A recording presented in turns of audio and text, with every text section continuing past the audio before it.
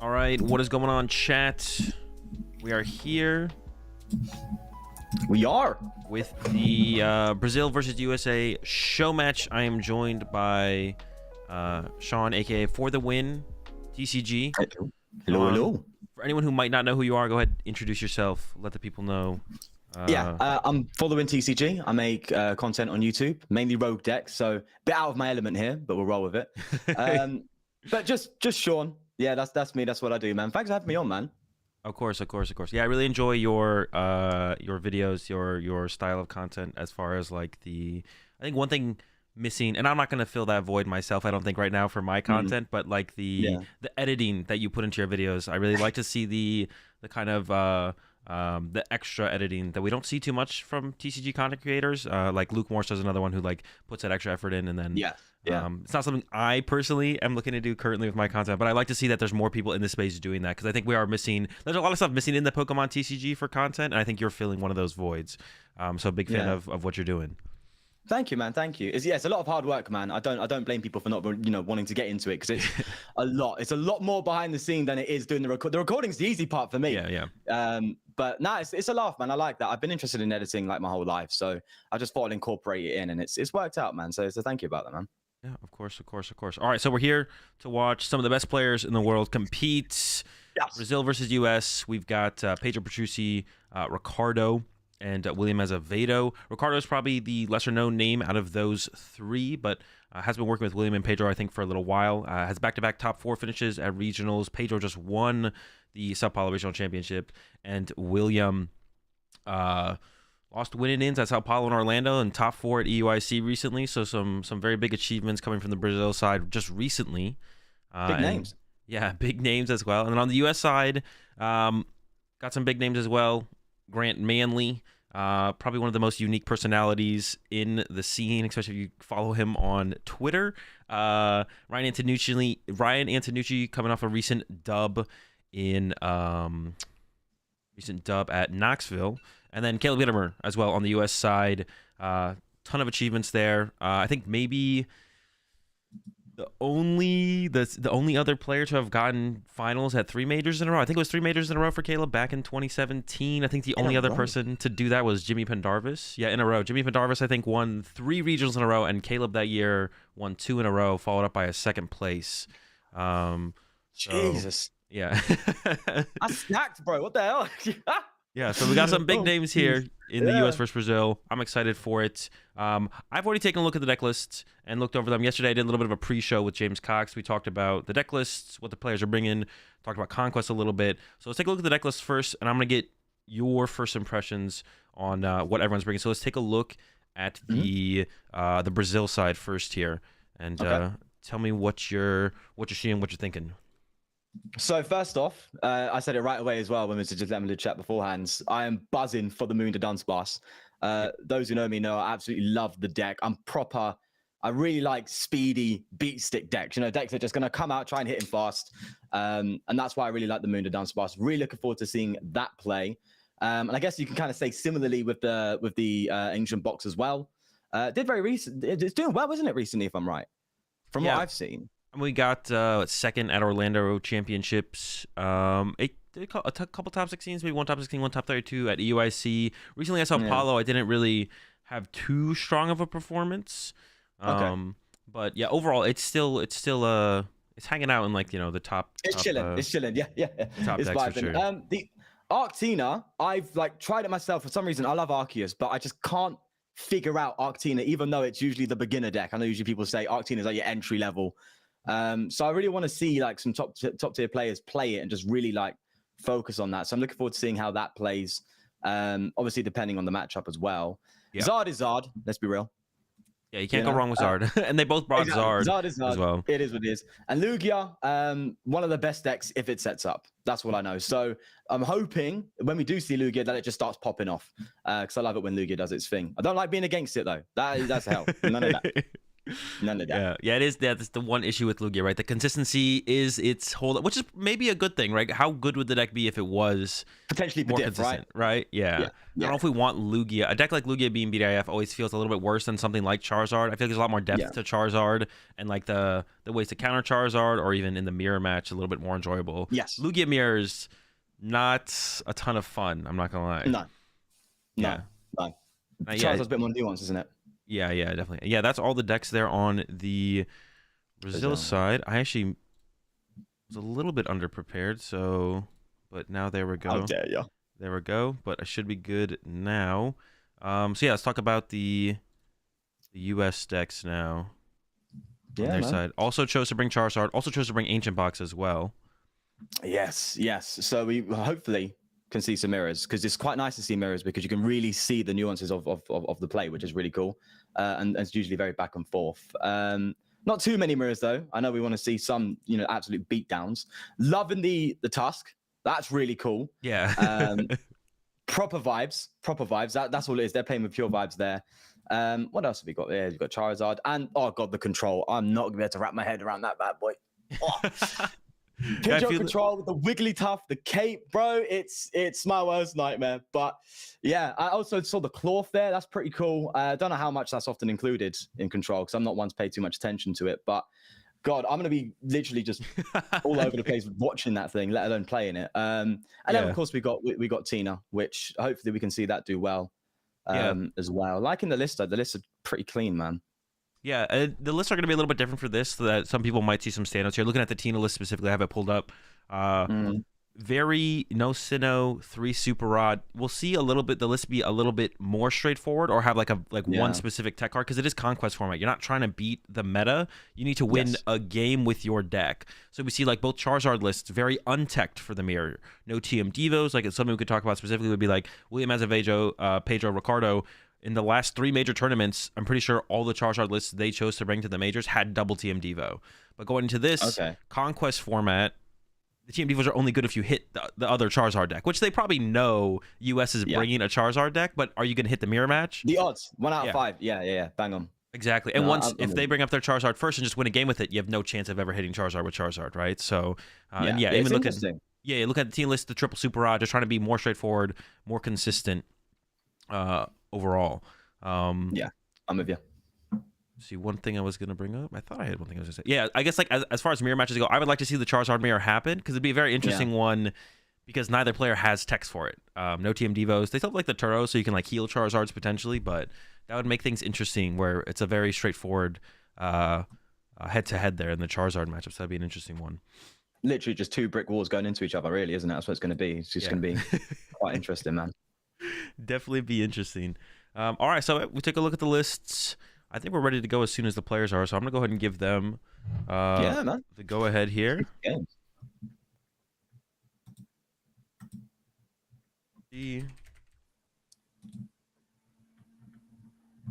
Tell you what, man, that US. I hope if they pick Tina, they're probably hoping not to get that Dunsparce, bro, because no Sinnoh. Yeah, and actually that's one thing that when me and James kind of talked about the strategies of the Conquest format. James was talking about when he had his match with his group versus Bradner and crew, that one of the strategies they tried to implement was kind of isolating like 1 to 2 decks, and their goal was to bring decks that were good against Control and Charizard. They were like, we want to make sure all of our decks beat Control and Charizard, and I think we see that a little bit here on the Brazil side. All of their decks are pretty good against Lost Tina. So I feel like we see that a little bit here on the Brazil side. Yeah, they're all pretty good against Lost Tina. I guess like a couple decks we could mention that no one chose to bring. No Future Hands, no Guardy. Guardy is one that I thought maybe one person would bring. Yeah, no Chi and Pow as well. Yeah.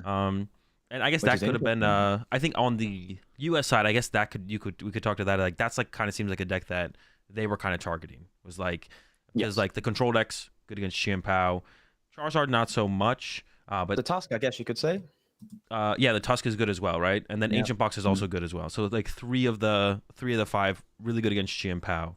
You can really see actually looking at this. The deck list or what they're targeting. That's actually quite interesting. Conquest really changes the whole game, doesn't it? It's quite cool. Yeah. Like the lists are going to be a little bit different. Lists are going to be different, and then what decks you actually bring is going to change up a little bit. And you might want to try and dodge certain decks as well. Yeah. So or not bring a deck to try and avoid it just getting beaten by your opponent. Yeah, 100%. Yeah, it's interesting seeing her power though. Yeah, the no pal's a big one, I guess. Like that's probably the biggest one, right? Because that's like been maybe I don't know, maybe second most powerful deck in the format. Got Charizard, then Shin Pal, but that's it. But yeah, 100%. I agree with that actually. All right, so the players are loading up here, getting ready for game 1. All right, let's go. I'm getting into it. And so for the first game, both players are just going to send a deck with no real information as to what the opponent's bringing. Of course, they won't have that information fully going into the following games. And then the coin flip will decide who goes first. And then from there, the loser will pick first or second after that. So I believe I think we have the Pidgey control here for the U.S. side. And I think Brazil did queue up Arctina, which I think has to be favored for Arctina. But honestly, like you said, you feel like you're a little bit in the dark on the control deck. I'm not that familiar with this build of control. Usually I got some knowledge of like control decks in general and how good I think they are. But this build of control specifically, I've not messed around at all with recently. So yeah, as I said, I'm not a big fan of control personally, which is probably why I just avoid it. But I'm really interested to see how it does go into the Arctina, because the Arctina obviously you just play the Arceus just to keep energy flow going. Yep. That's where its strength is really in this side of matchups. Of course, it can just kind of play around a lot like control, trying to disrupt. So that's where it's going to be super interesting. I'll probably back the Arctina more as well, personally, but that's just because I'm a control hater. That's why. Just a control hater. Full hater, bro. That is starting off the clever. Yeah, so I think I do give the Arctina the edge in this one as well, which is another thing, like just kind of lineup versus lineup. Specifically, when me and James were going over it, we think we gave the edge to Brazil, just in terms of the decks that ended up being brought. Specifically with with the control deck specifically, because it does seem like that would be a pretty good time for their lineup. Yeah. I think this is a pretty decent hand as well, man. A lot of things to do. Yeah. I'm curious to see how they're going to tackle it. So you don't want to put down stuff like the Skwovet. Well, I guess the Skwovet could come into play, because I guess Skwovet makes your deck go infinite. But yes. Yeah, you're right, actually. Yeah. And you can just let your hand kind of build up over time as well and use that to reset a lot. So that's actually something you can do. But again, God, it's hard to think about, because I'm thinking of how Snorlax would play, but this is slightly different. Usually I'm thinking, don't bench Squibit, it's going to go in the active and you're done. That's it, it's finished.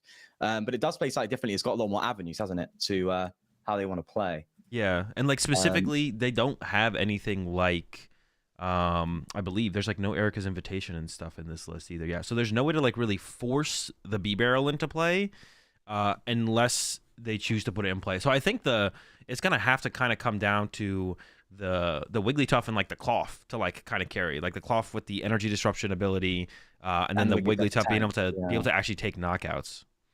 Yeah, is there any loops going on here? Can you like loop the Sharon's Care at all? I'm trying to see if that's something that can be done. I mean, they got the Silene, they got the Yell Cheer. I guess technically, nah, you wouldn't want to do that actually. So yeah, no, I don't think you would. Maybe you could get close. I think the first thing you have to do is like you have to like remove the Arceus as like a threat. As long as the Arceus can continue to attack, I feel like you're going to be in trouble.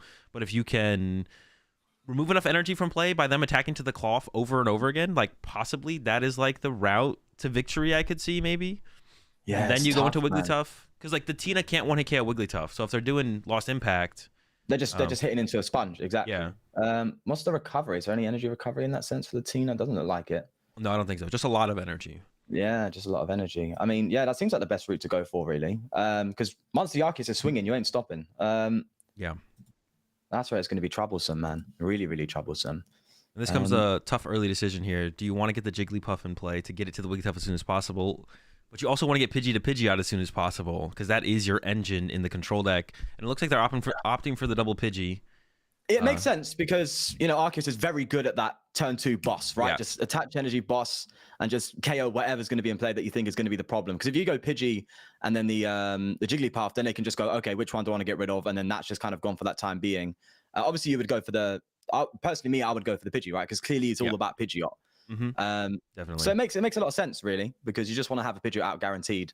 and they can't take both of them out. So that does make a lot of sense, to be fair. This hand is a little bit awkward here because they have a lot of tool cards. They have to put some of these in play to be able to draw cards with Cleffa. And I saw him hovering over the Chi-Yu, which they're probably also debating putting in play as well. I guess like another point to talk about with the Arctina list specifically that Brazil brought. They're bringing double vacuum, I believe. Yeah, I was gonna say that's mad. You've got to attach all of this, and 2 of them are probably gonna go.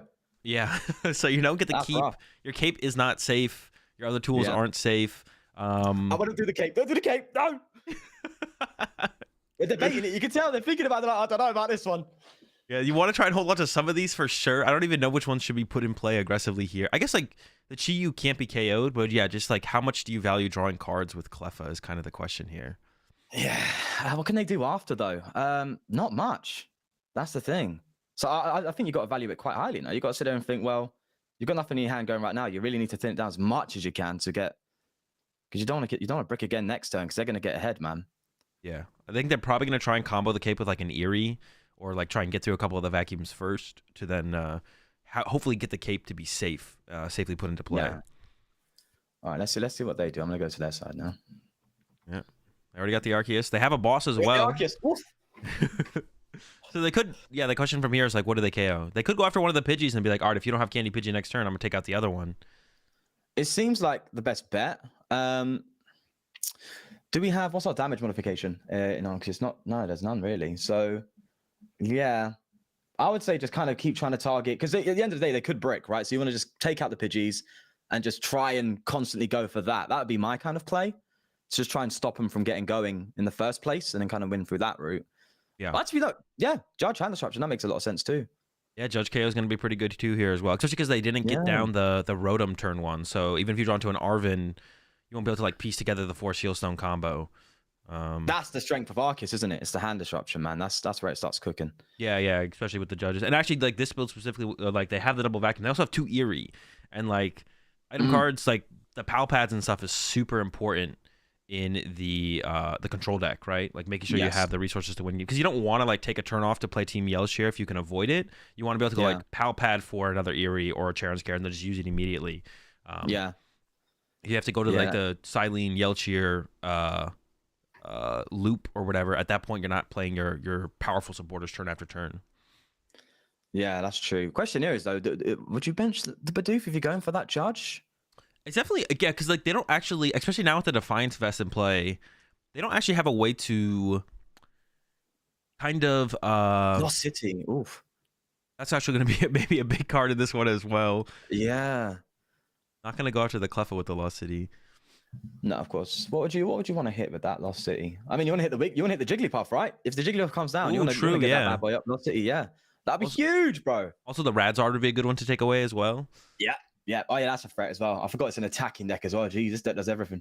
Yeah, the B-Barrel setting up B-Barrel in this matchup isn't terrible, especially now that the Defiance Vest has been put into play, because the B-Barrel can knock out Mawile. Like that's the reason you don't want B-Barrel in play, is because Defiance Vest plus Mawile means you're never going to beat the Penny Loop. But the Defiance Vest is in play on a Pidgey, and they don't have like a I guess they do have the Snorlax as well, but yeah, they can't really stop B-Barrel, I think, from just potentially winning the game. Yeah, that's the thing, that the Snorlax is the one thing I'm worried about, because if you do bench it, then yeah, as soon as Snorlax comes out, then yeah, it's kind of a wrap. But yeah, after that, man. All right, that's a pretty good draw there, actually. I feel like they got Luminion, so they could go for Candy Pidgeot with the 4 Sealstone if it's not prized, and a couple Nest Balls. So the Jigglypuff can be found, and we did just see the Starbirth get used into a Judge, which does disrupt the control player, but it also takes away, it limits the hand for the Brazil side as well. So it's not. It's the perfect turn. It's the perfect turn to get Jigglypuff out. Yeah, exactly. Right. You just hope they don't. That boss on it is low, man. Yeah, hope they don't have the boss, or hope they don't have the prime catcher. And they didn't put down Bidoof, so there's no like B-Barrel draw either, right? Exactly. Yeah, that's what I was thinking. I was like, well, if you're going to bring your hand down like that, you're going to limit your own play. But it seems like they're kind of just going with, right, I'm just going to keep attacking, making sure I can keep getting attacks off, and then kind of see where we go from there. But it seems like this disrupt to stop their setup hasn't worked very well, because they've just drawn into so much consistency card. They got the Rotom, they got Luminion, they can do a lot, man. Yeah, I think their last hand, they're actually not going to go for the Luminion play, so they're trying to avoid the boss KO for the 2 prizes, I think, here. Yeah. It's too easy for them, yeah. We'll They got see. Power Pad. Okay. There is the Prime Catcher. There's Prime Catcher Lost City here, so you could Oh, get rid of that hello. Jigglypuff. You've got to do it. Well, the question is, yeah, how big of a threat is that Jigglypuff? Is it that big of a threat? I don't actually know. This is where the experience in the matchup is like so important, right? Yeah, bro. I'm sitting there going, is it a big deal or not? I'm baffled. But from my experience, I would kind of just go for it. But then that's me being a bit of a dum-dum sometimes. They're going to go for Lost City. Oh. I think they might be doing it. They're going after the Rotom. Oh, wait. Yes, let's go. Okay. Okay. That makes sense. It makes sense. They're scared of it. They're scared of the Wigglytuff. I don't know if that's correct. Yeah. I don't know if it's correct to be scared of that, but... True, man. It's true. Intimidation factor coming in there, isn't it? Yeah. All right, so the energy's getting a little bit low here. So this is where like I could see the potential of the Cloth being good here. Because Lost Impact is definitely not what you want to be attacking with. So if you're attacking into the Cloth and you have to discard an energy with your Arceus, but you're not getting the KO, that's where things can get a little bit sketchy, especially with no draw support on board, right? Yeah, right now, Cloth is Cloth down for sure, because there's a lot of energy in play, man. As long as you get rid of it, it's kind of a wrap. No, Donnie ain't attacking no more. Yeah, because I mean, yeah, if you punch the Cloth with the Arceus, you have to discard energy off the Arceus. Then the Cloth just gets pennied theoretically. I guess the one thing still with the situation though, there is no Pidgeot yet. We don't have a Pidgeot yet. That's true. Yeah, that's so it. chaining the pennies is going to be tough. And actually, in the hand, there's no out to the Pidgeot either. I'm trying to think of pivot now, aren't they? Again, that's something Pivot really just covers you for. Yeah, no pivot, right? Chiyu can... Oh, that's a good top deck. Right, that is outrageous. What is that? All right, fine. Go on, go to the oven, get Red Candy. Go on, do it. Easy. Yeah, and I think someone mentioned in chat, I didn't see it, but yeah, the Force Seal Stone is prized, so they didn't have like the potential for the Pidgeot last turn, actually. Oh, okay. What about the Cape? Yeah, I think they do need to be a little bit aggressive. They can't play as if Brazil has everything. The Starbirth is gone. There's no draw power in play. 4-card hand. Like, they might have everything, and if they do, you're going to be in a bad spot, but you definitely don't play as if they have everything at this point. And the Pidgeot is protected from getting 1-hit KO by Lost Impact now because of that Defiance Vest, so... See, yeah, that makes sense. That's quite nice as well, actually. But yeah, they can kind of take it easy. I mean... Look at their board state, the hand size. I mean, you can kind of just sit there and go, okay, you know, we've got a bit of time at least before they start popping off and doing anything crazy. So I think now it's about just kind of setting up the situation you want. Again, the Cloth just sounds bang on, in my opinion. What other options do they have? I'm gonna have a look at their list quick. Yeah, the Cloth, they can't quite get into the active this turn. I mean, they have the Nest Ball to find it next turn. The Cape could make its way onto the Rotom to prevent like a Lost Impact KO. Or I guess it stops. The Cape might just need to make its way onto the Rotom to stop a boss KO with the Arceus, because the active Arceus is doing 200 damage. So we might need to. They have the Bravery Charm as well. I guess I could search out Bravery Charm here and put that on the. Arceus needs to find those vacuums, man. I think that's how it's going to go about it. Yeah, vacuums and boss, right? Yeah, just trying to boss around it, get those tool cards off, and just take your prizes quickly, because that's a 2-prizer, man. You would love that in this kind of matchup. So yeah, it makes perfect sense. You do want to cape it, but that 2 vacuum, man, it's like they were ready for control. Yeah, it definitely feels that way. They Yeah, searched out a fire here. I assume that means Chiyu's going to start milling, maybe, just to put some pressure on. Let's see what they've got. And yeah, their hand isn't that great either. So it's actually quite a decent call, all things considered. Obviously, they ain't going to see their hand, but looking at the other side's hand, that's mad. That's mad. Yeah, this would be the opportunity to go for it. Now they're eyeing up the Nest Ball, which means I think the Cloth is coming. The Cloth is coming, boys. Let's go. All right. And let's see some Cloth action. You know, see if the Hero's Are they going to retreat? Happens. Oh, it can retreat. I thought I had 2 retreat cost. Yeah. All in on the Cloth. Yeah, they're just saying, come at me. Oh, I'm like it. The penny's in hand already as well. Power Pad 2. Lost You're kind Impact. Of set up that kind of loop. Yeah, so you got to be scared of Lost Impact is the only thing I think here. But you could cape it. Cape it up. Lost Impact does nothing. And that's also 2 energy in the Lost Zone. So that's a massive risk. So usually what you want to do is you want to go for, but you're kind of forced for Lost Impact, aren't you? So you want to go Lost Impact, vacuum off the Cape, just get rid of it. Lost City as well. That'd be really good with Lost City in play. That's kind of what you want from the Arceus side, at least from what I can see. Yeah, I think so. Like, well, now, yeah, if you don't have the vacuum here, we're not going to be vacuuming. Chill with the Cloth. Here comes the Rotom draw. There's the Wigglytuff. There's Wigglytuff. A little bit late. Boss! Oh, that's you got to go for the Rotom, right? That's a pretty good. Yeah, of course. What am I talking about? For some reason, I was 42 and 180. That's a crazy top deck.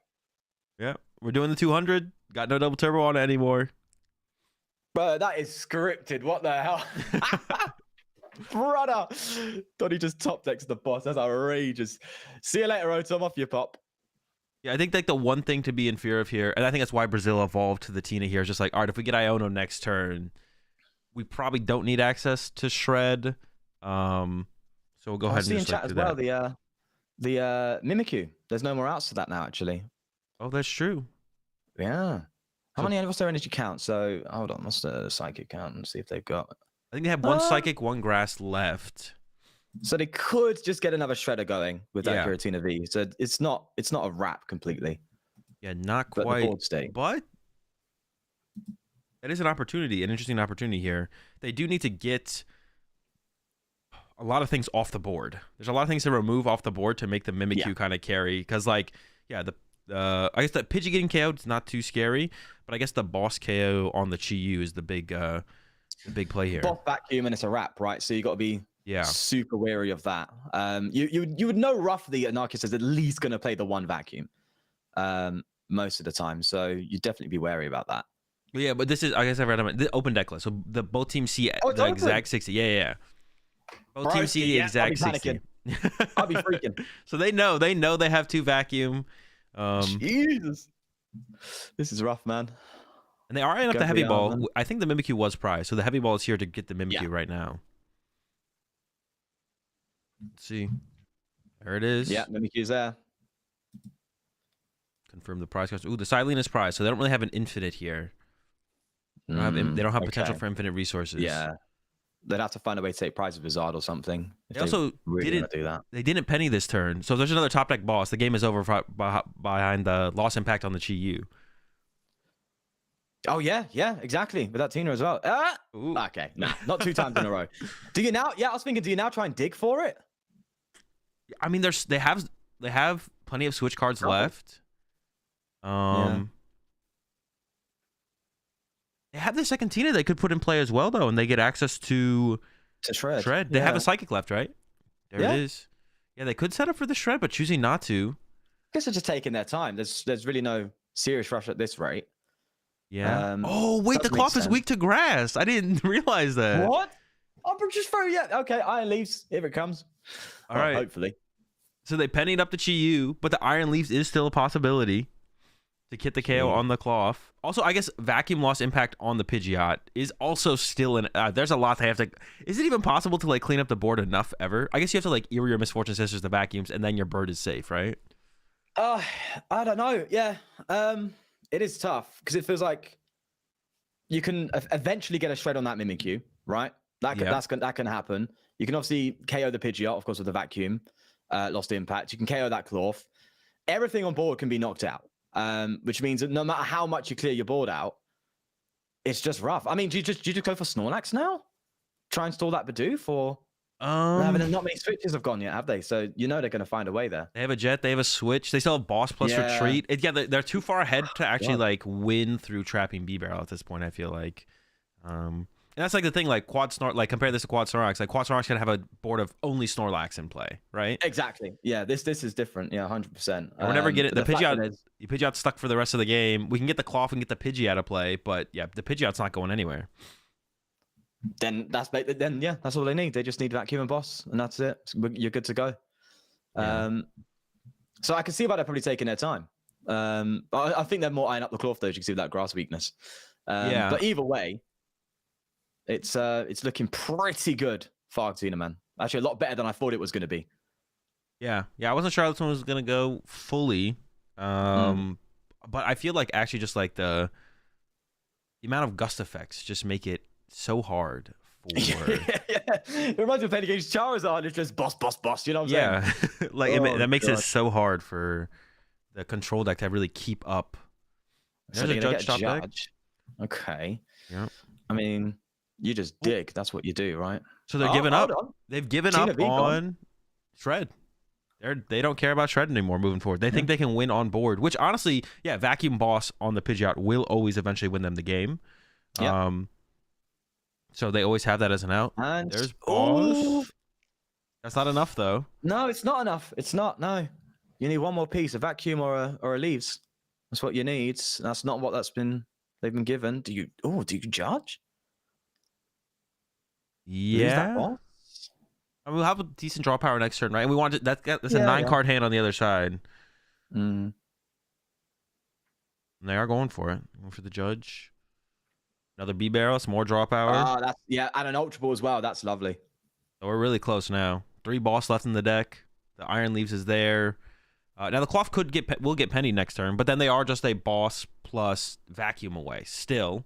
Boss vacuum, yeah, exactly. But I don't know if I like the idea of like completely removing your shred option there, right? Because it is possible they Eerie. Well, I'm probably not going to Eerie double vacuum. Well, there's a vacuum, but do you? Oh, I guess are they out of tools? You could just play this on the Defiance Vest, and but then you could penny the cloth and put the cape on the Pidgeot, so you can't play this vacuum, so right? You don't want to vacuum now. I probably wouldn't. With that potential knowledge. Or do you just do it to just get rid of the cape? This is actually interesting now because now that they've gotten rid of their shred option. I guess you could attack with B-Barrel. Just start swinging, bro. Flip those coins, man. Get them going. Oh, they are playing it. I guess they are definitely probably scared of Eerie, right? For sure. Yeah. But now, Eerie would just, But now they could just play Misfortune Sisters and just hit your other vacuum. That's the thing. Either way, it's kind of trouble. So you kind of just need to hit them both really at the same turn to really not have that as a threat. But that's just the nature of the matchup. But they get rid of the cape, so the cape's gone. Yep, there it is. So here, what you really need now is they have Ultra Ball for Iron Leaves, bear in mind. So if you just get a boss's orders, then you're good. Yeah, but there's the penny in the hand, so they're gonna be able to pick up the cloth. Oh yeah. It's in hand. Okay. And I guess one more thing is there a Turo in this list or a Charon's? There's Charon's Care, so they could actually pick up Pidgeot. So if Pidgeot gets gusted, it could get picked up. Yeah, getting rid of that shreds just opens up the opportunity to just kind of almost remove your board completely and just say, right, go from there. But obviously, I know the barrel can do something eventually. I've been there, so it can happen. Yeah, exactly. So I guess like a big question would be, how badly do they want to play for game this turn? I almost feel like attaching to the active B barrel and then just starting to swing isn't a bad play here either, and pressure the Mimikyu. Yeah, it does make sense because that's the only thing that's really in your way right now. Let's see. Incisors, okay. Oh, okay. The vacuum, but no boss this time around. Yeah, but that's the last tool. That's it. You can't protect the Pidgeot anymore after you use this vacuum. Oh, is that the last? They got. Oh God. Okay, yeah, just get rid of it. Delete it. Yeah, because they have what? They have the vacuum, the Defiance Vest, and then two Bravery Charms. That ain't gonna work in the Pidgeot. Yeah. Yeah. And at that point, it's just find the boss, man. And you've got two barrels to kind of work with that. You've got Switch. That's good. Oh no, you can retreat anyway, so that's not a big deal. Right. This is do you commit now? Oh yeah, and they can't even pick up the Pidgeot out of play because Charon's Care, they have to have punched it. So it would have had to have been a situation where they go after it first. But if you just never hit it, you just eventually draw into a boss and win the game. And there's no Turo in this Pidgeot build either, so that ain't gonna happen. Yeah, so I think it is just like a matter of time, right? We're just waiting for boss. I mean, I'm trying to think if like Mawile ever gets involved in a way, but with the Jets though, no boss yet. But we're not done. Yeah, there's still a Jet left, right? And there's no way to lock out the Jet. They don't play Sinnoh, no way to discard it. So there's always at least one. Yeah, so it just comes down to eventually finding Jet boss. So it would have to be a pretty big throw here from Brazil to like overextend one of those cards before they actually have the combo.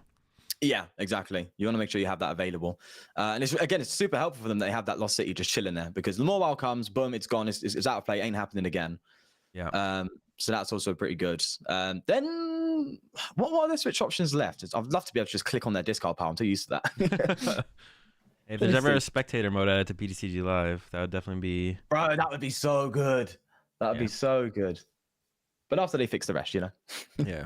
Baby steps, baby steps. Yeah, that's it. All right, let's see what we've got on the control side here. Yeah, so I don't see... The only other win condition that you could have done here would maybe be to Mawile trap the Squall Vet in the active, and it would come down to timeout, maybe, but the problem is US is behind on time here, so that's not a win condition in this situation. Also, there's no Silene, so they don't actually have infinite resources, I guess. Yeah, that's in the prizes. You know it's bad for you, and even time isn't on your side. Yeah, it's looking rough. Yeah, I could. To be honest, though, I guess the one thing they still have is they still have Chi-Yu. They could. Oh yeah, I guess just not milling them. Yeah, they could just like mill all the good cards before they get used. They're looking up that Tina. Yeah, they're trying to figure out what to do here. I don't know where the Chiyu's at either, though. What did you count to catch her up here? Oh, did he get KO'd, though, actually? Maybe the Chiyu got lost owned. I don't recall. Yeah, no, it didn't. I don't think. No, I don't. Is it just back in the? Did. Is it back in the? Oh yeah, it got pennied, right? Yeah, back in the deck somewhere. Yeah, I know they KO'd something. They had something, and then they KO'd the Rotom, didn't they? Yeah. So I think the Chiyu's still a play. Okay. I got something. They've already used a quick search. Thinking about pennying the Pidgey. It looks like maybe. Or Iono. Oh, Iono. Yo, Iono, you're getting him closer. You know they didn't have boss last turn, so if you Iono here, you get them just closer. Giving them a few extra top decks, aren't you? Yeah, they actually. I think this might guarantee seeing the boss here, to be honest, because they can go B barrel, Skullvet, B barrel. That might see the last, because they already went through that cycle last turn, so I feel like this maybe guarantees the boss here. But either way, it makes it a lot easier for them to get it, if anything. So maybe Snorlax, you've got that might have been what they were looking for. Actually, was like Snorlax plus a retreat option here to try and trap the Skullvet while they set it for a bigger play. Okay, they're getting Zard. Did they get Magma Base in? There's a fire in there. Maybe they were just trying to KO the Skullvet and then go for something weird from there. Like KO Skullvet and then Mawile trap. I don't even know. Like I'm trying to come up with something, but it's rough, man. It's looking rough, man. It's looking rough. We're digging to the bottom of the barrel trying to find a way, but even then, there's not much going on, man. Oh gosh. All right. So Ultra Ball, that's even more thin, but obviously you know you have to squiv it. There's the jet. That's lovely. Do you jet now though? Hey, boss. Oh, there we go. That should do it. Gosh, man, so many outs for the control. That's Arceus for you, though, isn't it? Yeah, I think it was probably always locked up for a little while here for Brazil. I got a little bit nervous when they got rid of the option of Shred, but I think they had it calculated out at that point. I guess there was like always the possibility the vacuums got somehow discarded, and then things could have got weird, to be honest. Yeah, if that Eri came out at the right time, it could have been a wrap. It could have been proper trouble there. Yeah, definitely. All right. Well, players are going to be getting into game 2 here. That is a victory for the Brazil side here in game 1. I didn't give it out at the beginning of the match, but I'm going to go ahead and give the shout out here. Shout out to the sponsors of the show match here today. They've got Dragon Shield, Game Grid, and TC Evolutions. Check out Dragon Shield. You need any sleeves or other tabletop gameplay accessories. They got it all of the highest quality. Check them out, dragonshield.com. Game Grid, if you guys need any Pokemon TCG products or One Piece, Magic, they've got a lot over there. Go check them out, GameGridSLC.com. And they got pre-orders up for Twilight Masquerade, new set coming out end of next month. Booster boxes under $100 if you use my code over there, AzulGG. So go ahead and check that out. And then TC Evolutions, the highest quality premium damage counters and Pokemon TCG markers, ability markers, accessories in the game. Check them out as well. Code AzulGG works over on all of them. TCEvolutions.com, GameGridSLC.com, and DragonShield.com. Go check them out. All right, we're getting into game 2 here. So now, so the people can keep up with how this works. Conquest format. Brazil won with Arctina. So, hang on, I got to make sure the players know what's up here.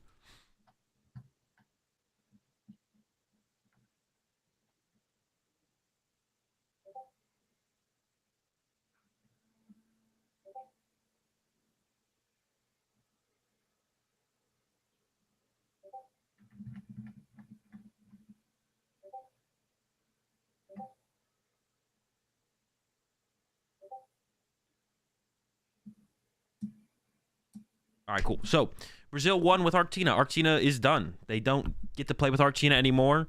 They have a victory point, though, of course, so they lose a deck, and that means U.S. now can strategize around Arctina not being on the table.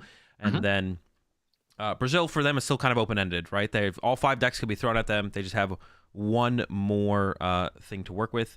And then also on the U.S. side, the U.S. players will get to pick first or second without knowing what deck Brazil is bringing. So basically, both teams are going to ready up. The challenge will be sent, and then the losing team will pick whether or not they want first or second. What do you want to see? What do you want to see coming up? Man, I don't even. Maybe you. I think it's like the control deck. That's tough. The control deck is like a pretty narrow win condition. I feel like they need to hit it into Charizard. I think you can deal with the ancient decks with it as well, because of the Wigglytuff, and you get the Mist Energy on there. You can't be Frenzied Gouging. You don't want to hit it into Lugia, but see, that's the thing is like as Brazil, that's where it becomes tough. Like how far down the rabbit hole, how many layers do you want to go? Because if you're like, oh, we're gonna send Control again because they have the most decks that were possibly good against as Control, but then Brazil would be like, well, if they're gonna send Control again, we're going to send up a deck that's good against Control. And then if the US thinks, well, if we know that if we send Control, they'll send a deck that's good against Control, then we should send a deck that is not Control, then you don't send Control. But yeah, you have to like find like a breaking point where it's just like, at what point do we just have to be like, okay, we can't overthink it? With that in mind, I think you save Control for at least one. I don't think you send it back to back. I think you save it for I think you save it for a round. Man. I think I'll be back and sending it back to back and be like, nah, they ain't seeing that coming. No shot. They've got the confidence now. They think, okay, we've beaten Control. It's a wrap. They ain't gonna be confident no more playing it. They ain't gonna do it. And then you come up again and say, nah, Donnie, I'm back. That's what I think would be the way to go. But it is right. It's like rock paper scissors. You can think about it so many times. What things is, and it's just back and forth until it's a bottomless pit. So yeah, it's just at that point you just got to go, okay, what? I think if you lose, you kind of want to go, I think in my opinion, with what are you most confident in playing right now? You just want something that you're just most confident with. Yeah, just get yourself that deck, that game that you know is just going to be a bit easier for you at least to play, and a bit more of in your preference, I guess. But we have, so if I'm correct, Brazil have brought in the Zard, right? No, I think it's the other way around. US brings Zard. Brazil brought the Lugia. Oh, but I think honestly, you're not mad at this lineup here. Like the only matchups that you have a good Lugia matchup with is the Ancient Box or the Charizard here. Like your best matchups here are those two for the US. So I don't think you're mad that this ends up being the lineup here. And you got the Charizard against the Lugia because the Mill can't beat Lugia, Control can't beat Lugia. So you're like, okay. You actually have a fighting chance. Yeah, we got a fighting chance here. Let's see what we can do. And it is a little bit of a slow start here from Brazil. And also, actually, funnily enough, they opened Pidgey, so Brazil doesn't know if this is Charizard or Control right here. Oh, that's true. They're going to be clueless until they see. Yeah, so they take their time and they don't bench the Minchino, right? Yeah. That's actually funny. Oh, God. Let's see if they regret that or not. Iono Enhanced, that's nice. Ultra Ball. A bit of an awkward one, but then obviously I know you can Iono into something better. Yeah, so the question would be, I think maybe, do you Ultra Ball for Luminion for Arvin and then use the Buddy Poffin and then you got the 4 Steel Stone if it's in the deck plus Iono next turn to kind of combo off. And there was also a pretty slow start from the Lugia player as well, right? Yeah. So you can go off of that maybe a little bit here and be like, well, they might not get a turn 2. Double chops. So yeah, you're gonna know if there's turns to get things done. It's these turns when it's against Lugia. It's the early turns. You want to just make sure you get going as quickly as possible because as soon as those Minchinos start coming out, it's tough, man. It's really tough. The 4 Steel Stone is prize, so I wonder if that changes things. I think that's a big part of playing it a little bit slower with Luminion. Now I think you maybe just throw out the Iono and hope for some more options here potentially. I don't even hate if we're gonna go with the Iono route, which it looks like they're going with. I don't hate grabbing Rotom because you have way more outs to the Charmanders than the Rotom, and you want that draw power on the other side of the Iono. But with that, if you draw into like a Cleffa hand, then you'd probably rather Cleffa than put Rotom in play. Yeah, I think they're going with the safe one. You don't want to Iono and just not have a Charmander down next turn. You don't want to give them any more time. With how crucial it is. Also, they're gonna love being Iono there because that hand was a bit rough on the Lugia side. Yeah, and they did get the Cleffa hand. They did get the Cleffa draw here. Question is second Charmander versus Bidoof. I don't know. Do you respect the turn 2 Lugia boss that you think here on your lone Charmander, or do you get the extra draw power of the Bidoof? I think I'll go Bidoof, man. Personally. Yeah, I don't know how much I'm respecting the Lugia player with 0 chops in the discard pile, and even if they got like solo chops boss, they don't. That you can come back from that with a whiff attack on the next turn. They do go with that. They go with the heavier draw power. Yeah. Versus. I think that's all right. I think that's okay. Get a Charmander next turn, that's fine. Oof. Like the odds of them just pulling it off are quite low, so you can kind of risk it a little bit, I think, in my opinion. Yeah. By just getting that, Bidoof down and just going down the consistency line. Yeah, and we see it is a slow follow-up here from Brazil. It looks like it's going to be a Read the Wind, I would imagine. The question is just like whether or not this Capture and Roam gets played, which, to be honest, I don't even think it does. I think it's just going to be a read the win on that chops and chill. Yeah, that's not great. So really slow start here from both sides, to be honest. Like the Charizard player got their support Pokemon, got their one Charmander down. The hand isn't gonna. It doesn't look like it has Candy Pidgeot, Candy Charizard in it though. So yeah, it's one or the other. Do you go aggressive? Do you just get the Charizard out? that's a good question. Yeah, what do we do? They immediately eyed up to Charmeleon, which I guess like looking at this hand on the last turn, to be honest, that was something to think about, right? Was we have a Charmeleon in hand. Because of that, should we get the second Charmander over the Bidoof so we can potentially go Candy Charizard plus evolve to Charmeleon? Yeah, no, that's just not available. Punching a Lugia never feels good in this matchup as Charizard. Yeah, maybe it's not good. Maybe just try and keep developing your board state. Just be ready. But yeah, Arven for Poffin. Then Archeop's down. And then evolve to Charmeleon doesn't seem bad. Mm-hmm. Maybe the Iono, though? Iono. I don't know if I like that, though. Read the wind. Because the Lugia player, on the Lugia side, on the Brazil side with the Lugia, they didn't really do anything. Like, they used Read the Wind and got one chops in the discard pile, but no Ultra Ball, no Great Ball played, like, no second chops to the discard pile. Yeah, that should be telling enough that they haven't got it. There's the Jack, though. They haven't got anything to get rid of anything with, so... Yeah, and then Clefairy or anything like that. Gonna close out the turn here for US. Still no candy combo. They're still waiting. And over on the Brazil side, they're not there either. What about just Jack Read the Wind again? I mean, no tempo has really been set in the prize exchange, so do you really need to do more than that? It's hard to tell, man. Yeah. Oh, that is kind of rough. I mean, you can tank a hit from Charizard anyway. As you said, hitting into Lugia for that 180 is not that great for the Charizard. So you can at least take a hit here. Maybe you just...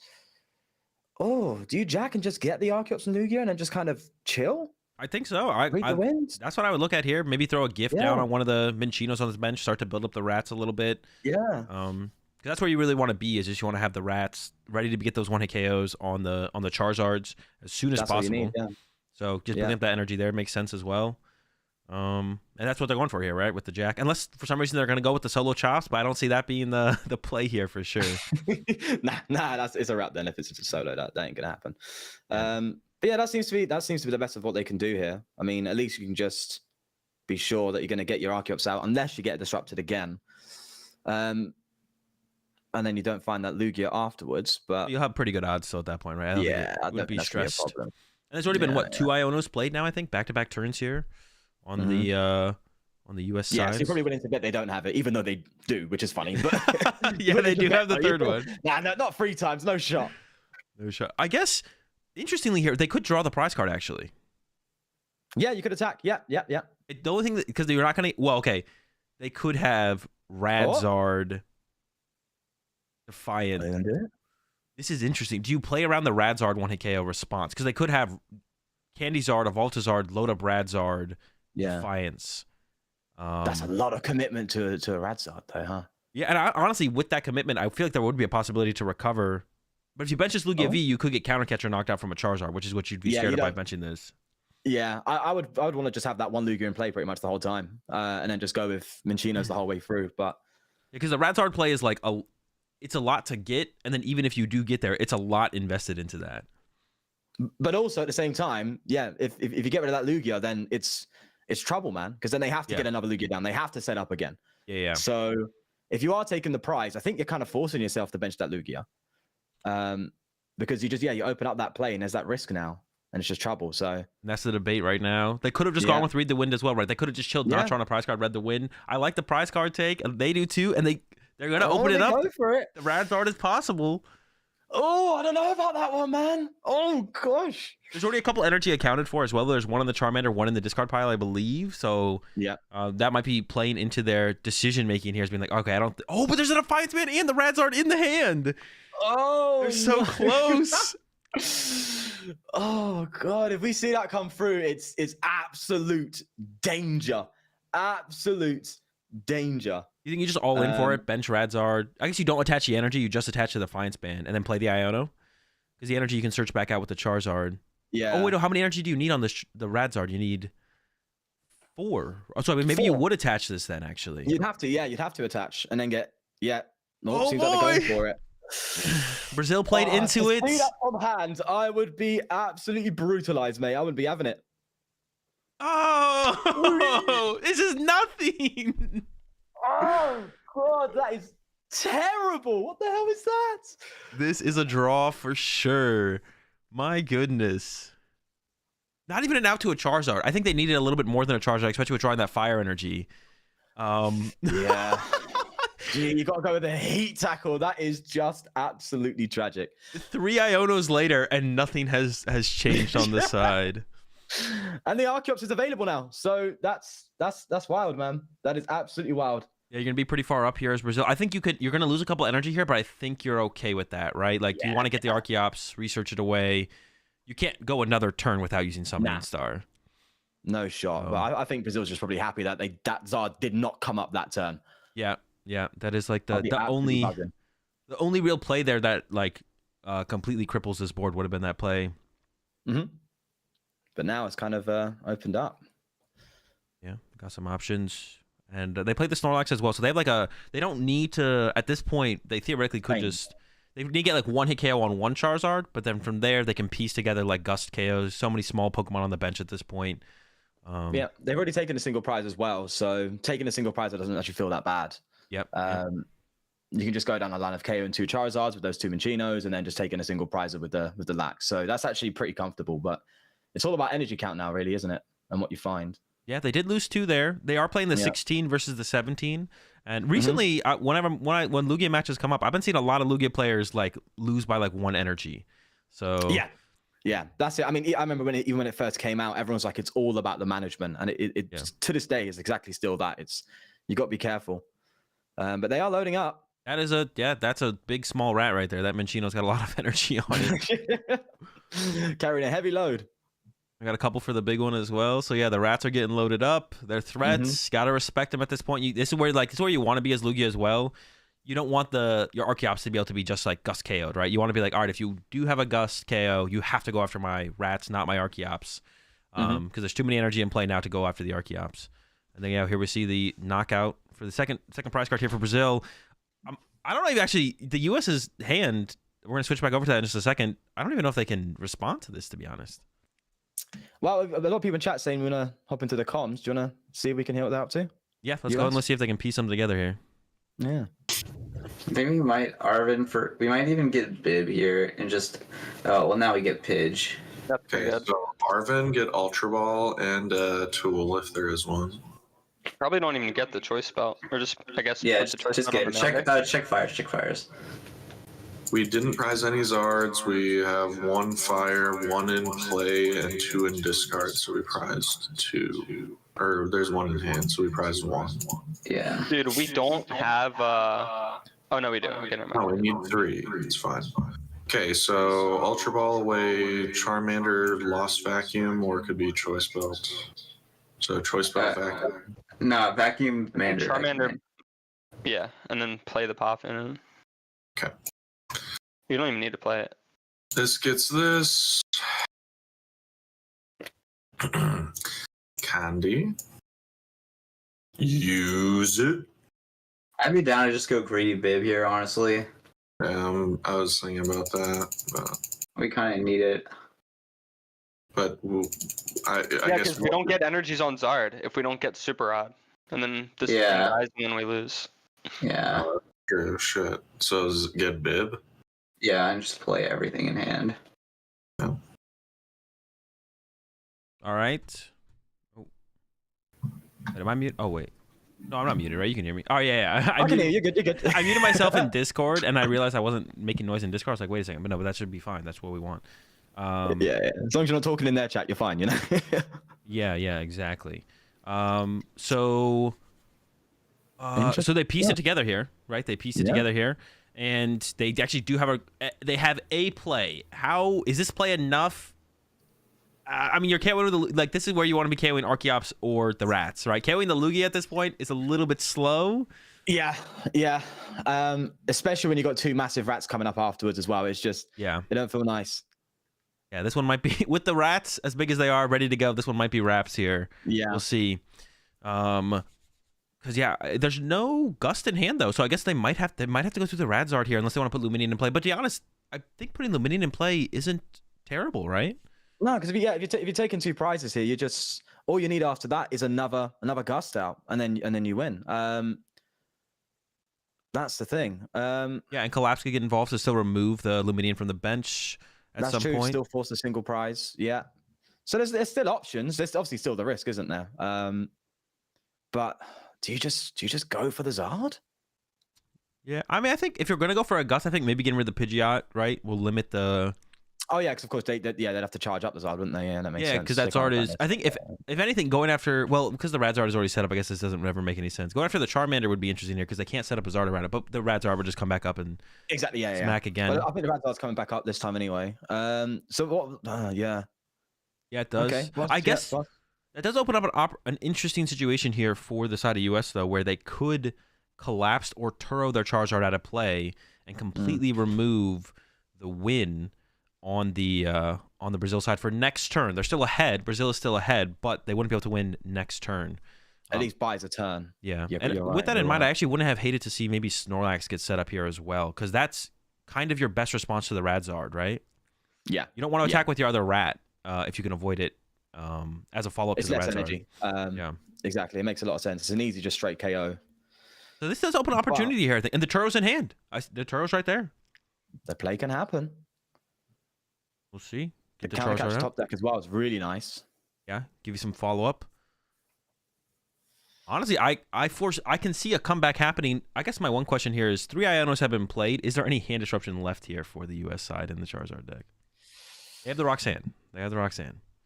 Okay, yeah. I've got the Pesky Roxanne. Yeah, that can be a problem. But then again, you're taking a KO. If it's on a gift, the gift are still there. yeah, exactly. It's not going to do too much, mate. They still need a lot. If you can take out both rats and they just whiff boss, there's a possibility, right? Like if you go knock out rat, knock out rat, and there's no rat follow. That's why I would like to have seen the Snorlax get benched last turn from Brazil, because the Radzard has to be the send up here. The Radzard's got to be the send up. They take out one rat now. So long as one of the other one gets the KO, then the Snorlax with a Gust can definitely take game that way. Yeah. So that's still an option, even with this current board state. So it's not fully out of the picture yet, but it really does depend what you draw into. There's the swing. Okay, didn't play the Ultra Ball, which was interesting. I thought we'd maybe see the Ultra Ball to try and draw some cards with the B Barrel.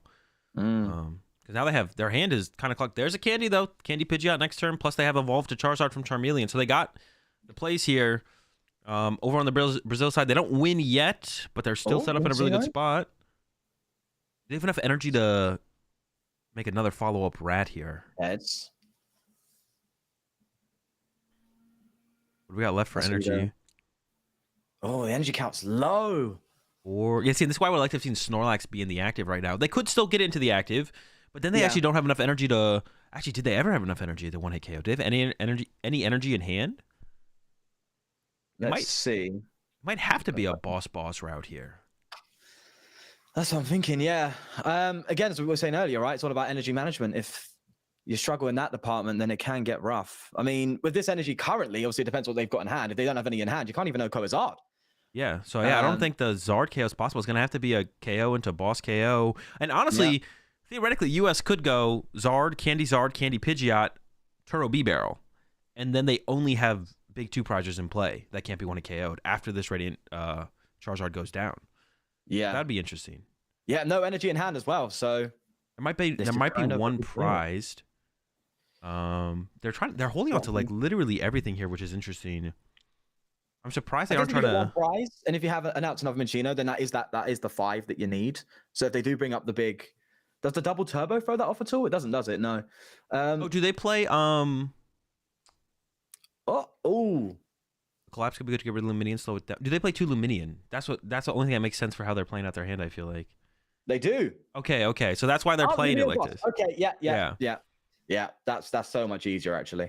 So the play here, you still got to KO the active here as Team US. Otherwise, the rat gets loaded up with the last of the energy and you lose. So the active rat has to go down. But if you are able to do that play that I mentioned, which I think is possible, I think you could go Candy Pidgeot, Candy Zard, Turo, You actually set up and KO the active. You actually set up a board state where it's not possible to be anything to be KO'd on board. Yeah, they didn't get the energy from the prizes if they did prize one. So currently, that's what you want to do, right? You just want to give big boys up, stay low. You ain't taking me out, and then go down that road. Yeah, we'll That see if is they interesting. can. At that point, do you get the Snorlax out, and then I mean, you've got 4. Snorlax would be 2, and then you try and get another one for the 2-hit KO because they've got to take. After this, they've got to take 2 prizes, so that wouldn't be enough time, would it? Yeah, they want to have enough time. Yeah. Oh wait, they just win the next turn with the Gus on Luminion here actually as well. I didn't even realize that. They're down to 3. They're down to 3 prize cards left. I didn't realize that. And they're thinking about. They just take prizes sneakily, and then eventually they're like, okay, now it's just Boss Town. Yeah, that's actually kind of funny. I didn't even realize they were this close, but they are this close. Counter Catcher's online. The Counter Catcher will be online next turn, so. Ooh. Oh. Favoring the boss though is interesting. Favoring the boss over the Counter Catcher. Counter Catcher will be online next turn if they're only taking 1 prize knockout this turn. Game now for them. There's the Pidgeot. It's coming together. They have the Candy Pidgeot. I don't know if the second Turo is left. I believe they do have 2 Turo. I don't know if they haven't discarded. I don't think so. I think theoretically it's in the deck. But they need to draw Turo or Candy off of B-Barrel to make this board state possible. Actually, if they do, I think they do just win. Oh, Turo! Oh my gosh! Well? Oh, Jesus! Is that it? Candy, go on. There it is.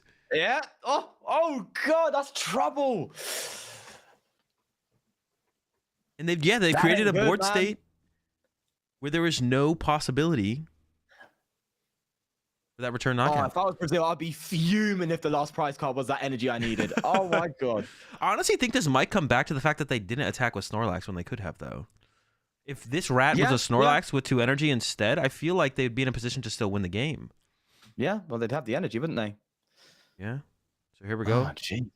In the last prize card, they are just a boss on Luminion away from winning. And the Luminion could be collapsed away, and you need to get another basic down. Well, 2 basics down. So you need. What basics do they have? Do they have another Minchino? But they still have to pressure for the win as well, and that's kind of the big question. Can they pressure for the win as well as do that? I'm not sure if they can. Because they only have, what, was it 3, 4 energy left? 4 energy now, yeah. And one's a turbo as well, so you're not even taking out the Pidgeot. Yeah. It was like an energy short. They're thinking about pushing up the chops. I don't know if... I guess, okay, they could... Maybe. Could they boss the bench Charizard? Oh, but we know they have Prime Catcher in hand. Mm-hmm. They need Echoing Horn right now. The list as well. Oh, yikers. Yeah, it was so going in their favor early on, wasn't it? It's just switched up. I mean, dude, Charizard's crazy. It's too good. Especially, yeah, this is like, we're seeing like the power of like the Turos, not specifically double Turo, but Turos in general, right? The board fixing you can do, removing liabilities, even in plays where it seems like, is B-Barrel liability? I mean, you kind of want B-Barrel in play, but we get down to this endgame state where you can just make 3 big Pokemon and then remove all of your little guys when they have 1 prize card left and they just can't recover from it. And that's all thanks to Turo, man. That's what it is. It's not just a simple, healing option. I think it's obviously more so seen as what it's being played as now. It's just a kind of a way to have a bit more control over your board state to prevent your opponent from taking advantage of that. Yeah. It's really, really cool, man. Another thing we could go back in and look at, to be honest, would be like, should they have gone for that big Gus KO on that Pidgeot when they did? What if they had just gone through the Radzard, spread their energy a little bit more out, get the Snorlax involved, because Snorlax is like a little bit more efficient because it utilizes double turbo better, and then also isn't one of your rats, and then maybe go for a 1 prize knockout, 1 prize knockout, leave 2 prizers in play, and then clean it up from there. I don't know if they had the energy to quite make that work. I think they were close. Yeah, they could attack with Snorlax now. That's 160 with turbo. But then they promote the Pidgeot. How are they getting the Archeops out of the active? How do I don't think there's. So I'm trying to think. Could they? So they have 4 energy left, right? Is it 4? Yeah, 4. Something they could do. They could do the Snorlax swing and then come up with a Minchino afterwards. Could that would be boss Pidgeot. Not enough. Could they boss Pidgeot twice? Yes, that's what you got to do. You got to boss. Oh, are they swinging with Archeops? 1, 2. 2 would have been 160 into 140. Oh, they play Prime Catcher, don't they? Yeah. Yeah, not getting if they had the Snorlax out already, they could have gone Boss Punch Pidgeot and then Prime Catcher Chinchino KO Pidgeot, correct? I think that would have worked. That would have been a route. Because they played the Prime that's what I Catcher. was thinking. Yeah, I was thinking you're going to hit with the Snorlax and then come in the Minchino. Yeah, the Archeops, what? So now they are out of... They don't have a 2-prizer in play. So US doesn't win this turn, but can you do 230 damage? Oh, not 2 energy, no. I don't think so, right? It's 140 in it. So that's I can't see any other way now. Yeah, I don't see another way either. I think there's going to be a pretty big comeback win here potentially from the US side. They want to KO the active, so they don't want a Prime Catcher. I think maybe Brazil was hoping for the lack of Super Rod, which means well, they are still thinking about going to Prime Catcher. I guess this is still fine though, because you don't care if the energy's on the Archeops. There's not like a weird year or something to like take advantage. It's only of hitting 100, so it's not KO anything really. I guess KO Snorlax. Snorlax. Yeah, it hits the hardest, so. Yeah. There you go. Yeah, it's open deck list, so they know how many energy are in the discard pile, how many energy are in play. They know all those things. Yeah, this is looking like a big. And this is actually, I think, a big win when we're talking about. There we go. There's the energy.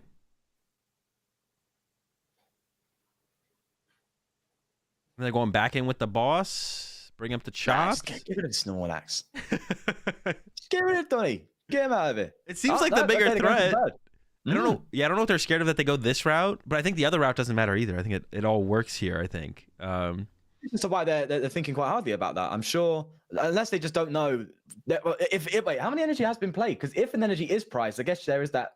No, but now with the energy played onto the Archeops, there's just no way they're winning at all through KO. Yeah, there you go. Yeah, there's the concede. All right, well, let's go ahead. Let's listen in real fast with the Team US side. Let's see how they're feeling after that win, and then what they're gonna throw next. And make sure when you undeafen, just make sure you also mute your microphone. Yeah.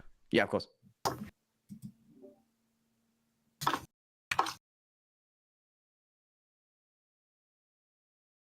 It's a little quiet in here.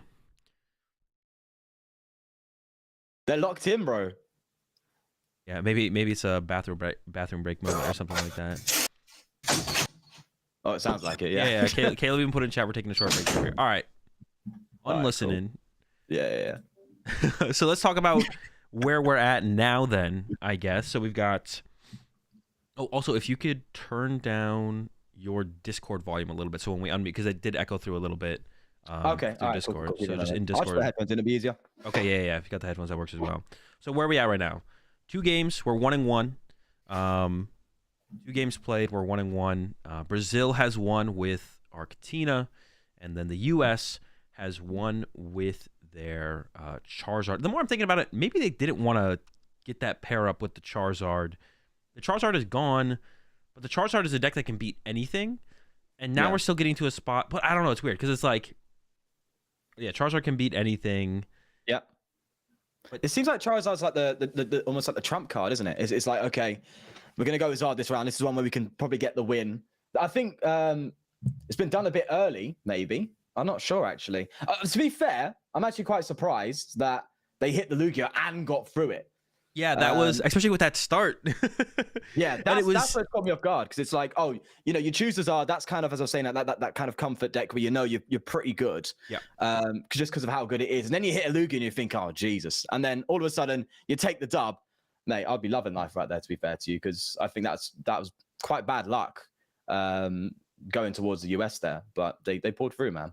Yeah, and it was also one of those situations where it was like that perfect start for Lugia where nothing happened and they got to attack with a Lugia without putting Archeops in play and get the first prize card, right? With no damage on board. So that's like, that's probably a good example as to maybe why Lugia is just not that great of a deck in the current format, because like the selling point of Lugia was, oh, it's good against Charizard, right? Yeah. It's not really a good, but if that's, and I think the match was about 50-50, and you look at that game there and it's like, all right, what is the point of playing Lugia again? So hold on, I think we got a bit too far with that one. Let's just back in the binder, Yeah. So this is going to be there's going to be, Lugia should be getting through here, moving forward pretty convincingly.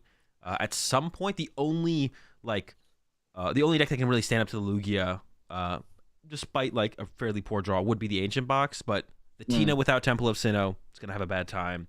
Yeah, Bill has a bad time. Control has a bad time. So Lugia is going to get its dub here in not too long. So that's kind of that for actually on the Brazil side. The Lugia deck is almost, besides the Charizard matchup, it's kind of like the deck where it's like, okay, we're going to get our win here eventually for sure. Yeah. Yeah, it is interesting. So Lugia's being picked by Brazil, is that? It looks like, yeah, it looks like they have chosen Lugia. They sent the challenge over already.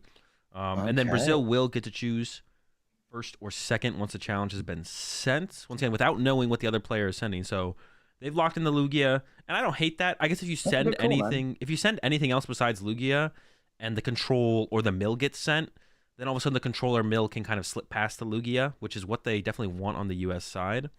Now it's gonna be curious to see what US ends up sending here. Do you make the prediction? Once again, it's kind of like how many layers deep do we go? Do we be like, okay, they're gonna send Lugia again? Yeah. Oh God, I mean, you would probably would you bet that they're gonna send Lugia again? Because I'm pretty sure you're looking at your decks and thinking, oh God, nothing here goes great into Lugia, and they're gonna think that too.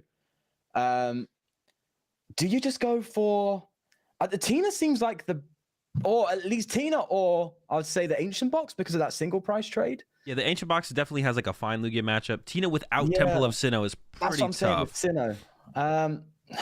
Yeah, I would probably sit there and think they might run Lugia again. So I would personally, if I had that knowledge, would obviously go for the Ancient Box. But it's just so hard to tell, man, because, go for the Ancient Box, the next thing you know, they've got something else coming up, and you're like, Jesus. So it is tough, man. It's really tough to figure out what you want to choose, and it's like, literally as you said, man. It's just constant back and forth, and it's like, nah, it's too much. Just go with vibes or something, Yeah, exactly. And that's what it was like. I was talking to James yesterday about it. Kind of like the idea of how you want to tackle Conquest in Pokemon specifically, because the Conquest format comes from Hearthstone. I don't know if it was done in anything else before Hearthstone, but I learned about it from Hearthstone. That's where I'm familiar with it. And he was like saying, I don't know if he like was talking about specifically towards Hearthstone, but at least in Pokemon, like at the end of the day, it is kind of just a little random. So you don't want to overthink things too much. Just pick a deck that seems solid to go into whatever they have left, and almost like let them kind of decide how many layers deep they're gonna go. And if they do the same thing, then you're kind of both sitting in kind of like the same spot, no matter what. Yeah. I think that random element just it almost makes you think, well, is there any point in overthinking it at some point? I mean, obviously there's a level of like, okay, what decks do we have available? What decks do we know they have available? And obviously just it kind of seems like you just kind of pick the best deck with that in mind. And that's kind of all you go for. I think that's the best way to go, because the moment you start considering mind games and stuff like that, then it's like you can get thrown off and you can end up picking a deck, and then it's like you just pick the wrong one. You don't want to dig too deep. Exactly. Yeah, exactly. You don't want to get lost in the sauce, man. You don't want to get lost in the sauce. Yeah. All right. Well, we're still waiting here for the U.S. players to show back up. They're taking a quick break, bathroom break, snack break, whatever it might be. Maybe getting some water. Going to give a quick shout out to the sponsors once again of the show match here today: Dragon Shield, Game Grid, and TC Evolutions. If you guys need any sleeves, tabletop, game accessories, playmats, they got it all over at dragonshield.com. Use code AzulGG over there. Get yourself a discount. Game Grid for any of your Pokemon trading card game product needs. They got the Twilight Masquerade products available for pre-order right now. Booster boxes are coming in at under $100 if you use code AzulGG over there. So go check that out. GameGrid, slc.com. And then TC Evolution's highest quality premium damage counters, markers, ability markers in the PokemonTCG space. Don't just beat your opponents, beat them in style with TC Evolution. Check them out, tcevolutions.com. Code AzulGG at all three of those places. And here we go. We're getting into game number 3. Brazil said first. So they brought the Lugia again, I'm pretty sure. They're going first with it. Did you see what US was bringing? Tusk. They've got the Tusk. They're not going to have a ton of fun in this one. Hey, listen, milling is fun all day, every day. That is fun. Yeah, but it ain't gonna have a dub, that's for sure. It would be if they do walk away with a dub, it would be a tough dub for sure. Yeah, be a big one though. That would be a big one. Yeah, if you can get the mill over the Lugia, that would be a really, really strong win there. I guess the only thing you've got going for you, the Tusk, is obviously they're maybe hitting some energies and stuff like that. But even then, you're not taking KOs, so that's not a problem. But them using Archeops to thin out energy, but then you just play around that, don't you? You just kind of conserve your energy. You just don't go over, all out and all that. So it's really tough, man. It's just milling for return isn't enough if they're taking a KO every turn. You know what I mean? Exactly. That's the problem. So it'd be really interesting to see. And it's a shame because I love Tusk, but yeah, man, there's not really much I can see in the deck list here. And they are playing a couple of the, I guess the one piece they're missing that is actually could be pretty big in this matchup, especially if you do eventually run them out of energy, is the Mawile. Now, of course, Jet Energy are always a factor, but if you get down to the thing where it's like they have one Gift Energy left, and you can Mawile and Archeops, you can win by taking them out that way. They are rocking the Mimikyu, which will at least force Archeops or Chinchino to make their way into the active at some point. And then they got the Comfey in there with the boards. So yeah, they have a little bit of the, I don't know, the alternate win condition stuff. They have counter catches as well, of course, 4 counter catchers. So they're going to be bringing up chops over and over again if possible. Yeah, but I've realized this whole time I've been saying Minchino and it's Cinchino. Oh my god. Bro, I'm just going to do your two. Just call them rats. Let's call them the rats. Yeah. Run with it. All right, we've seen the Earthen Vessel. Wait, no energy? No, they're in the front. They just went. They're checking the prize cards here. Bloody! Oh, gee. I was like, yo, what? That's outrageous. Okay, that makes sense. That would have been pretty crazy. Yeah. And also one big thing about this matchup, I guess, as well, to like point out, the cape does keep you out of Lugia range, and also if the Lugia player just full chills, you can just start attacking with Great Tusk. Yes, there's always the option to attack, but even then, it's rough, man. I was wondering if they were going to whiff. They got the Sada, so they are cooking here. Would you want to? No, you do go for the Sada. It's like, well, I'm thinking about the power of Eri. Like, imagine Eri and hitting like 2 Ultra Balls or something like that, and then just they brick from there. But I think they just want to go start instant milling, to be fair to you, by the looks of it. Yeah, definitely. I thought they were about a mill and not go get Greninja. I was like, you don't have any good follow-up here. I feel like you got to get the Greninja here. Bro. Yeah, makes sense. There it is. They are going to start to see some more cards. They did get the turn 1 mill, which is pretty important. And this could be like one of those like potential like win condition scenarios in this matchup for sure. Would be like, all right, you get that first mill off, and then they just whiff the turn 2 attack. You get another mill off before they draw a prize card. Then things can start to snowball in your favor. But I'm pretty sure there's a research and a Archeops in the hand, so we should be seeing at least those solo chops, which is more than enough in this matchup. Also, you might discard an Archeops here with the land collapse. I'm about to say, it's all fun and games until the Archeops hits the discard pile through that Tusk mill, bro. That's what I'm saying. That's where it gets a bit funny.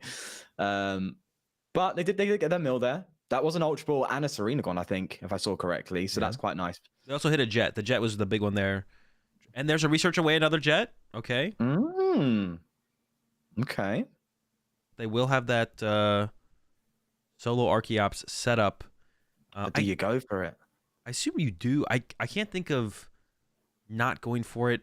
They didn't bench them in Chino, which was interesting to me because Archeops was Archeops 120. I guess that is enough to KO a Mimikyu with a Bravery Charm. I guess if the Mimikyu gets the cape, it would survive. But then do you gear yourself towards that because of that possibility? If you're playing the for the sorry. Yeah, maybe. I don't know. I don't know if like because the cape is also good on the Great Tusk because then Lugia whiffs the 1 KO on that Great Tusk, which is nice. Yeah. There's a couple different things to think about. You just want to be taking a 1 KO every single turn. Not going to set up the rat, and it should be, I assume. I don't think they're just going to pass here, although they could, and they have the double turbo for next turn. They're going to go for the solo chops. Oh, they're going to get the Minchino back with the... yeah. I was cool with it. I was hoping it was a Cinchino in the discard pile, but they're getting the rat out with it. That's lovely, man. That's funny. And they do have another big card, I guess, to mention here that they do have is the Iono, right? You sit here, you're going to be drawing for turn, you're going to be drawing a prize card, you'll have like a 10-card hand, and you Iono yourself to 2 towards the end of the game, and then there's that many more cards back in your deck, right? So that's another... that's only going to help. It's only going to help you. Another card you want to have, and they do have that in the hand. Here comes the first knockout. Also getting to bump the Artisan, which Great Tusk loves the Artisan sticking in play, right? Oh, I don't. I remember trying out Great Tusk before Artisan was kind of in there, and I was like, what the hell was I need a Tusk every turn. You're just whiffing. With that few Pokemon, you have to have the Artisan because there's so many hands where there's just nothing to go with. So, yeah, the Artisan's absolutely massive. So, yeah, even that discard, bloody hell. You thought Lugia had it, but Jesus Christ, even got little bits on top like that. It's rough, man. Yeah, it does get tough. All right, so you have the Great Tusk send up. The follow-up will be tough. Don't have much draw power in play here either. They're debating what to send up here. Are they thinking about sending up the Greninja ever? They weren't eyeing up that Archeops, weren't they? I don't know why you'd ever send up Greninja. That's true. Unless... Oh, okay. That's a nice little top deck. Yeah, that'll be a good follow-up. Looking for the Sada or the... What's the other one? The Explorer here. They're keeping the Mimikyu in mind. They're holding on to that that psychic energy there. Yep. Definitely thinking about the Mimikyu. And they are there going we for go. it. There's the grab. They're running out of Tusks as well. And yeah, the Mimikyu is not like full-on win condition yet. It could the way the mills go could lead to it being a pretty good follow-up. Yeah, you need to make sure you just get rid of those resources to allow them to deal with it. And after that, then you can start going in. So maybe they got the Mimikyu out. No, I guess have they got out too early? Would you, if you're Lugia, just want to get that Mimikyu up and then just KO it with the Archeops or Minccino? That is interesting because it gives the Lugia player a chance to like more conveniently KO it. So yeah, maybe that Nest Ball. I actually don't hate the idea of that Nest Ball maybe going towards just another Great Tusk. Yeah, I think they wanted to get something before using the Explorer to thin that out. But yeah, I don't hate that, to be honest. Now that you mention it, because they could just go triple energy KO Mimikyu here, right? Yeah, just don't do a double turbo. It's done.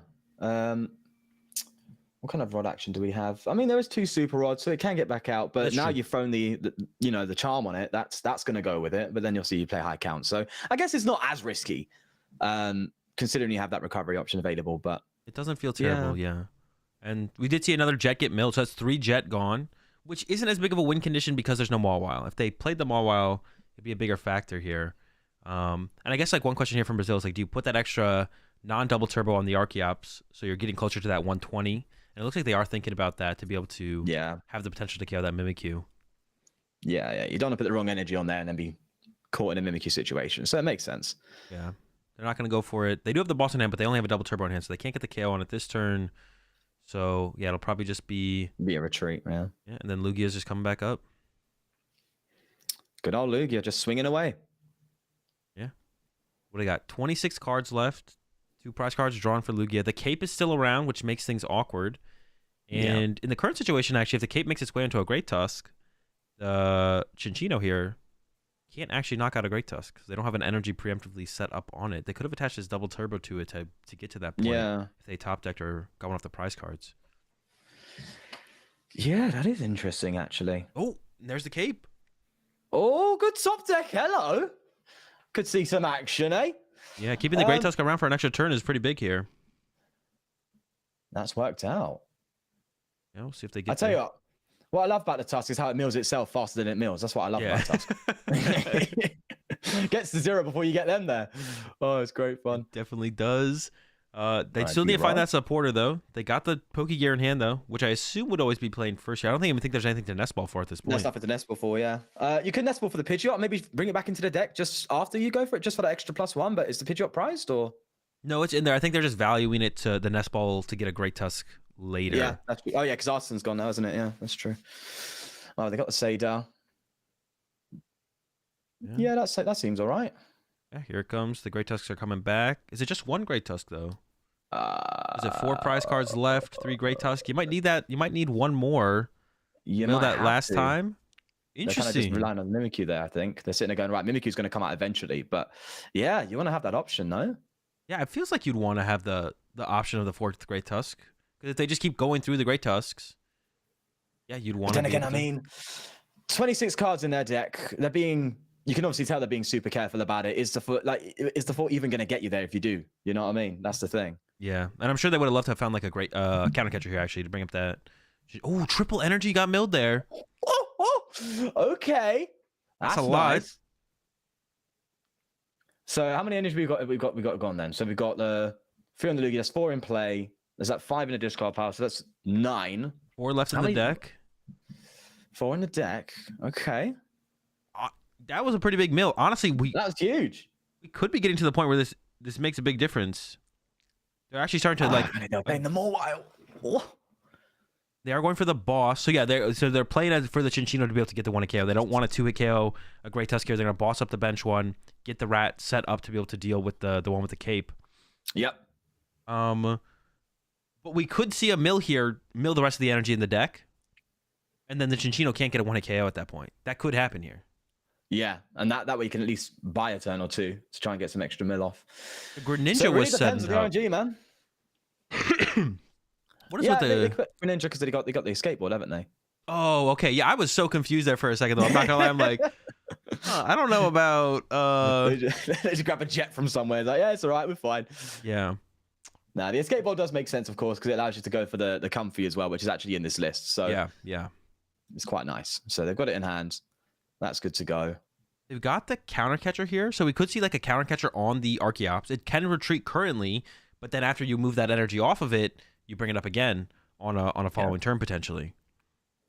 That's something you can do. I think if you're the Lugia player, you just want to be super ready for that kind of outcome. Yeah, and we did actually see the Pidgeot get milled there. I assume that means that the last Super Rod is in the deck.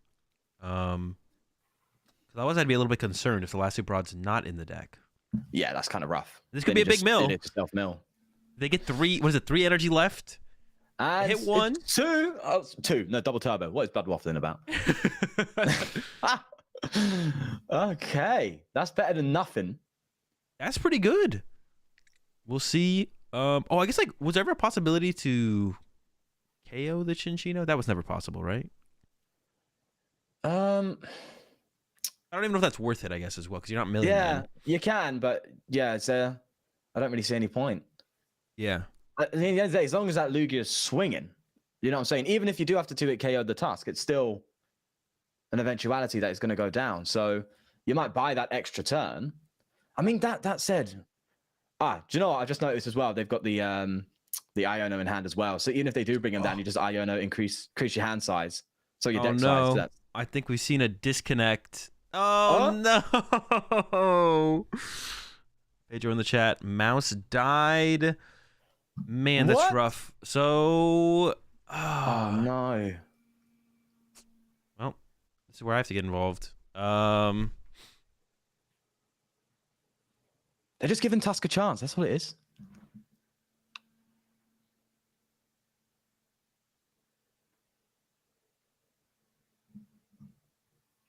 Internet got milled. That's funny. Oh, man. Bro milled so hard the internet disconnected. The mouse was like, nah, I'm done. Oh, gosh. No more. I'm trying to think about what is even the best way to handle the situation. Do you just get the Brazil to pass a turn? Or sheesh, I don't even know how to handle that situation. But they're already playing, yeah. It might just have to be what Jesse's saying, maybe. To be fair, never been in it, so I don't know. Redo.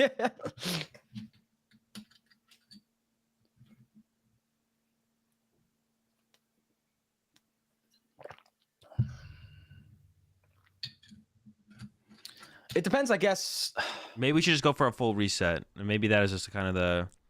Yeah, because Tusk actually does... There is actually a shot for it here, you know? That feels unfortunate. Man, maybe it is just like a play on from the situation. That is just unfortunate. It just sucks. Yeah, that doesn't feel great for the US. Yeah. Yeah, I think we have to just go with a play on. Yeah. Yeah, I think honestly, to be fair, play on. I mean, Lugia's still looking to win here anyway, so we'll see, man. We'll see. Yeah, they go with the boss there on the Great Tusk. They are going to get the KO here with the Lugia go down to 2. Yeah, it's definitely a super unfortunate situation. Just have to run with it. I think we do just have to run with it here. Only one energy left in the deck here for Brazil. Do they take it? That's the risk of it getting milled, isn't it? That's the thing you got to think about. There's a risk. So do you just want it in play so it has some sort of usage, or are you just going to wait for it to get milled away? But doing that, they're now down to 8. Obviously, you still have that Iono. Yeah, the Iono's going to be big. Especially taking more prizes. That's one extra card in the deck after Iono, so that's helpful. It's just now that caped Tusk. That's what it is, really. Trying to deal with that. Yeah, is this an energy? Not an energy. They have 1 energy in hand. I wonder what the big question here, I think, is the counter catcher count at this point. And this is like the exact situation where the Mawile would be huge, right? You could Mawile trap the Archeops, and then that would be game on a deck out situation. Yeah, that's why Mawile is, I think, for me, a must in Tusk. It's like if the mill option isn't working, you have to kind of fall back on the stall. Yeah. When I was playing it, a lot of just vibing with it. That was a lot of wins were from the Mawile, actually. And there is the counter catcher. Yeah. I think they had it in hand. I think they're kind of worried about getting another Tusk out, really. Yeah, they do need some follow-up here because the Chinchino setup. They didn't run it back. They've only got the 3 Tusk, didn't they? Yeah. They don't have another Tusk. They are playing 4 counter catcher. They might have another Rod left, though. That was how many Rod did they actually play, though? But now you have to find that, right? Actually, no, there's 9 cards left in deck. Oh, there's no Rod. But there's another counter catcher. Wait, if this Tusk gets... do they deck out first? That's what I'm thinking, bro. It mills itself. And again, bear in mind the Iono on the... yeah, that's a big part, right? You're gonna draw, obviously, the Tusk will draw 6 off of that Iono. You go down to 2 for the Lugia side. So even if you try and... Even playing your hand down is actually quite risky because you're going to be drawing a lot of cards. Yeah, we might see actually the mill deck mill itself, basically. Yeah, that would be kind of funky. The back-to-back counter catchers might seal it up on the Archeops, because there's only 1 energy left here for the Lugia side. Yeah. Yeah. Yeah, I think here you just effectively counter catcher the Archeops and just keep going for that. Yeah, counter catcher Archeops. But then, because then the Tusk doesn't get KO'd, and then you counter catch Archeops again, and there's mill 1 every turn and win, right? You're right. Yeah. I think that would be enough. Depends what the Lugia is available. I mean, they're finger attaching to the Mimikyu there. Here just comes the mill. No energy in deck. Oh wait, they only milled 1 here. I thought they were milling 4. Oh, no, but it doesn't matter though, because there's only 1 way to move this active Archeops. Exactly. And if you play the Explorer's Guidance, you're just losing at that point. You're just bringing yourself down to 1, no recovery. Yeah. You don't go for the guidance. I wonder if they should have played the Eri. I don't think it matters, right? I guess, they're trying to conserve cards in case of the Iono, right? Oh, that's true. Yeah, that's true. Yeah. That's a good point. But it's actually looking pretty good for Tusk now. Yeah, I wonder if Brazil has an energy prized, they could retreat Luminian Boss, KO, Mimikyu, and then if they get the energy off the prize cards, then they outlast the counter catchers. But they're just going retreat attack, which means I think the counter catcher they're going to counter catcher the Tusk, right? Oh no, you're right. But they don't have the counter catcher. On the US side, the counter catcher's in the deck, so they have to find it. That's weird. Actually, oh my gosh, I wonder if it's possible that US does get milled out first. Because if they go to find the counter catcher with the Explorer, Brazil still has an Iono to recover their deck. I think they're waiting because they have to have Power Pad at least, right? So the Explorer's Guidance, it isn't a wrap, but yeah, it's that Iono, man. That's what it is. To make things awkward, because if they can't play another supporter after that, so they'll be milling for 1. The math is there, but I don't know if they're going to do it in time. They're just going for the counter catcher grab. They could have also used Greninja instead, right? They could have drawn 2 with Greninja to try and get it off the Greninja. I would have tried finding it, yeah. It seems like maybe they did the math though, and this wins them the game always, even if they get Iono'd. No, but it doesn't, right? They get Iono and they lose. Yeah, that's what I'm saying. It's a wrap, bro. Yeah, so they had to do the Greninja play. They had to draw 2. They had to draw 2 with Iono, or with the Greninja, excuse me, and then hope the counter catcher was found. Yeah.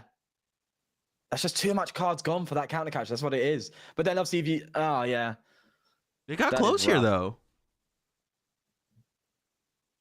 2 left. Obviously, they got the Iono. The Iono. Yeah, of course. Now you just play the Iono. And that should just be game. Down. They're doing a quick check. Checking almost doesn't matter at this point because they know they can't retreat their Archeops. Mm-hmm. So it's Iono or nothing. It's just, yeah. 1 card left in deck for US with no recovery left. Oh, that is rough. That is yikers. Where did that... So the rod was prized then, right? Well, hang on. Yeah, they discarded 1 Super Rod and played 1. I actually don't know how many they play. Oh, did they discard and play? Usually you see 2. Yeah, there's 2. Yeah, they discarded 1 and played 1. 1 got discarded off the... that discard, man. All right, there's a concede. Despite... I mean, this is why it's a tough matchup, right? Despite... I think we'd call that hiccup in the middle of the game an advantage there for the US for sure, right? Like, it's unfortunate hiccup, but I think the Brazilian players... Mouse died. I think we had to keep playing there. I think it was the correct call. A little bit iffy in the moment.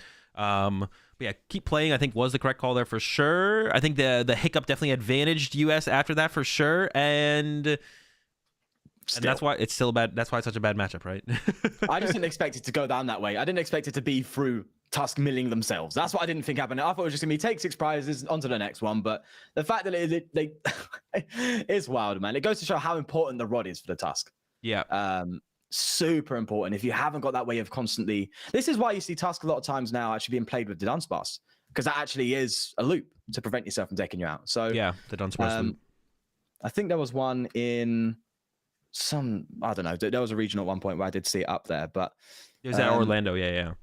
Yeah, Orlando, I think it was. But yeah, that I was like pretty happy with, because they're kind of just borrowing from the whole Moon to Dunsparce. But it makes a lot of sense. That way you ain't got to worry so much. As long as you get that loop set up for that self deck out and you prevent things like that. Again, having the Mawile, I think would have gone a massively long way there. Again, unfortunately, not having it definitely cost them. So yeah, a bit too much reliance on the rod. Maybe it would have been better to go for a third. Yeah, could have. If you are relying on it. It looks like... Let's go ahead and tune into the US side real fast. See if they haven't picked their deck quite yet. I don't think they're probably discussing. So let's see what they're coming up with. I need to go toilet quickly if that's all right. I'll be 2 secs. Go ahead. Go ahead. I'll tune in. Make it that... Well, why do I keep saying that? We have to not let Zard win a game until we beat it with Tina. So we actually need to send Tina here, I think. Because no matter what happens, Tina cannot necessarily beat the Ancient Box and the Moon. So we have to take a win with Tina. I feel like they're probably just going to throw Moon. Sure, but then you would want to send... Yeah, I don't know. Ancient Box. Yeah. His Ancient Box is just a better Moon in that example. Yeah, that's true. But the and then if they throw Zard, we lose. Yeah. Right, and then they beat us, then we can't beat Zard with Tina. So this is actually pretty critical. So I think we have to just send Tina for the risk factor is if they send Zard and win a game, then we're fucked. Yeah, that seems fine. Nooch, thoughts? Not sure. TBH, still thinking. Okay, well let me break it down one more time. So Tina is not favored against either Ancient Box nor Roaring Moon. So if we send any deck other than Tina and Zard beats it, then we don't have a win for Tina anymore. So I think we have to send it.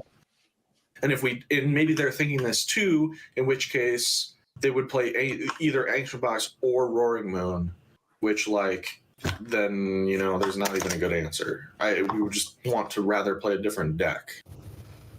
All right, I agree with Tina then. Yeah. All right. I'm down to go second with Tina here. Yeah. All right. Coming out to listen in. They're locked in on Tina, and I don't know if Brazil was calling that, but they are setting up the Ancient Box, so not the outcome they were hoping for. Oh, is that rock paper scissors stuff, bro? I was telling you, they were thinking, what if they do this? What if they do that? It can have some effects, man. Really cool to see. It definitely can. So yeah, definitely a tough one for Tina overall. Not the matchup you're hoping for. You definitely want to try and hit the Charizard matchup. Yeah, I mean that's the thing. It's like Brazil just thinks the other way, and it's like, okay, we want to get Charizard out of here before it gets boxed in by Tina. Then you just throw it first. And this is an interesting choice for Brazil. They have the Moon and the Fluttermane to start with here. They're going with the Fluttermane. They will be going first as well. With the U.S. choosing to go second with the Tina, and a little bit of I guess it's like a fine start here for Brazil, and they do have the Fluttermane to match the Conquest. Yeah, here. the Flutter, that's the problem, eh? It's gonna make things Just want to keep tough. that bad bunny active as much as you can. Yeah, that's gonna be really tough. That said, the hand isn't too great opening up here going first. I mean, obviously you got the Explorer's Guidance to play with, but you ain't popping off here.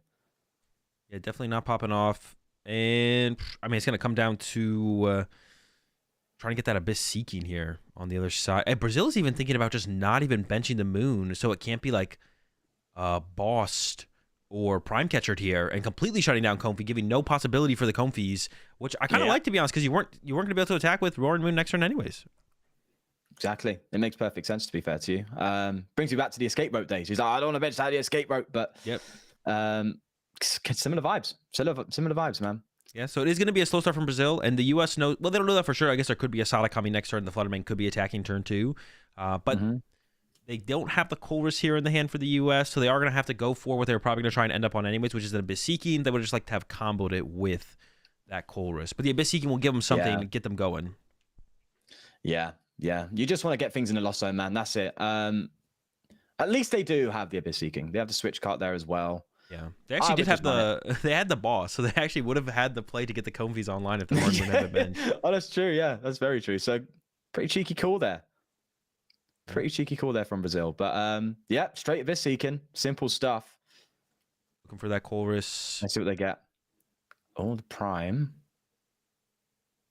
Not taking the Prime. Say no to the Prime capture. They do have the boss in hand, I guess. As a supporter, though, you want to find choruses, right? As much as you can. I mean, obviously, you have to go for the boss, you do. But, I mean, in an ideal world, it's Prime capture, find Colress, and then just go from there, no?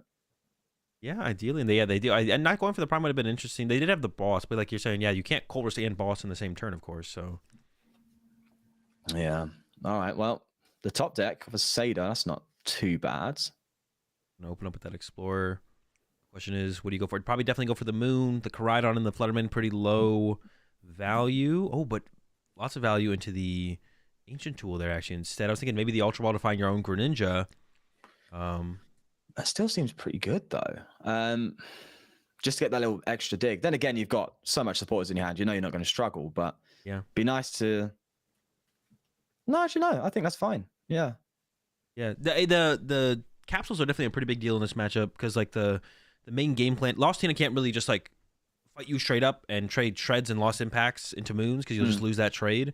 So the strategy becomes use Greninja and Sableye, plus then combo that with Roxanne in the late game to then remove a bunch of attackers from play while trying to trap something in the active. Right. So the ancient capsules are really, really big for that to like reduce the possibility of how many KOs they can get on that Roxanne turn. Yeah, increasing the HP basically just makes it a bit harder for them. Yep.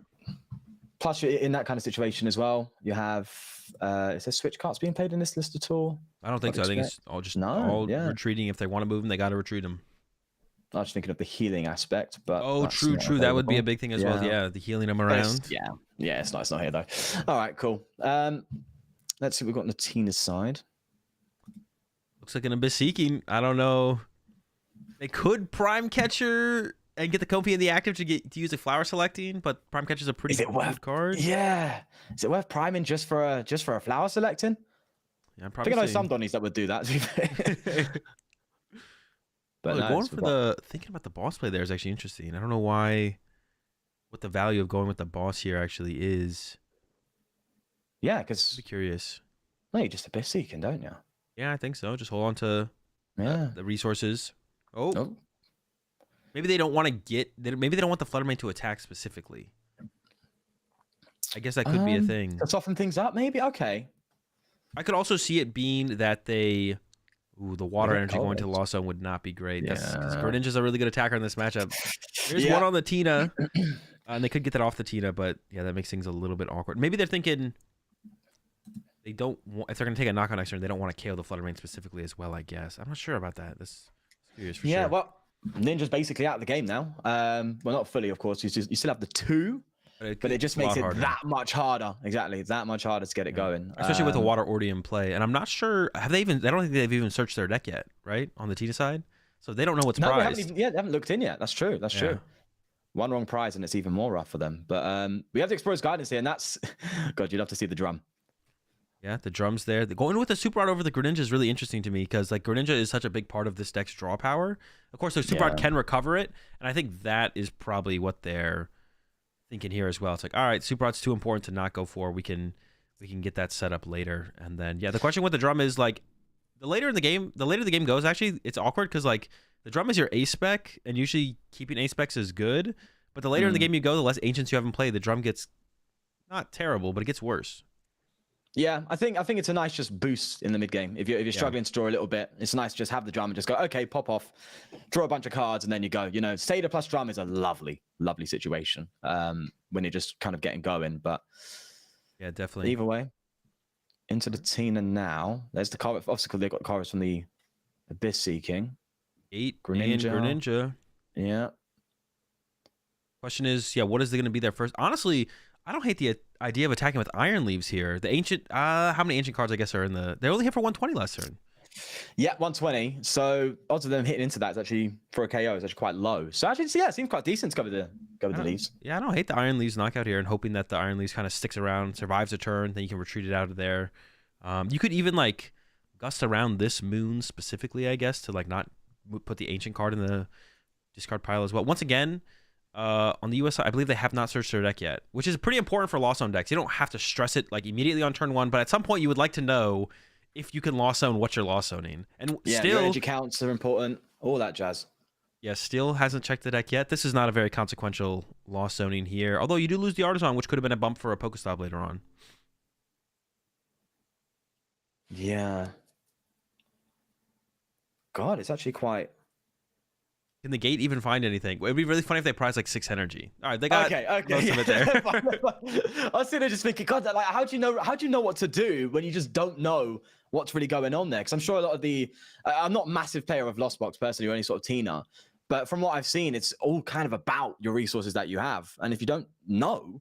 I mean, to be fair, when they gated it, they didn't actually take the time to look through the deck there, did they? So yeah, this is also, I think, one of those situations where they haven't realized they haven't checked their prize cards. I've had this happen to me before where...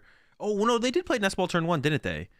Did they deck check? There's a Nest Ball in the discard pile. What did that get? Oh, yeah, where did that Nest Ball go? Maybe they did check on the first turn. Maybe they have more information than I think. There is a Nest Ball in the discard pile, actually, now that I'm realizing it. Or now that I'm now realizing that. So they maybe did have a check there. Oh, they did. Someone in chat saying they did. Yeah, they did continue. Oh, right, okay. Yeah, that makes more sense. I was like, okay, that's a bit understandable. So they know what they're kind of going with it. So they are going to go with the leaves, yeah. Yeah. They definitely are behind. This is not how you want this matchup to go. Of course, the Fluttermane start does make things more awkward. But yeah, now I think they're just kind of playing towards hit with the Iron Leaves here, and then hope the Iron Leaves does not get return KO'd, and you get like 2 turns out of the Iron Leaves to try and set some tempo. And you are removing the only setup attacker in play as well. Like the only setup attacker is this Roaring Moon. So maybe they whiff an attack next turn. Yeah, maybe. We'll see. But knowing Moon, they can do some wonderful stuff, man. They can really just pop off. So yeah, we know the Sada's in hand. Another thing like playoff here for US would be the Greninja hasn't been put in play, and they haven't been drawing cards with Greninja, so you know that they that losing that Greninja, that is already kind of coming into effect. I fully get what you're saying about the rock, because you can run it back, but then you need to find an out to get the Greninja back. So then it's like that's it. But then again, you have the Awakening Drum for extra boost and draw as well. So maybe they're thinking with the drum, it's not going to be that big of a deal maybe till later on. And that is a really good draw there in the Roaring Moon. The drum, more drum value, and then 2 Sada targets, or the optimal Sada targets. They got the Koraidon there on the bench, but you'd rather be loading up the moons if possible. That's just Awakening Drum fodder, really, and it's just chilling. Yeah, it's waiting for its moment. Yeah, we could see the Rod here happen first too. They might want to recover the Greninja and that 1 moon. I would go for that. Maybe an energy. Ooh, no moon. No Value moon. the energy higher. Interesting. Yeah, I definitely think so as well. Because like, you can run out of moons. It is possible. Yeah, definitely. I'm gonna check their rock count as well. I guess they were probably thinking about like drawing into an energy to make sure they could attack, which they're able to attack here for sure. I guess they have the drum as well. They're going to see quite a few cards. Yeah, they're going to see quite a few. That's interesting to not get the moon then. Oh, to be fair, no, it works out. They've only got the 1 energy, so that could have played a role. So they might have made the right choice, actually. Yeah. Thinking about it. But then you never know. I don't know. Do they have... They don't have enough to KO this, right? In the active? I don't think they do. Iron Leaves. So it might be a counter catcher on the Greninja here to remove that energy plus the draw power from play. You do reset the Iron Leaves, but that's like not a hard thing for Tina to reset itself. No, you just switch, can't retreat. You're fine.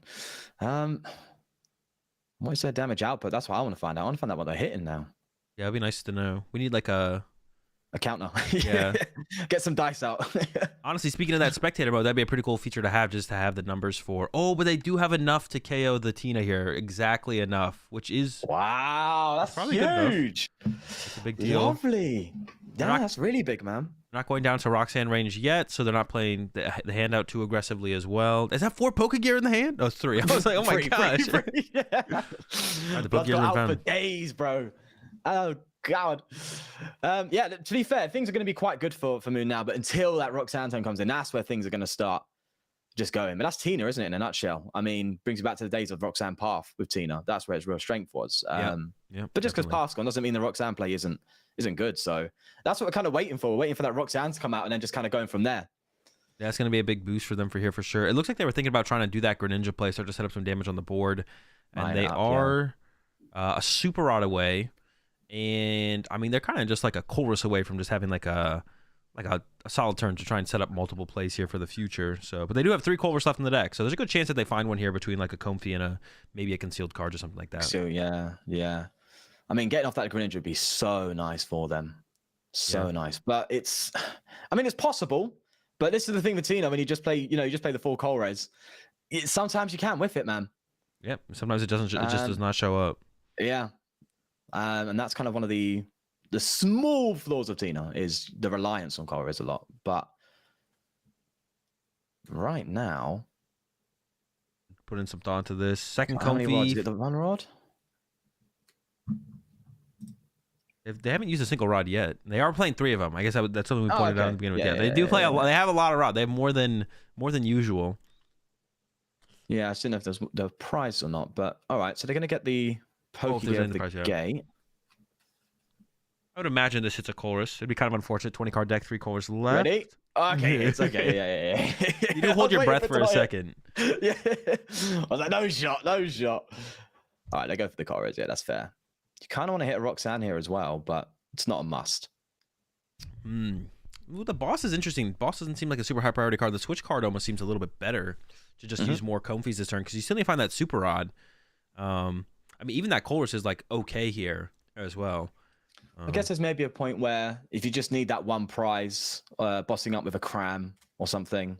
Oh no, but if you go for Greninja now, you take out. Do you take out the Flutter Mane with that? That's the thing. You want to leave things in play that you can trap and then Sableye around with the Roxanne combo. So the Flutter Mane, no, probably would be a good trap later on for sure. Yeah, looks like they're going to take the time here, and they're not going to dig for the Super Rod Greninja play. They're just going to deal with this really high HP Roaring Moon here. With the way the board state looks on the other side, to be honest, you possibly could just go through their moon after moon after moon. You know, if there's not another moon bench next turn, you knock out that one plus combo that with a Roxanne, and then all of a sudden that could be enough. Yeah, just hope they got no juice left. 100%. Yeah, that's why I think getting the Roxanne would be really nice. They do have some dig for it next turn though, so that's good. Yeah, we can find it next turn. Attach. Okay. I like the Tina Evolve here as well. I think that makes sense, right? Just so they can't Gust KO that specifically.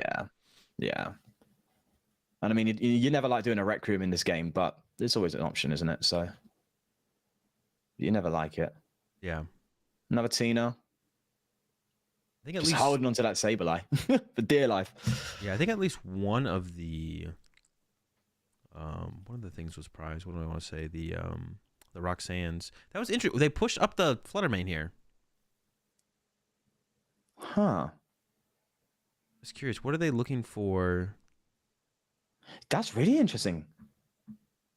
They had the Moon. They probably can one-hit KO the active here. I'm not sure. Yeah, I'm not sure what would be the purpose of the Flutter Mane being sent up here. Yeah, because now you need the extra energy to retreat it. Unless they are actually just gonna sack a turn to utilize Counter Catcher. Is the only thing I can think about, but I don't know if that makes a ton of sense in the long run. Yeah, that's. I'm just trying to see what they're playing to figure out what exactly is going through their head right now. Because right now I can't see any reason to go for the Flutter in the active. I think you really just want to, especially with at this point, I'm sure you can build up to that 220, and then you just. They are taking it slow here. Interesting. That's interesting. Because you could take the 2 prizes, and you've got to take his 2 prizes from there. And if you build up enough and potentially get some sort of Gust play, then you could take out the Tina for game. But yeah, so I think they're just kind of taking their time to play around Roxanne. They're like, I'm gonna thin out the deck more. Yeah, I don't want to just like cautious. Yeah, there's like I'm gonna take. We have the tempo to take a turn off here, and then not get Roxanne more heavily as the game progresses. Which is definitely it's definitely interesting that the way they're choosing to play this. This opens up an opportunity though. I feel like on the US side, this is where the Greninja play I feel can come in though. You can Greninja and their Roaring Moon on the bench and be like, all right, now you have to like you have to do something because I'm just going to sit here. And then if you don't do anything for another turn, I'm just going to Sableye you. And then you have to, so I'm never going to draw a prize card. I'm not giving you Counter Catcher. You're going to have to come up here and knock out one of my Pokemon. Give me Roxanne. Yeah. So it's literally just, it's almost a bit of a game of chicken, really, isn't it? Effectively. So, okay. Yeah, I think you so. do this, I'll do this, you do this. Who's making that move first? They're kind of sitting there going, right, okay. Yeah, that's really cool. They're being very, very careful of the Roxanne, and it's really interesting because I would not give a damn. I would just take KOs and then suffer the consequences. So it's really cool to see them sitting there going, "Oh my god, they're smart." Some of the best players in the world. Yeah, taking their time, using the Explorer, thinning out the deck. Yeah, they're definitely not behind on the prize exchange yet. Eventually, it will get to that point though, so they'll have to make a move at some point. But it looks like they are just going to pass. And let's tune in actually to the comms here on the US side, see what they think about this this choice here on the Brazil side. Hints in the last turn? They're dealing 20 damage currently. Okay, so they're definitely killing the leaves. So we should... I think we should just kill it with the... 1, 2, 3, 4, 5, 6, 7, 8, 9, 10, 11, 12, 13, 14. Fuck. Wait, how... another one in there. Oh, the Explorer hadn't discarded yet, so they're dealing... Wait, maybe we actually do just, like, ninja them, and then... Speed. What am I doing? Retreat leaves. No, retreat. Oh wait, shit. Yeah. Okay. Okay. Holy shit. Okay. So this. Yeah. They don't play hand destruction. Yeah, they don't play hand destruction. All right, now Rod for some energy cards. We need the Psychic if we want to use Sableye though. So we have 2. So I kind of want to retreat anyways to just get the 3rd energy. All right. So who's coming up? Tina or Comfy? So it's retreat into Comfy. Wait, isn't it just ninja? Well, retreating into Comfy is pointless. There's a Flutter Mane active. Yeah. You should counter catcher into the Comfy. So it's retreat into Ninja then. Yeah. You're right. I mean, you can't use Ninja concealed, but yeah. Okay, hold up. Retreat into Ninja? Final answer? Yeah. Retreat into Ninja and then Shuriken their bench? Or should I jet the Ninja active? You have to get retreat. the card. Retreat. Okay. So we still have a bunch of options. Yeah, I think we play the Rod. Okay, Rod. All 3 energy. Yeah. Okay. All right, so I've heard him discussing it there. So they're going with the Greninja play. Yep. Thinking about it. Yeah, I realize Flutter Mane's still in the active. And yeah, they're kind of matching Brazil with that the style of play they're going with here. It's just like I'm just gonna like set up for later, right? That's what I was talking about. Is just like being the game plan in this matchup as the Tina player is you can't just take them head on and like trade back and forth because you lose out. The moons get too strong, but you can do this play where you Greninja a couple things and then Roxanne Sableye, and then Roxanne Sableye leads to removing the threats from play while trapping something in the active. And, it seems like the best play lean into the Roxanne because at the end of the day, that's what they're so afraid of. That's why they're playing so slow. In that sense. So yeah, you're kind of just leaning into that and going, all right, fine. We'll get there eventually, you know. We're going to put pressure on you and you're going to have to take a KO eventually. And that's when Roxanne comes online. And to be fair, the more time you give the Tina, the more it's just going to do damage, especially with that Sableye. Eventually you're going to have to take the KO. And then, yeah, I think it's actually interesting. I think the moon should be a bit more rushed, actually, in my opinion. And the other thing with that as well is it's the only thing that could get awkward would be if Brazil did have like 2 bosses left. I guess they might have they can go boss plus Palpad boss, but that might take them too long to actually get there before they can actually take advantage of that. Yeah. And we saw the grass energy there. The debate mentioned the Sableye. I wonder if they should have put the Psychic on the Sableye from that gate and benched the Sableye for the gate. Instead, they went with the grass to the Tina, which maybe makes sense because the Sableye would be a really good boss target for the Brazil side. Yeah. Oh, they're going for the knockout on the Flutter Mane. So they're interesting. So it seems like the Sableye thing really isn't that. They're not going for it. I thought we would see. It's not that strong, yeah. I thought we'd see Greninja hit the moon that's set up, and then look to Sableye them both comboed with the Roxanne. But also, so I think thought process then. I think both Roxanne might be priced, so maybe that's why they're stressing drawing a prize card here. Oh, see, that makes so much more sense. Okay, Yeah. yeah, that's fine. That makes so much more sense. And they didn't get it either, so it's still prized. Yeah. That's rough. That's the one thing you're kind of leaning in this matchup. Yeah, that's rough. Oh God. All right. It's definitely tough here for sure. Yeah, I'm not. I guess I got to go over to the other side. I can't even see the Brazil side hand. Let's see what they got. I mean, they have everything basically, right? They can do whatever they want. Yeah, they've got the draw, they've got the Saders, they've got the energy. I mean, this is just classic Moon, man. Yeah. Classic box, classic Moon. They're swinging. They'll have a backup attacker. Catches online as well. That's really good. Yeah, you probably just ignore this Greninja, right? Yeah. Well, Are you scared of it attacking again? There's quite a few gates down at this point. I don't actually know. Actually, there might not be a gate left. There might be 0 gates left. I think, I think I remember something earlier, only one. So I think they are gates down. Actually, yeah. So at that point, I think you do try and ignore the Ninja. I mean, have a look at this, the discard power and see, but. Yeah, so they could go for a 2 knockout, 2 prizes, moon to moon. Yeah. Take out the Virizion this turn. They're probably not quite at the 1 KO on the Tina. And then they have a boss left to chase again. Wait, did they already play Sada? They did play Sada, didn't they? They did play Sada. Okay. They obviously, I'm assuming they don't have the knowledge. Also, well, they're not going to have the knowledge that they've prized to Roxanne. So they're probably sitting there thinking Roxanne's going to come. Yeah. They're preparing for Roxanne for sure here. But yeah, I think both are prized. They haven't attached return yet, so they could have the threat of the second moon. Roxanne's still pretty good here, though, because, like, there's a lot of, like, there's definitely, like, a lot of cards that just wouldn't get to a knockout here on the Brazil side. Do you if you think a Roxanne's coming, don't you attach and rod, just get some energy and... Yeah, they're even thinking about not attaching to that other moon on the bench there, but I feel like that opens up an opportunity just to go, like, even Star Requiem, KO the active moon, and Roxanne. What's interesting, they say that to Coridon as well, actually. I've just realized. Is that for any particular reason?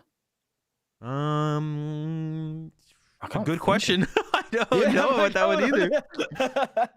Okay, they are starting to establish more stuff here. They are setting up. I guess the reason you want to put the energy on the Coridon is so it can't get trapped, right? Okay. Yeah, okay. There's the counter catcher. And I think they would play the vacuum if they could, but they probably value the Pokestop being in play here. Yeah. It helps them out on the Roxanne, so it makes sense. Okay, yeah, they did put it all together. They were just like fully probably talking through everything, making sure everything was set up how they want to be. And now we go over to the US side with, once again, I think both Roxanne are prized. So if so, that is tragic. Absolutely tragic. I'm hoping it isn't, so we can see some Roxanne action. Yeah, you could just go see the move behind a little bit. Man, that is tough. How do you even tackle this situation if it is prized? I don't even know how you pray. Spray and pray.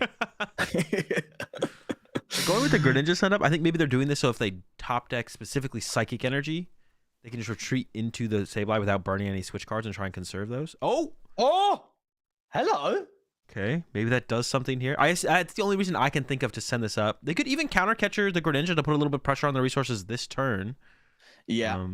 The thing is, a hand that big on your opponent's side, you're probably thinking... I guess that's true. They got everything, bro. You'll be sitting there going, oh, no, that is going to work. But then again, there's no harm in trying it, especially with 2 counter catchers available. I mean, I guess another thing, it would take away the preemptive attach as well. Because like next turn, they could attach to Greninja and put energies on everything. So if you counter catch a Greninja this turn, they have to retreat it, and then it won't have energy going into the Roxanne turn, theoretically. Yes, you're right, actually, yeah. Seems like they might be going for it. Oh, they're going for Coridon. Obviously, its damage output's quite low, but... Still, the Coridon's interesting because but the thing with Coridon is it only needs a Sada. Yeah, like and a couple bench Pokemon, and then you are hitting at least. Whereas Greninja, you're doing nothing. So I think it feels like the way that the US side is playing out this hand is they're hoping that the Cram. They're trying to cram and then get ready for Sableye, maybe. Then I feel like maybe we should have crammed the other Roaring Moon though, right? Yeah, that makes perfect sense. And then the Sableye trying to do the trap now, then? Well, they got to draw a prize card because of the Roxanne as well, though, right? Because they know the double Roxanne is prized, so they got to go for a prize card this turn. Yeah, it's a desperate act, isn't it? Yeah, kind of, right? That's gonna go. Just run it. They do have at least one Super Rod left in deck. Maybe the other one is prized, so they will be able to recover Sableye and go for the trap if they get a Roxanne off the prize cards here. Yeah. And with the amount of like draw they have in play with the Comfies and Green. They should be able to find that if they need it. So Yeah. it's not going to be a problem. So maybe they're sitting there going, okay, we can throw the Sableye down, take KOs, maybe put some damage here and there, and then just try and get it back. But that's still rough. If you, to be fair, if you get Roxanne, it's fine, right? Yeah, and if you can remove the Roaring Moons from play, like if you KO this Roaring Moon and then no other ancient Pokemon get benched, you just KO the other Roaring Moon next turn, and Koraidon can't actually knock anything out if it's just the only ancient Pokemon in play. Yeah. They're spreading it up a little bit here. They're doing some math. Yeah, a little bit here, a little bit there. Is it a Roxanne? Oh, oh, hey, okay, we might be seeing it come through then. All right. Possible. The question is now for the Brazil, do they just have boss KO on that Tina on the bench? Can they get enough ancients into the discard pile? They've got a couple ways to discard cards in hand. They got the Vessel. They've got the Superior. How many ancients? Oh, there's the boss. Is there enough though? I don't know how many they have. They got Pokegear as well, or not Pokegear. Excuse me, Pokestop. What's their hand saying? They've also got the Superior. That's extra discard in hand. Yeah, they're playing like they're going for it. It seems like it, doesn't it? That's 2. They gotta have it. They've gotta have it. Yeah, the way they're playing makes me think they definitely have it. But they got no cards left in deck. They've gotta have it. No shots. They're retreating. That's that's different because that's Sableye. I was like, that's 560. 560. Exactly 280. 280. Yeah, on the dot. There it is. There you go. Oh man, Roxanne, maybe a turn too early, turn too late. Unfortunately. Yeah. I think last time would have been lovely for that, but that's Moon in it. Yeah, there it is. GG's, man. There we go. Another point over to Brazil. They are up 3-1. They are down 3 of their decks though. And actually, speaking a little bit about it's another thing I talked about with another thing is like Brazil almost wanted to try. I feel like Brazil almost wanted to probably try and get the dub with their Tina or dub with their Charizard potentially sooner, because the Charizard is bad into control. And my impression is it's bad into mill, and it's also bad into Lost Tina. Not terrible. That one's like closer, but I think Lost Tina does have the edge. So if the Charizard doesn't get a dub anytime soon, you know, it can sit there and get spawn trapped. It's like you hit it into the mill. It's like if Charizard's their last deck, it's like, oh, play up against the mill, lose. Play up against control, lose. Play up against Lost Tina, lose. You want to remove yourself. Yeah, that's exactly that makes perfect sense. So they want to try and line up their Charizard into ideally the other Charizard to play the Charizard mirror, or to have or try and line it up into the Ancient Box at this point, I guess, because that's the only deck then I think where their Charizard feels favored. Yeah, you want to get yeah, that's tough. I think honestly, if I was Brazil, I'd just go straight Charizard. Just get it in there, get it done. And maybe you do. It becomes one of those weird situations where it's like, let's say you throw it and they play control and they beat you. You throw it again, they play mill and they beat you. And then it's Tina and Ancient Box left. And if you throw it and then they beat you with Tina again, now they have to throw their Ancient Box at either of your Ancient decks or your Zard to get the dub. And they have 3 chances into like fine matchups, right? Like Ancient versus Ancient at 50-50, Ancient versus Moon. No clue, to be honest. It's probably close. And then Ancient versus Charizard. Is Charizard favored? But they've got themselves to the point where they want to be with their Ancient Box. So I think that's what we're looking at here at the end here. It's like that's like the lineup. That's the way things kind of need to line. Like that's like the I guess like the strategy of Conquest. That's like what's being applied here at the end. It's just like US is trying to get these decks up against Charizard to kind of spawn trap the Charizard, and then on the side of Brazil, you want to get that Charizard into the Ancient Box. Bro, if that's what they're going for, that's 4D chess, Madoni. That is outrageous. That is outrageous. But if it turns out that way, then that's, you know, chef's kiss, man. Absolute chef's kiss. Yeah, because that's the great thing about Conquest, right? Is as it goes on and on and on, as your deck choices are limited, it's easier for the opposing side to kind of pick their decks. So like, okay, now they go, okay, they've only got Charizards and Moon left. What decks do we have that can go well into that? Honestly, I think, am I wrong in saying mill? Or am I waffling here? Because the Moon will draw a lot, so that will aid into that, and then obviously the Charizard you could say have a troublesome matchup there, or do you just kind of play it safe and go for like control or something like that? I mean, I think that the prediction for the US here has to be: are they sending Charizard? Are they sending anything else? If they send Well, see, there's only 2 decks left right now. It's going to be Charizard or Roaring Moon, right? Oh, it is only that's 2 what I'm left. saying. Yeah, it's true. it's Their only ancient 2 box left, is gone, so it's Zard or Moon. Yeah. Yeah. The question is because you just want to make sure when they send their Moon, before it gets a win, you send your ancient box. So that's the question, right? So it's like as the U.S. side, it's when are they sending Moon, and whenever we think they're sending Moon, we send ancient box. And then we hope it's not Charizard. yeah, just pray, G. So I guess that's what we're coming down to here at the end. It's just like, yeah, because Brazil has 1 with 3 decks. They have 2 decks left. So it's easier for US now to kind of gauge it out a little bit. Yeah, it is a little bit easier, but then it's just like if you just send the wrong deck, you might just lose, right? And which you don't want. Yeah, that's it. Yeah. It is easier in terms of there's less choices to pick from as to what is happening next. Yeah. So what deck has US lost now? I'm gonna.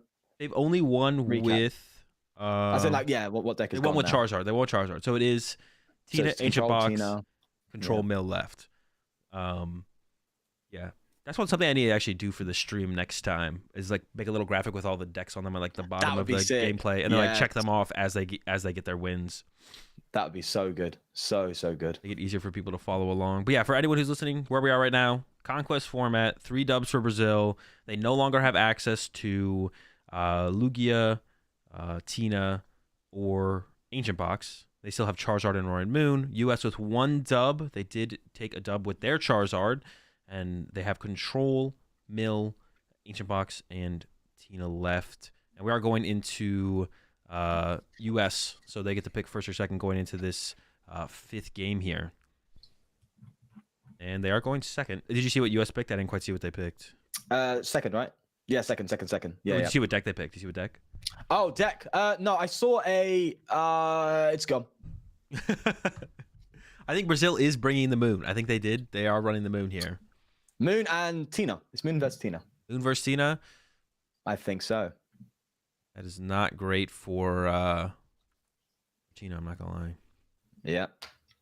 Or it feels tough. So this is where you would have wanted to have the Ancient Box come up here from US, but making the prediction that Zardo's coming. And it's the Dunsparce time. Let's go. But it is just pass. Is this a turn 1 cram? This would be a big victory for Tina to get this one over. There's the Colress. Oh my god, they're getting a Donkalonk. No shot. No Comfies though. Jesus. They need some basics here. Oh wait, you got Greninja. Yeah. The escape board is an interesting take here because they have the jet to work with, so the jet could lead to the Comfy chain. Yeah, I'm not sure how I like the skateboard take. The Ninja and the Tina, I think you have to take those. And then the question is, do you take the water energy or do you take the gate without having searched your deck yet? I would probably take the water. Yeah, actually, Kevin the Dunsparce is pretty good in this matchup. So I like the idea of that, but and they have to have it benched. So I think you want to favor the Greninja there. Yeah, get rid of the grass draw 2. Second a Beseeching. Whiffed the donk on the Dunsparce. No, man, I would love to have seen that. Come on. It was still a really slow start for the side of Brazil. Definitely slower than the start over here. So terrible. I mean, even looking at their hand now, in fact, you have the guidance, but you're not pulling an attack off. Actually, when they have Dark Patch, don't they? So they could still pull an attack off, actually. Yeah. Okay, that's fine. At least they can still do something, but you have to get a pretty good hit. Off this guidance, man. Over here, still trying to figure out this last Abyss Seeking. They're going for the Poffin and the Sableye. It looks like overall. Yeah. Good options. Right. Once again, Sableye still good because you want to be like focusing down those Dunsparces. Yeah. So it's a what if they hit no base? Dude, that'd be so funny if they hit no base. And they're thinking about it too. They're like, should we thin out the deck with the Pokegear before we play the guidance to maximize our odds of finding? Yeah, I don't hate it. God, you gotta get a basic. Oh, geez, just about. You can also grab the Dunsparce. Yeah, I feel like you do, right? Because you need more. This isn't enough. You give up on the attack this turn. Well, I don't think you give up on it, but you got. No, you would be giving up on it with this take. Energy. Yeah. There's no energy to. Yeah. I'm thinking they had an energy to discard. Oh, they're not going for that. Man, this is such a slow start, and this is not a deck that wants to have these slower starts. Nah, you want to start popping off pretty quickly. That's the point. But is that a rod gone as well? That's important, actually. Yeah, the rod is gone. Are they playing the 2 or the 1 rod? 2. Okay. So that's fine.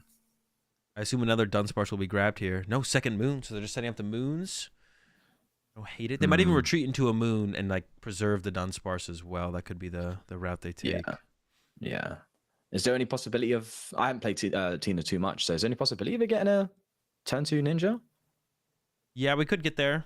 They got the Poffin for the Comfies. We're at 4 in the Losso now. Torres. Yeah. So they could pull that off, but in Ninja, just like kind do of you want to punching both. I think in this situation, a shred, just like shred through a moon if a moon ends up in the active would be pretty good. Or I guess Greninja KO the Dunsparce would be pretty good as well. It really depends on poke. Yeah. And actually, we can go into a listening when we get over to the U.S. side here and see what they do try and pull off on this turn, because they got a 9-card hand. They have the Colress. They got the Poffin for the Comfy, so they have the option of a lot of plays. I think the big question is here. Yeah, that's just going to be the retreat. Yeah. Not looking good, man. All right, well, as we switch over here to the U.S. side, let's go ahead. Let's listen and see what they pull off. I'm gonna pop. Yeah, we want this. All right, check prizes. Oh, prize check. Oh, dude, this is gonna be AIDS. Mid-game prize checking with the discard pile. Okay, we prized the V-Star. That's kind of bad because we lost in one, but we prized no energy except for a jet. a jet. And Poffin maybe. a rod. One. Jet, a nest. We didn't prize a Poffin. We prized a rod. And one gate. One gate. And like a chorus. Okay, cool. Got it. I got it all sick. So since we lost in a gate and a thing already, we can't really afford to do another one. If we can ninja this turn, that would be good. So we definitely just ninja away. Actually, I guess it wouldn't really matter. Wait, do you Bartizan for the Manaphy just to get it out? No, I think we might want another Tina. Genius. Okay. I mean, yeah. So water. Yeah. Garbage. I think we do play the nest ball for Tina. Yeah, that probably should have happened already.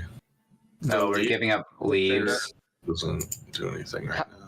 I mean, leaves would be good to get there, probably. We could have got there. Wait, actually, shit. We could have boss crammed their Dunsparce. That's what we should have done. We can ninja. We didn't have that, man. It would have been retreat, hard retreat. Yeah, that's what we should have done. That. Okay, what do you want here? These? That's both our counters. No, we want to keep a counter. We want to keep a counter. Do we already have jet in hand? Get rid of the jet for the counter. No, Jet's good. Jet's good. Jet's good. We keep Jet. Oh, we don't have jet in hand. What do you get rid of? Grass? Grass or switch? I'm not sure. Yeah, grass is to get rid of grass is fine. We can use double comfy. Ass or grass? Okay, so punching this cram isn't bad either because they still need a hell of a lot in there. They're only doing 80. I'm down to. No, I mean they have Sada. They'll probably get it. I'm down to Jet Comp and just see what's up. Though I think the boss cram would have been really good. Well, yeah, that would have been the best play for sure. Didn't even think about it. I mean, yeah, Caleb just slams chorus, but it's fine. Boss. Yeah. Sure. Got 3 rods. Okay, and now do we G? All right, coming out of that listening, definitely a little bit back and forth. Yeah, there was the boss play. The boss play seemed okay there. Yeah. I mean, yeah, I think so actually. Just removing their high draw pack. The thing is, the Dunsparce, what's so good with that is that you just draw big hands and you can just make the plays you want to play. So just getting rid of it early on and just saying, right, that's an easy prize for us. I wouldn't have hated. I wouldn't have hated to see that for sure. It would have been interesting to go with that route. They didn't really have that big of a play though. No gate was found, so they couldn't Greninja. They couldn't even Shred here. Actually, honestly, looked pretty good. Shred seemed pretty solid. So Brazil, I think, skating by, dodge the donk, and then dodge like a more powerful turn 2. They're still here, and now they're gonna start. Their luck's got to run out at some point. You know what I'm saying? It's got to happen, bro. And they're actually just going for a slow play too. They're gonna go with the boss here on a Comfy. Yeah. I mean, don't see why not. They can't play the Sader. So how many are in the Losso? Sableye could come in here, wipe off the Dunsparce, and knock out this active Moon as well, though. The Sableye seems like a really strong play here now. What's their lost zone count? They must. Well, I'm sure they'll be able to get there. They're at 7 right now. They're just short a Colress. Because they even have the Psychic Switch in hand, so they're really close. They're really close to the KO on the Dunsparce, KO the active. With that would be they'd have 3 damage counters left to work with. They could set up something to maybe be correct. Another energy draw. This is one of those funny Tina hands where it's like you just draw all of your energy. And you do have a Super Rod in the hand, and they have Greninja cooking, but sometimes you miss one of those, and there's more energy. Oh, Jesus, man. Oh, my gosh. That is a lot. Rough. That is not good, man. Well, at least they can charge up Sableye. Another energy going. Yeah. Not going to get to the 10 this turn. I guess they could put another... No, because you can't bench Comfy and Sableye. That's it, yeah. So as soon as you bench... Yeah, that means the Sableye's off. Now they're thinking about going for that boss now? on the Dunsparce. What about boss on a Moon here? Hope they don't have Sada. Because they actually have no energy in the discard pile as well, I don't think. Yeah, and that's only going to help more with the Sableye whenever it does come through. Oh, yeah. And that's what they're going for, it looks like here. Is this boss punch with a cram? I do kind of like that play here. At all, man. Yeah. Set up at least a free prize turn. That'd be lovely. Yeah. And then who knows? Maybe next turn, if they don't attack with this Moon, you just boss the other Moon. Punch it with a cram. And then Sableye, game. You know? Yeah. So I like this play here for sure. Especially based on the lack. No Greninja in play to get energy in the discard pile. Also no energy in the discard pile. That's the big thing here. That's the really big thing. I mean, they can go for the prime catchers, but it's Roaring Moon. Obviously, they can't attack, but it's actually worth prime catching, retreating to get the energy in discard pile to then stay there and attach, so that way you can have a Moon with 2 energy and 1 elsewhere. Or do you just... No, you can just attach prime attack, right, and attach, but then you just don't get the draw from it. Yeah, I think you do want to... I think you're right, though. I think you do want to commit all the way to the Sada, and you need... I think you need new cards, right? Yeah. Because like this turn, they're threatening a triple prize turn with Sableye potentially, killing both Moons and the Dunsparce. You got to draw. Yeah. Yeah.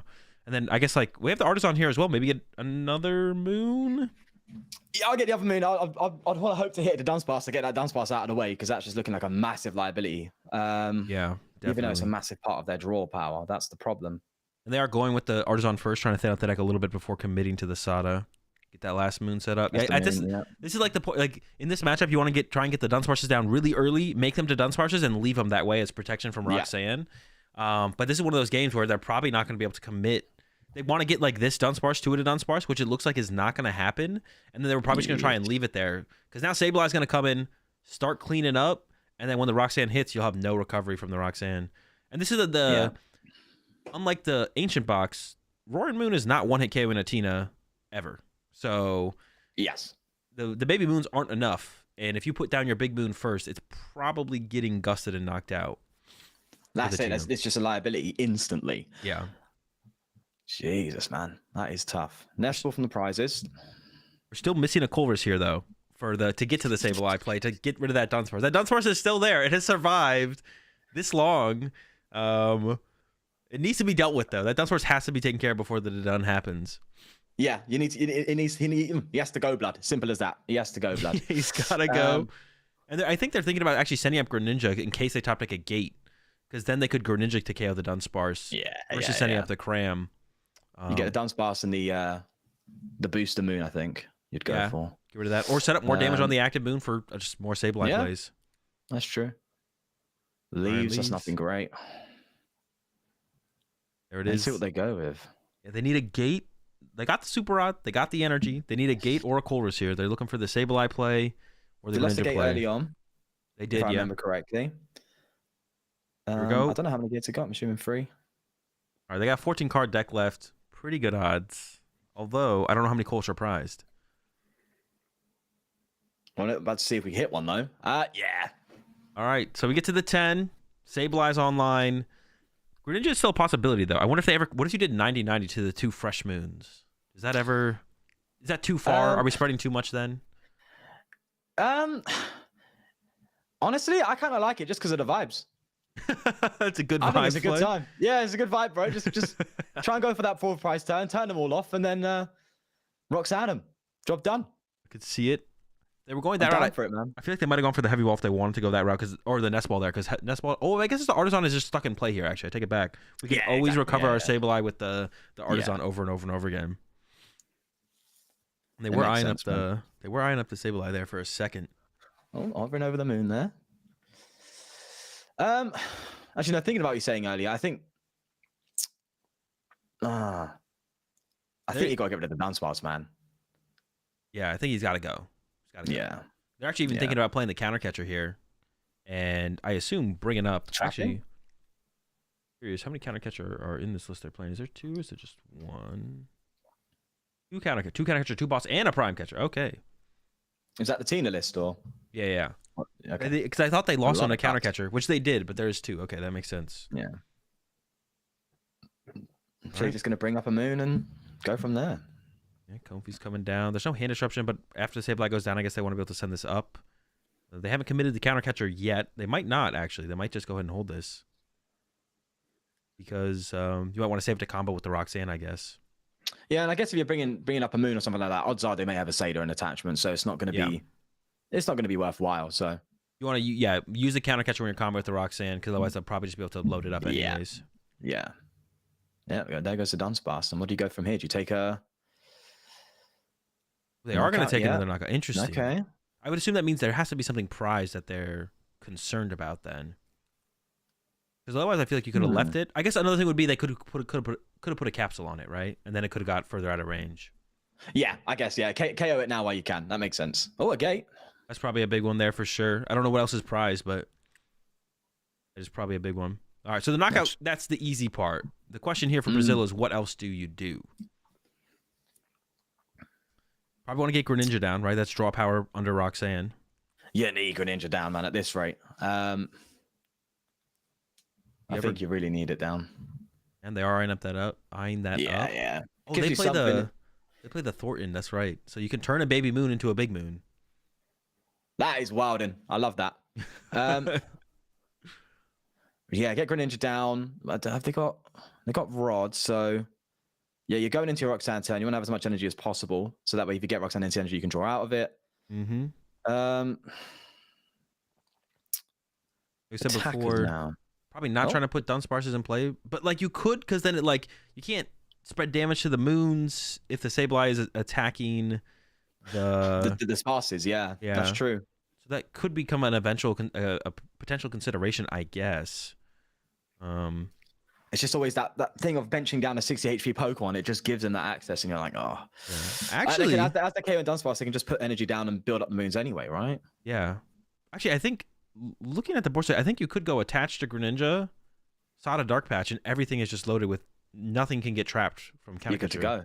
Yeah, that's true. So if you're trying to play around that here, I think that actually is just available here as an option. I don't know how many energy in the discard pile. If there's 3 in the discard pile, that is a possibility. Oh, thinking about it, I would go, man. I think we're definitely using a Sada here over the Explorer just to get some more energy in play. Oh, they're running though. Moon. That's what I'm thinking. Like, if they, how many energy you're running back? Yeah, they did have remove that Sada play. Yeah, because they did have the 3, so they could have had everything like a counter catcher proof and forced kind of more of a straight up. Well, you just got to KO a moon at this point. So now they've got to have to, like, if they do get counter catcher Roxanne, they've got to find that energy now instead. Yeah, now they've benched the moon anyway, so it's now there's another moon back. An option. Yeah. Well, it's done. So if they get the counter catcher Roxanne, then it's trouble. Yeah, you'd have to find the energy. The play is available then now. I guess you hold the energy you've got then. Yeah, probably right. Yeah, to increase sort of hitting it, so then everything can be retreated. Yeah. Well, there's no energy in the discard pile. There's no energy in the discard pile right now here, so Sada is not an out, actually. I think they've overextended here with this recovery. Yeah, so I would not play that energy. Yeah, I think you keep it. You want another out. Yeah, you want it. You want to be able to use that as well and just conceal cards. If you get Roxanne into it, conceal cards, hopefully hit Roxanne and hit Sada and then just start going. But yeah, that's rough, man. So now the more interesting play is going to be coming up on the US side. Roxanne's is live. Let's go ahead. Let's go back to another listen and let's see the big play they come up with the first Roxanne turn here. Yeah, because they probably can't moon this turn unless they they're not going to be able to moon EX. It's like so unlikely after a Roxanne. So yeah. Wait, okay, right? Yeah. No, there's nothing in there. That we had all our energy in our hand. All right, so one of each, or maybe double up on. Yeah, that seems fine. Either Rod can get Sableye later if we want it. Chip it. We got 3 rods too, or there's one in the lost. Yeah. I don't think there's one the last time, but we prized one. Yeah, Okay, gate. 1, 2. Low. Attach And grass. what are our 2 impact energy? We should have put this up because then we had a free select with this jet. Oh, yeah, whoops. Yeah, whoops is right. You fuck. No, saving the jet's good though. Saving the jet's good.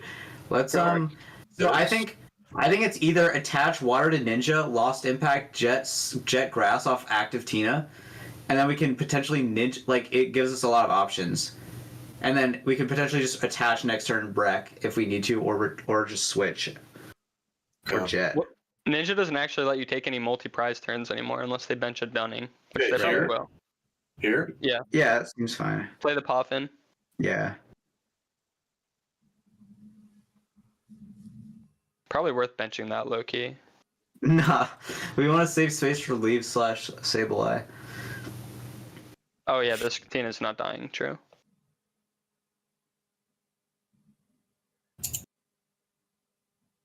Use it. Wait, is there a gate in there? Nope. What the fuck? Wait, what? Go to your hand. There's My bad. I was. Okay, anything okay. else? Impact? Yeah. Wait. Okay, so grass you jet. wreck. You clicked wreck. Wait, really? Fuck! You Isn't that idiot! Actually? No, now he can't kill Booster Mooney X. It's fine. He's out of boosters, I think. Wait, check discard. 1, 2. I mean, we can leave it, but Not even close. oh, you. All right, coming back from it. Bro, the misclick on the Star Requiem. Mate, I've been there, man. I've been there. I feel bad. And it's interesting. They didn't go for any kind of trap play. They just kind of played it straight up, which I think Yeah. is close to about like you're just trying to still get the same value of them whiffing for a turn. And Brazil did whiff. We see there They just the say you ain't board. got it. You ain't got it. Yeah, and I think like this is where you want to like KO that Dunsparce. So this is where you want Sableye or I mean Sableye I think is what you want here. But they didn't recover the Sableye with the Super Rod. There's still a Super Rod in the deck. Yes. Mm-hmm. I don't think. Oh, there's a Colress. They could get access to it. They could get access to a Sableye play here, or the Greninja I guess could come in, right? Just start Greninja and then save that later on, right? This is actually one of the. This is kind of funny. They have the switch cards in the hand, but you can't play switch card because Tina's not Because of a. evolution. Yeah. It's, why do they give it that little fine print? Yeah, that's one of Outrageous. the. But I think it looks like they are going to be able to reach here for at least a Greninja play. I think they would prefer the Sableye play if they can get there, though. Let's see. You got the switch. Oh, it seems to be Greninja play so far. Ooh, it's interesting. They have Okay, they have. So they have 3 prize cards left. If they had been able to Sableye this turn, I think they could have set up win with Sableye into Yeah. Greninja. But they have whiffed.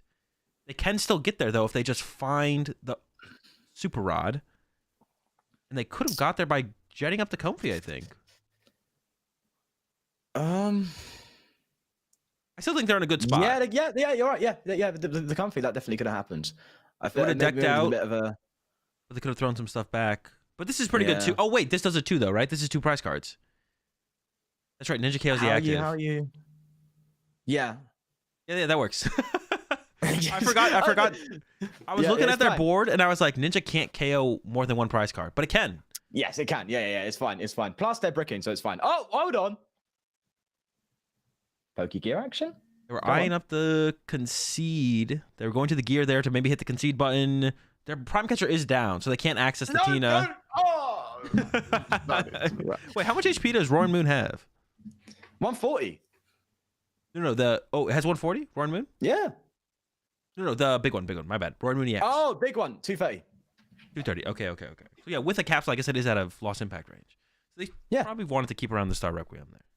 Yeah. But it worked out, I guess, overall. So it's 3-2 now, eh? Yep. Getting spicy. Bringing it back a little bit here is US. As they're gearing up to lock in their next deck choices. So yeah, the Tina has found its win against the Ancient Box. So I think US got away with that one. That's the one that they definitely want to try and get away with. That we're still in the same situation, right? They have Control, Mill, and Ancient Box. They still want to hit their Ancient Box into the Roaring Moon. They want to dodge the Charizard. So that's the call now on both sides now. Is Literally, it's full gamble, right? Yeah. Full gamble. Full gamble. What do you think they're going to do, Brazil? Do you think they're going to go with the moon again or Zard? What do you reckon? I mean, this is On what their end. Man, I have no clue. Because it feels like it's a 50-50. It feels like it doesn't matter. You can flip a coin, and it's like, because if they send Ancient Box, I mean, there's two decks that they could send up that are better against Charizard, but it doesn't matter. So it's either Miller Control versus the Ancient Box. So at the end of the day, it's kind of just like a 50-50, even though there's 3 decks involved.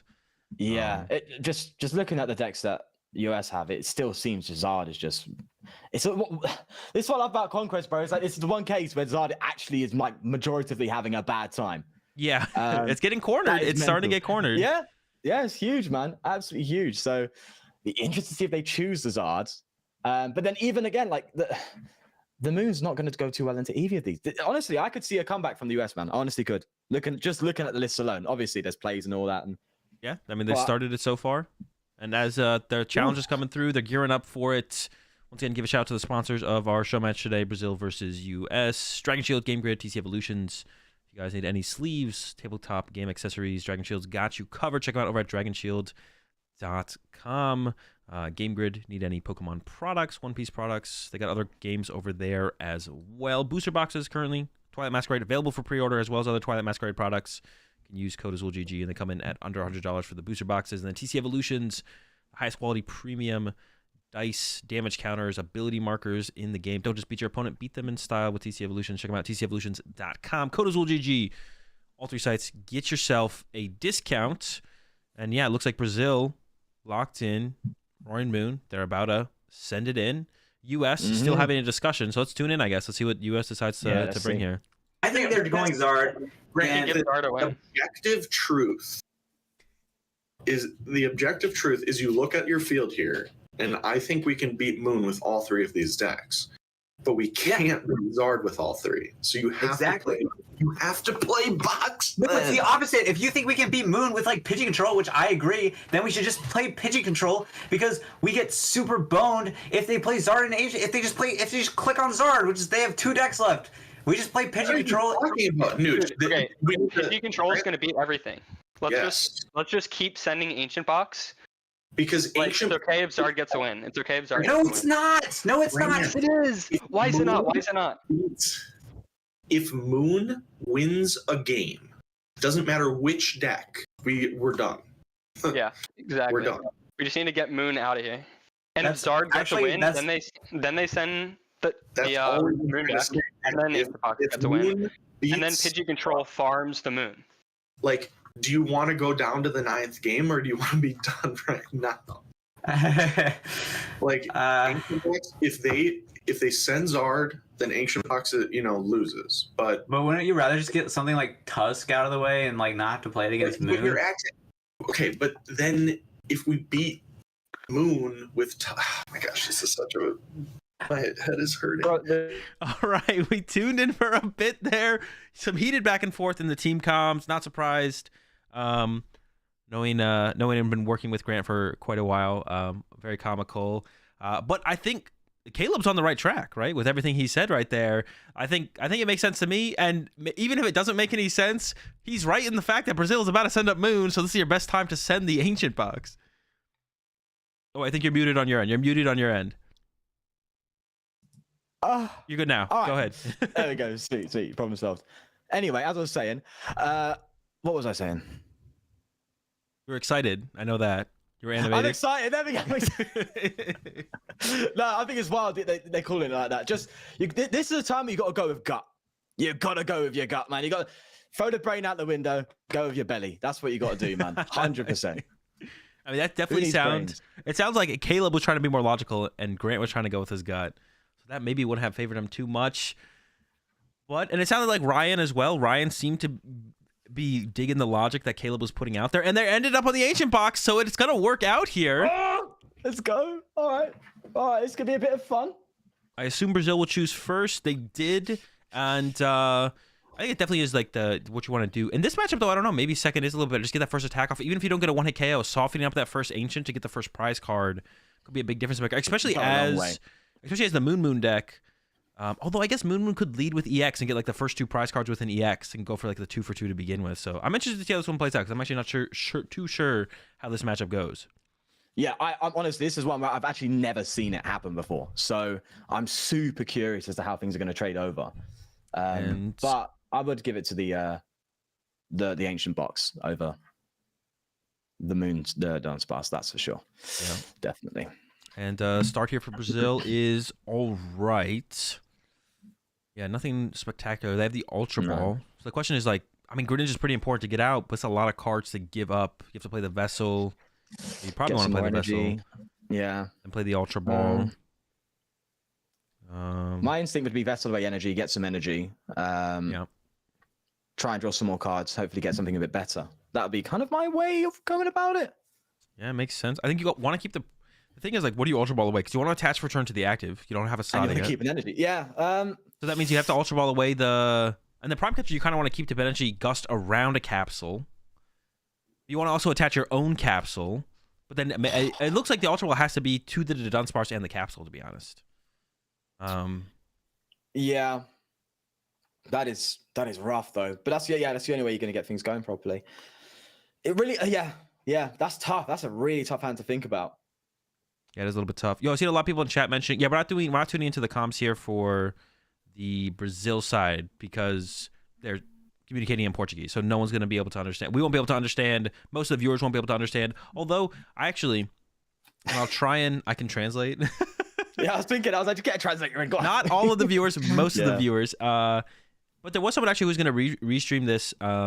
Who is, I believe, from Brazil. I should have actually invited them to join in on the Brazil side. So next time I have something like this where it's set up where communication is going down in non-English, I'll definitely, if someone else wants to restream in a different language, I'll definitely leave that open to them for sure.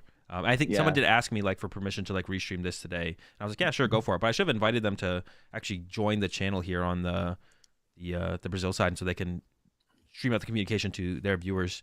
Yeah. Over here now, turn one from Brazil was super slow. They actually didn't play the Ultra Ball. They decided to hold off on it there. Yeah. And we're not going to see a turn one attack here either on the U.S. side. Eyeing up the Sadas, but that Nest Ball for the Greninja is pretty attractive to me. Yeah, 2 Sadas down feels bad as well. That's the thing. I mean, I would probably go for the Ninja. Let's see, how many Palpad are they running? Slightly. Oh god, all their Sadas. So they got 2 in hand and 2 in discard pile. Oh, and they already have the Palpad. Yeah, yeah. So there you go. Yeah, that's fine. That seems yeah. This is a no hand disruption game as well, or match. That's nice then for them. Yeah, so they know. So like, it would be a little. This would be a little bit worse if you're up against like a Charizard here or something. And you're going down that many Sadas this early. But this should be in an okay spot. Right. So what do you get down here then? Ninja. Probably need the draw power, right? Yeah. They played support for turn, so yeah, no attack. I guess now it's just board state, man. Get cards. That's it. Get cards. Yeah, get cards. Try and load up for the next turn. You want to get a 1 KO next turn. That's what ideally they do play the vacuum, so they do have that out to like remove the ancient card. Actually, got a prime or because you might have to go around that. Yeah, do they have the primary drum actually? Yeah, they have the drum. The drum, okay. And also Koraidon, when you have... Wait, what is Koraidon's... How much are they going to be hitting for with Koraidon? They'll be hitting for 150 if they fill the bench, right? Yeah, 150, yeah. Of course, that is a struggle to fill the bench. Yeah, so you got to pull off that. And again, if you're going to get that 1 KO, it's just going to be super tough, man, with that. Yeah. But that's what I think a lot of this matchup's going to come to, isn't it? It's those boosters, really, isn't it? That's going to be a massive part in this. Yeah, just like slow things down. At least in the early game. Yeah. I almost think this booster shouldn't be attached, actually, because I don't think they're going to get to 140 next turn. I think you could save this to maybe harder treat the Koraidon next turn. I actually want to see the attachment to the Koraidon, I feel like, to the active. So you can retreat it and attack with Moon next turn. Seems like they've definitely got the booster on. No attachment either. Yeah, no attachment. I think they want to be able to Greninja next turn, but I almost favor hoping to top deck a little bit more. Slow starts. Very slow starts from both of them, actually. It's funny. 2 like decks are known for being quite turbo, just kind of... You usually want to be a little bit more aggressive. You're not hitting that hard, but you're usually like punching something at this point. Yeah, you're swinging at least. You know, you're throwing some fists at least. That's a tough one, isn't it? Has to be a Sada. Is that 3 Sada? That is. Oh my gosh. Everyone is finding all of them on the first turn of the game. Why again? I don't find my Sadas to the end of the game. That's outrageous. Yeah, there's that back-to-back Explorers into Triple Sada. Yeah. Right? That is insane.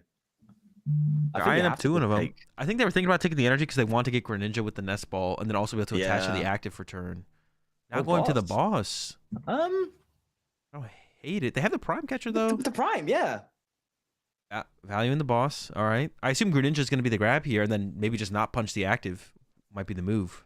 Yeah. No, the Dunsparce. Oh, they have Dunsparce in hand, I guess. Okay, so I guess you just attach and poke. Yeah. I mean, I think you want to have the threat of getting an attack next turn more easily, so I think you definitely want to go with the poke here. Plus, the Dunsparce opens up at least a Prime Catch retreat play. That is something. Oh, there you go. Oh, and they're just going to go for it here, too. And this does limit. This makes it impossible to attack next turn for US side. Which I guess would have been like an... Oh, they don't quite have the knockout. I guess like... Just whiffed. Oh, wait. Could they have Ultra Ball to get... yeah, they could have. I don't know if it's worth it though. There's a lot of say it's already gone. Yeah, I think they were probably planning for the trap KO, which is what they did get here. Oh, the Penny. Oh, you could conceal cards and then Penny the Greninja. He's a rat. And they got the vessel to do another concealed cards. Okay, just absolutely bossing on the top decks, mate. Bloody hell. They could even go as far as only leaving 2 things in play with ancient capsules and make it like making it so difficult. Yeah, not impossible. The Mooney X is always an option. But you don't want to bring out the Mooney X. I'm sure that's got to be something you just don't want to do. Yeah, ideally you're trying to avoid that for sure. Yeah, but you would miss out on a concealed cards if you go that route. That is like the one thing you miss out on a concealed cards by not benching it again immediately and using concealed cards again. Yeah. We'll see though. Eyeing up the Fire of the Dark. Fire, yeah. Must be going for a Koraidon poke.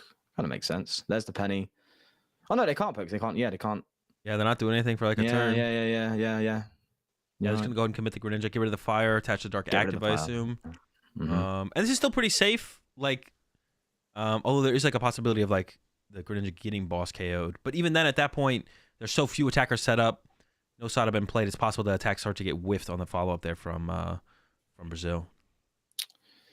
Yeah, you mentioned the boss KO. It is available. They did get a boss from Explorer's Guidance, so that is there. They just need one more in the lost zone or in the discard pile. They need one more ancient card in the discard pile. They've got the Dunsparce for draw. They Boost do. to capture. That can be gone with the Ultra Ball. Yeah. Okay, so they do have the boss KO, and the question is, will they be able to follow up after that? They need basic Pokemon. Ultra Ball only gives them one. Oh my! That they is are. Just cracked. What? That's exactly what they needed. They got that boss KO on the Greninja now.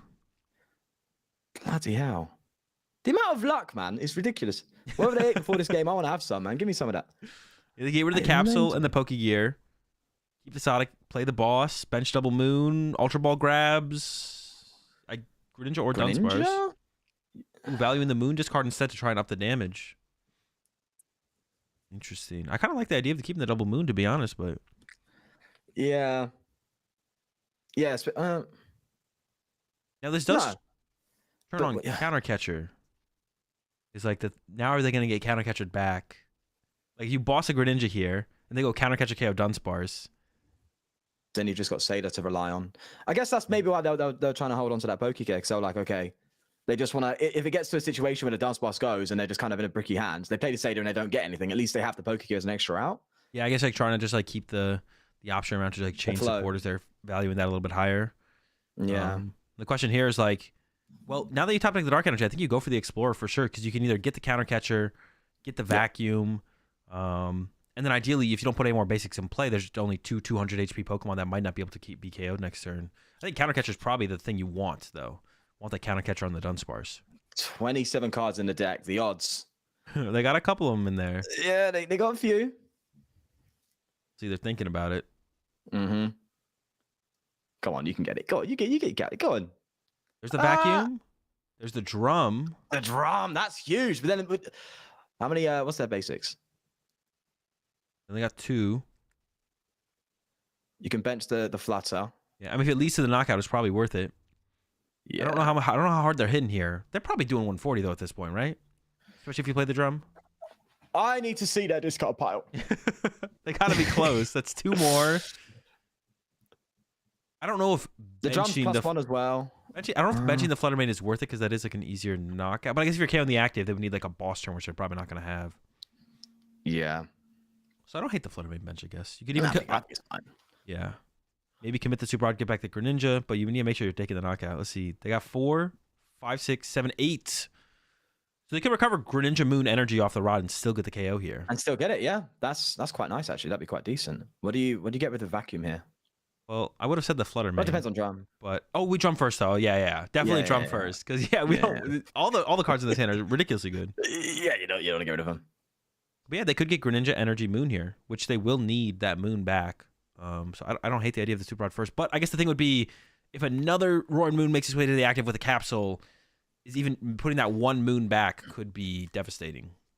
Literally, yeah. It's the one, right? That's the thing. It's super important in this to kind of consider your damage output. But then again, on the Ancient Box side, I think it's actually quite a lot easier to scale up that damage compared to the Dunsparce one anyway. So yeah, you can kind of risk it a bit, I think, compared to the Dunsparce Moon. So yeah. I think it's okay. I think it's all right. I think that's fair.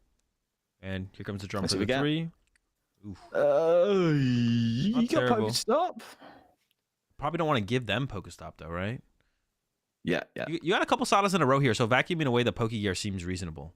I think that's fair. Could play the Vessel. You thin out the energy out of the deck, increase your odds of top taking a basic, which I don't hate. Oh, they're getting rid of the stop. Yeah, they're just saying no. They're saying none for you, mate. 100%. Yeah. I don't know if I love that though, because I wouldn't play it this turn for sure.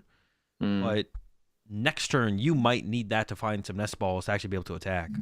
To follow up, yeah. Yeah. Whereas that Pokegear's not got as much value. Yep, definitely. All right, so they're doing 150 now. How many bosses do they played? Because maybe they're trying to hold that for a potential boss play. I mean, that wouldn't make any sense though. Yeah, I'm actually finding boss on this next turn. I guess would be something if they feel like they can't, like if they don't get KO'd and they just get punched.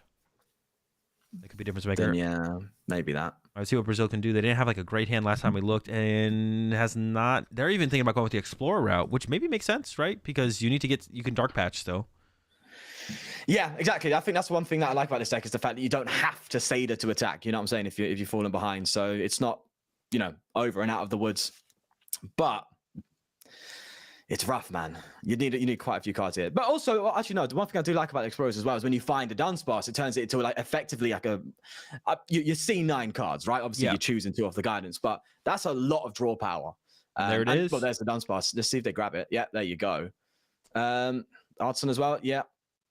Artisan seems okay. Do you want to give them Artisan though? Yeah, that's a good point. That's I guess really tricky about these decks where they're both like, they both benefit. Yeah, they both benefit so much from it. There's a lot of other decks that like once they've already set up, they're like you go up against a Charizard, they're gonna fill their bench turn 2, at least by turn 2, and you don't care about giving them Artisan. Yeah, and they could go for the Nest Ball here instead. But that's what I'm saying. Yeah, it's like, but then there's longevity. If they use the Artisan, then they're obviously going to keep it in play. Well, it depends actually. What's the stadium count for the Ancient? How many? They got 3 Pokestops. 3. That's 1 down, right? Or was that? Either way, I'm sure they'll probably keep it in play because they're probably worried about that as well. So if they're going to keep it in play, then you can still take advantage of it anyway. So I think it makes more sense. They got the Dark Patch, no energy. Yeah, they do have a capsule though. So they could send up a Moon with a capsule. And maybe that Pokegear for boss on the next turn will be the difference maker, actually. We'll see. Yeah. So maybe it actually might pay off. What's the damage output for the... They just swung in for 150. So they're 5 short. It could get there. Yeah, it wouldn't be impossible. And they're actually going to... It's your best bet, isn't it? To kind of just throw up the Booster Moon and just go, okay. Yeah, and they're even like, they're like all in on this. They even Dark Patch to it, and they're just like, all right, we're assuming you're not getting this KO. So then Gamba. Then we just only need to Sada to it next turn to get it set up. So now setting up moons here is like just the priority here on the US side. Just get as many moons set up as possible. And go from there. They got the Artisan to work with now. They do need to take a knockout here. They do need to take a KO here. And yeah, boss from the Pokegear could be the out to it. They could like get rid of the Vessel here or get rid of the Cattle Catcher here with the Vessel, Artisan for a new moon. Then try and get that Pokegear into the boss just to kill that Dunsparce again on the bench. Yeah, you just want that Dunsparce gone. They're clearly struggling, so you just want to make sure they just don't get any draw. It makes perfect sense. Go on, use that Artisan, get it out there. Go on. And now, as the US side, you have full control over Artisan because they only play Artisan. They don't play a vacuum, I believe. So, how many moons are? They have a Super Rod in hand. Okay, I was like, oh my god, they could run out of moons. They're good. They're good. Yeah, it's fine. Yeah, honestly, their hand is like, if they get the knockout here. Oh wow, they vesseled away the Sada. I guess because they're thinking of the power pads, but didn't they already have 2 in the discard pile? Yeah, the counter catcher seems like, I guess they're like playing around the idea as if they whiff the KO. I guess. But there's an Explorer. Yeah. So they're gonna dig for that to get the KO. That was an interesting choice over the counter catcher for sure. Oh, but I guess it increases their damage by 1. Yeah, someone just mentioned in chat that is another ancient card in the discard pile by vesseling the Sada versus the counter yeah, catcher. okay, yeah. That's fair. Yeah, that makes sense. That's 0 ancient cards. What? They got some plays here though. Greninja You can got a draw superior. cards. What can they? Yeah, I guess you want to superior into some ancient and then just go for. I don't know about Sorry, that. no, I almost feel like you want the ancient. Pokestop to mill ancients. What if you just don't take Greninja and you went Pokestop? But then, yeah, you're right. Actually, no, I think I'm with you there. Oh, they're going straight for the draw. Yeah. But now you have no way to discard the cards you get off Greninja as well, though. For Ninja. Well, I guess they're kind of just hoping to hit it off the Pokestop. How close are they? They're got to be pretty close here, right? They're going with stop first. That's 3. Oh, 3. Okay, I'm sure. I think so too, but I'm not 100% sure. Bro, it's so hard to keep track, man. It's double. It's 2 times. It's two moons. It's difficult. Now they lost the Artisan as well, though, so it's possible for them to break the attack chain here. They might whiff an attack, a knockout on a turn coming up. Someone in chat said 210, so if we're trusting chat, the knockout is here. The way I gauge it, if I lose track, is I look at their deck size. 7 cards, they're probably doing well, you know? Well, 7, I'd hope they'd be doing more than 210, though, with 7 cards left. Yeah, that's true. That is very true. Yeah, so now the only question here on the US side is, will they run out of moons? Not run out of moons because they have the Super Rod, but they could run out of... benching the moon, yeah. They might. The chain might break on the moon chain there. We'll see. I guess it maybe Koraidon could sneak in for a knockout at some point. So technically, it would have actually been better earlier on to get that nest ball instead, because then you wouldn't have given them the Artisan. But that's like a small detail. Yeah, that was like a big question there for sure. Was like, should we give them the Yeah. Artisan or should we just take the nest ball ourselves? Ooh, pretty good stop though. Double dark patch. Actually, in this situation, that's not that good. I take it back. No, I mean, you got thoughts, and This is tough. I mean, there's gonna be a Sada for 1. I don't even know if they have enough to take the knockout on the active. I don't even know. That is rough. Can they even get there? That is rough. Did you count? Because I didn't. I did not count. It's so hard to count when people count in the discard. The way I do it is I click on the Pokemon tab, and then they're just stacked there in their counts. Yes. And then you click on trainers, and you just count across like that. Yeah. Yeah, counting individually in the discard pile like that makes it so much more difficult to count the ancients. Someone in chat said 180. Got some counters in chat. Oh, what would you do out chat, man? Jesus Christ. But I think it is going to have to be a pass from Brazil. And I don't think you're going to... They are going to swing. Bro. We're just... Oh, no. They got 210. It's 210. Dude, can't trust the counters in chat, bro. New counters. We need some new counters. All right. That actually is huge, though. They did get the knockout there. And it's like we were saying... This is like the win condition for Brazil, though, is to like break the moon chain. There's a Super Rod left. That's it. I think when it's KO, the only way is to break that chain. Greninja, Sada. Oh god, they've got outs, man. So what are we looking at here? As well. Recover some moons. Yeah. They need to get 4 prize cards still. If Koraidon gets in a situation to KO a Dunsparce, though, like boss KO, that would be a situation you can sneak an energy onto it with one of the... Yep. Sadas. And I guess, like, well, they're out of nest balls, actually. Oh, my gosh. You Pokestop first, then recover, then Sada. I don't know. Okay, yeah. No, I think you're right. You want to just... You have to get attackers out, because 4 prizes to take with a deck size that low... You have to be careful. You have to be careful about decking out from using Sada as well. Have they actually just played themselves into that? No. They'll have 6 cards in deck when they use this first one. Yeah, but the world they haven't. But it's getting close to that, though. That's what I'm saying. Like you can't start again afterwards. Then no, I'm sure you might be able to. You Super Rod, that's 6. Sada for 3. You have Power Pad. Top deck, Power Pad. So you could do it one more time, but then you'd have to draw into the. No, I don't know if I don't think you can do it one more time. No, because if you get the Sada, then that's 3 left. Yeah, I think so. This might be the last of the game for the. Yeah, I honestly think they can't Pokestop there when they Pokestop. I think they weren't supposed to Pokestop there, and they had to try and get into the attack with Yeah, because they didn't really get anything valuable from the Pokestop, did they? Yeah, they got really... no value. It was just like to thin out the deck before trying to draw into the moons, I think. Yeah, I don't think they were supposed to do. Yeah, I think they had to not do that. I think they messed. I think they just had to Super Rod, use Greninja, hopefully draw a moon, Sada to both moons, try and chain the moons from there. Now they might actually just be in deck out trouble here. Who'd have thought, man? Yeah. Bro, it'd be wild. 2 games today with self deck outs. That'd be outrageous. No that's bad. That is bad. There is a possibility to actually attack with a Koraidon. Is it possible? I don't know if this is... So you can Sada to the active and the Koraidon, draw into a moon, attach to moon for turn, and you'll be able to Palpad after that. Maybe get a Koraidon knockout. It all depends on the Koraidon knockout. I mean, but you Palpad the boss, right? You get that back as well. Yeah, so you have hit a Dunsparce. But then couldn't they just set up a board state where they just don't bench any Dunsparce? They just try and get... Obviously, they'd have to hit 2 to Dunsparce, but just get rid of them both, and then just just have moons or stuff in play, and just be like, okay, you've got to take these out. So Koraidon isn't going to be as strong. But then if they get enough Pokemon on the bench to hit 150, would they? This is... I don't know why they didn't... I feel like they should have Sada here to hit him, guaranteed hit a moon, load up Koraidon, load up the active, bench moon, attach to moon. Then you go draw Palpad, attack. I don't know. Maybe I'm wrong, but have the actual moon available to attack this turn. That's what it's all about, isn't it? Yeah, I guess it is possible there's a whiff here. Or if they have to attack with Have they got moon in deck? They might be out of baby moons. Maybe that was the count on the other side. I was like, okay, no, but they can't get a... On the other side, they can't get a roaring moon in the active next turn. Oh my god.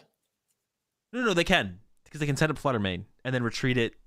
No, but they would deck... Oh my gosh. It's rough, man. That's what they get from the Artisan. Top, I don't even know. I don't even want to like. We'll let them cook here. I think it has to be they have Super Rod left, so they could get a baby moon here. And they are doing enough. They are doing enough to 1-hit KO. So yeah, maybe just do a passing simulator. Just pass and let them deck out. Yeah, that might be it. Honestly, they're getting close to it. Yeah. There we go. Then they're gonna follow up with Pokegear. I think they're just gonna thin out the deck aggressively here before this Explorer. Explorer's trying to hit. At least the moon. Oh, you got Dunsparce at least. Oh, but they actually used Artisan before the... Oh, they used... Wait. They used Artisan before the Super Rod. And they have to get 2 Super Rods because they got no moons back, right? They got no moons still, am I wrong? Well, then go with the Big Moon, but Big Moon is a little bit rough. They also gave over the Artisan as well. This is interesting. Yeah, if you whiff this turn, then they... Yeah, that is mad. Oh, wait, they are bumping the Artisan. They will bump the Artisan back. With the attack. I forgot about that. Oh, yeah, that's true. So it comes down to like a top deck moon here on the US side then. Oh, God. Yeah, big boy time. I still feel like the baby moon attack from Brazil would have been better if we could have got there. And we could have got there if we just don't Artisan first. Instead, we used the Explorer first, get the Super Rod, then Artisan for the baby moon after we recover it, right? Yes.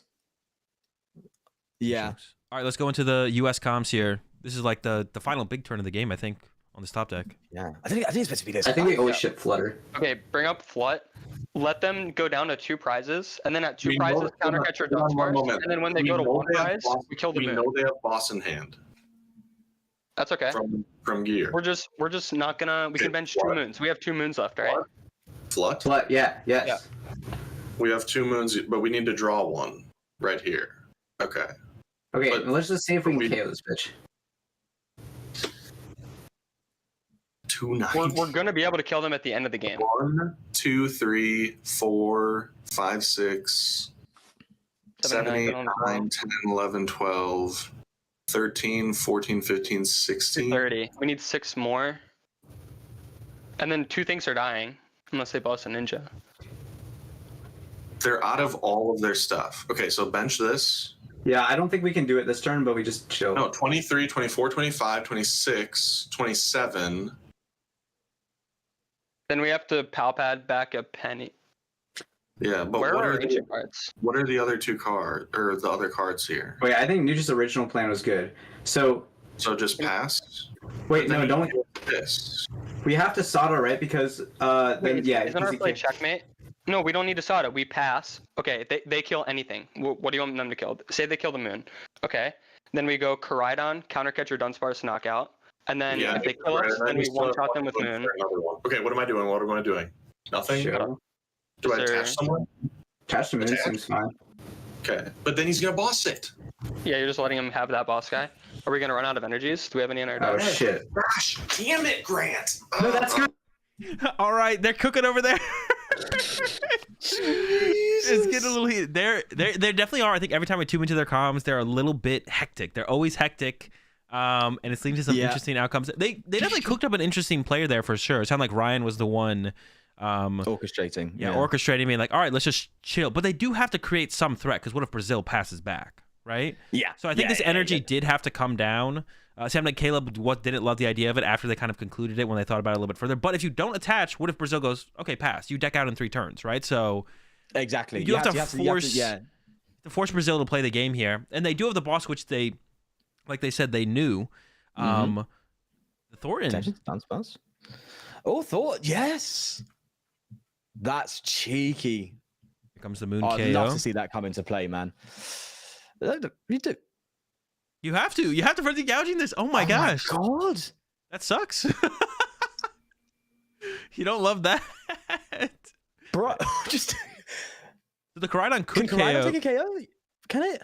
I think so. What if you had Yes. what if you had attached to the Flutter Mane there, and then you could have gone Flutter Mane KO when they have the gouging here? That would have been interesting. Actually, all Artisans might be gone. They possibly knew that on the US side as well, that there was none left. Yeah. I think you just go with Koraidon now. All right. Well, they cooked it last turn. Let's see what they came up with that they're going to go ahead and execute here. It's going to be miraculous if they pull this off, man. Could start with a Vessel and just check what's up. But I think they're just going to commit to the Sada. Are they going to run out of energy? Which is something that one of them mentioned. Yeah. Yeah. That's all That their could be a They can't problem. have any more energy than this. They actually maybe are just out of energy here. Have we seen the Superior yet? Yeah, they discarded it off Explorer earlier. Ah. So that does create the interesting situation where if they don't attach to the moon last turn, they could have not attached to the moon last turn instead. But if they don't do that, then I think Brazil just passes back, which creates a really awkward scenario. So now They mentioned the penny, didn't they? So they're getting that. Anisada, Flutter Mane. They got the knockout on the active, but we know there's the Thornton on the other side. That's the thing. The Thornton's going to come in. What if you clutch. counter catcher KO the Dunsparce here to stop the Right. Thornton play, and then the moon can't KO your Koraidon? Oh, and then you just yeah. It could work. But But then they didn't recover boss though. They recovered Sada. This is just so weird. When you've got to debate a potential Thornton play, you know you're in a wild town there, man. That Yeah. is wild. And they I like the idea though. I do like your idea actually, but are they anticipating the Thornton? they did mouse over it. They probably are like, what's more likely, a baby moon attacking or a Thornton? But both Super Rods got discarded, and they know that. So Thornton is maybe the only out here, as they get Look, awesome moon. But that's not going to do it. I think just a knockout wins the game here on the Brazil side. does it? How can they respond to a baby? Can they respond to a baby moon here? Can they? Let me sit down quick. I want to see what they can do. Out of energy. Oh my God. Yeah. Out of it. Yeah. There's a Thornton. They definitely Oh thought my about it God. as well because Yeah, they you're moused over the Dunsparce on the bench. So they definitely, I think they were aware of the Thornton. But just kind of gambled. Yeah, on what's better to attack. 240. Oh my God. I don't know how many stadiums were left either, though. That's like another question because, like, if they have to frenzy gouging to attack, then they can't. But both Super Rods were gone as well, so I feel like, man, that's an interesting thing to think through there. Let's go over to the U.S. side. I mean, I think they're cooked. I don't think they have a play. We'll see if they come up with anything. Down to energy, man. Moon KOs anything. Dunsparces have 1 retreat cost. Did they have Retreat. did they have the chance to bench that moon before attaching to the Flutter Mane with the Seda? No, I'm assuming not. Otherwise they would have. Yeah. They can. Wow. Did they power put a Seda back, but they can't get. Yeah. That. Oh man. That's really down to the wire, but I don't think they can do anything. Yeah, I think they're checked here. Yep. And yeah, they just went and timed out anyways. They're probably just arguing on the other side. I can like picture it in my head right now.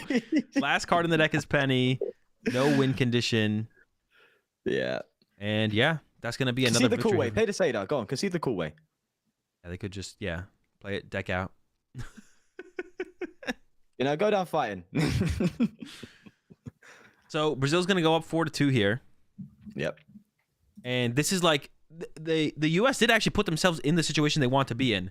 They got the ancient box paired up into the moon. So if they get the dub here with the ancient box, their mill and their control then have to just beat the mill and the control just have to beat the Charizard. After the moon probably gets a victory over one of them. Or either of them. Yeah. It's still tough though, because okay, so you know Brazil's obviously they win here. So they are guaranteed Zard now.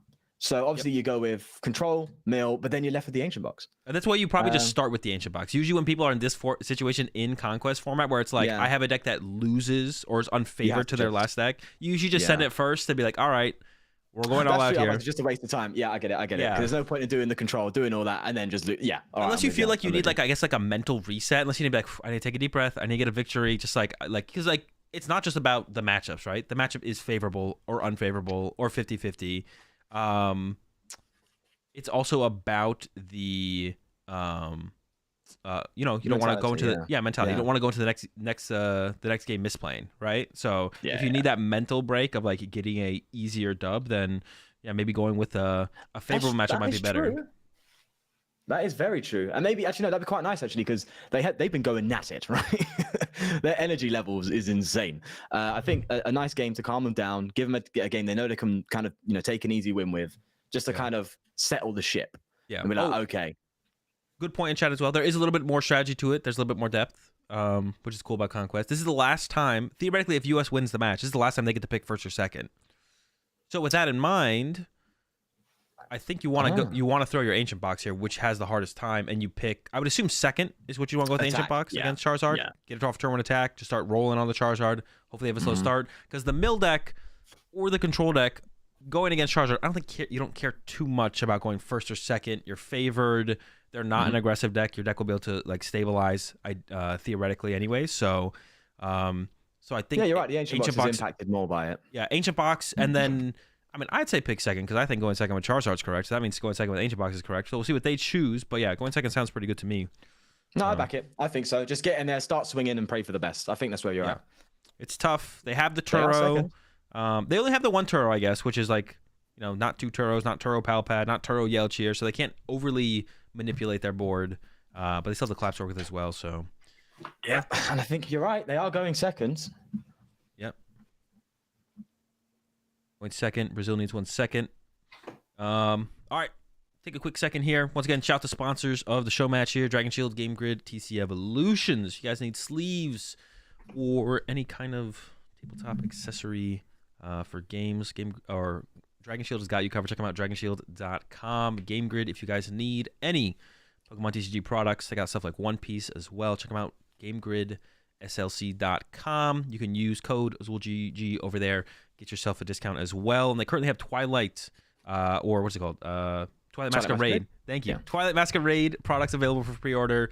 Use my code. Get yourself a discount. Get them for under $100 over there. GameGridSLC.com. And then TC Evolutions, highest quality premium Pokemon TCG accessories out there, bar none.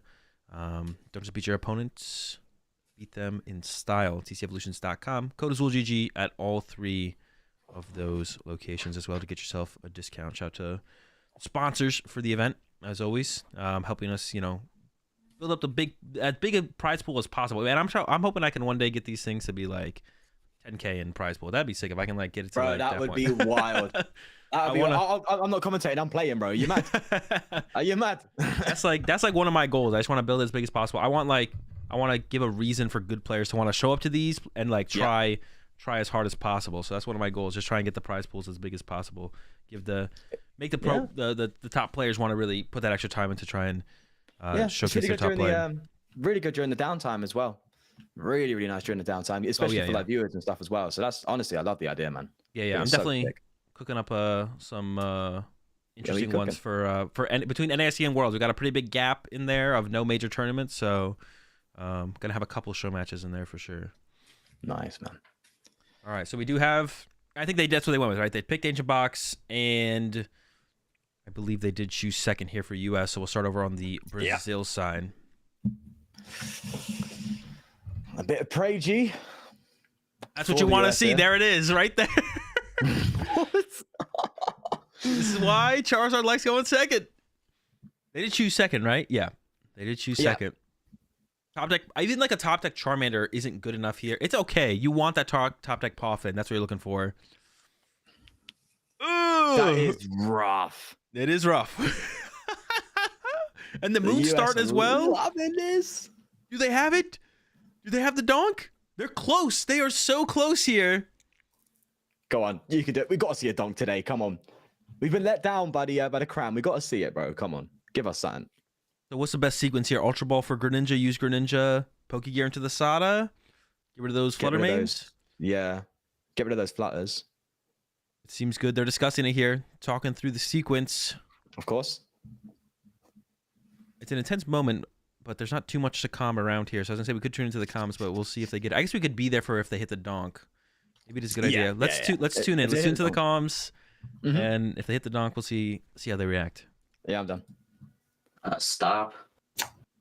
And energy. All right, fuck the prize checking. Let's just win. Let's get it. Okay.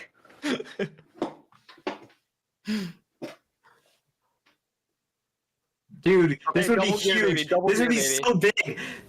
Yeah, just rip the gears, get a Sada, get a Dark, win. Oh my god. Okay, it's fine. Next one, it's why we adjourned to that one. Sada. Come on, we can win this. Oh. Damn it. Okay, it's fine. Everything's fine. All right, the donk's been whiffed. Definitely very animated over there. And honestly, the follow-up's a little bit rough here. They didn't get an energy. Yeah, whiffed the Sada off the 2 gears, and they have to go with the Explorer's Guidance instead. And that's a pretty lackluster Explorer's Guidance, I'm not gonna lie. You're muted again. I swear it's just Charizard. It's just Charizard. They always get their way. I guess so. And here's the Arven. It's still not a great setup here, though, on the Brazil. They have a Arven for... Okay, I guess you could go Nest Ball for Rotom for Sealstone. For Sealstone's not prized, and that gets the Poff, and then you draw 3 with the Rotom, right? Is Rotom prized? But then yeah. It's for the extra 3. Rotom's prized!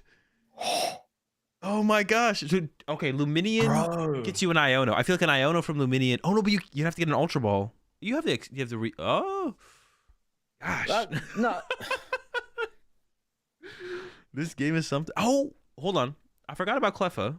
Yeah, I was thinking of Cleffa. The hand's a bit bricked up with them rare caddies. Maybe you hope for the top. Oh wait, hold on. I guess this does work, right? Because you get Charmander. The Ultra Ball comes from the Arven next turn. You have Candy, Pidgeot, Candy, Charizard, right? And then you're hoping for... I was going to say no Boss KO, but the Boss KO is not available on the other side, so... I feel like it's lining up okay here, actually. Yeah, it's actually not that bad, I don't think. Yeah, a little bit of panic, but because of the fairly awkward start on the other side, I think they'll be able to stabilize here going into this next turn, just about. Yeah, if they stabilize, then it's just going to be so tough. So tough for the US. That was their chance, man. The gears, man. Let them down. Fully let them down. That's pretty unfortunate. They had it there. They were so close. Rough. Oh, they might even favor the family. Yeah. Okay. All right. I like that. I back that. Yeah, I back it. What do we get? Pidgey and... Charmander? I'd maybe even go for a Bidoof here because your Charmander's not under any threat. Oh, yeah, you're right. Yeah. There's no way to... They don't play the Prime Catcher. They have the Drum. Didn't get the Terminal Energy attachment. And able to stabilize. Yeah, I didn't really think about the Golfer family, but yeah, the Golfer family, that's +1 Pokemon. At the expense of an energy, of course. And I guess, did they prize a super? Ooh, they did prize a Super Rod. That's actually huge, you know. That could be a thing. Once you put the pressure on that first Charizard, but they didn't prize any energy. Down.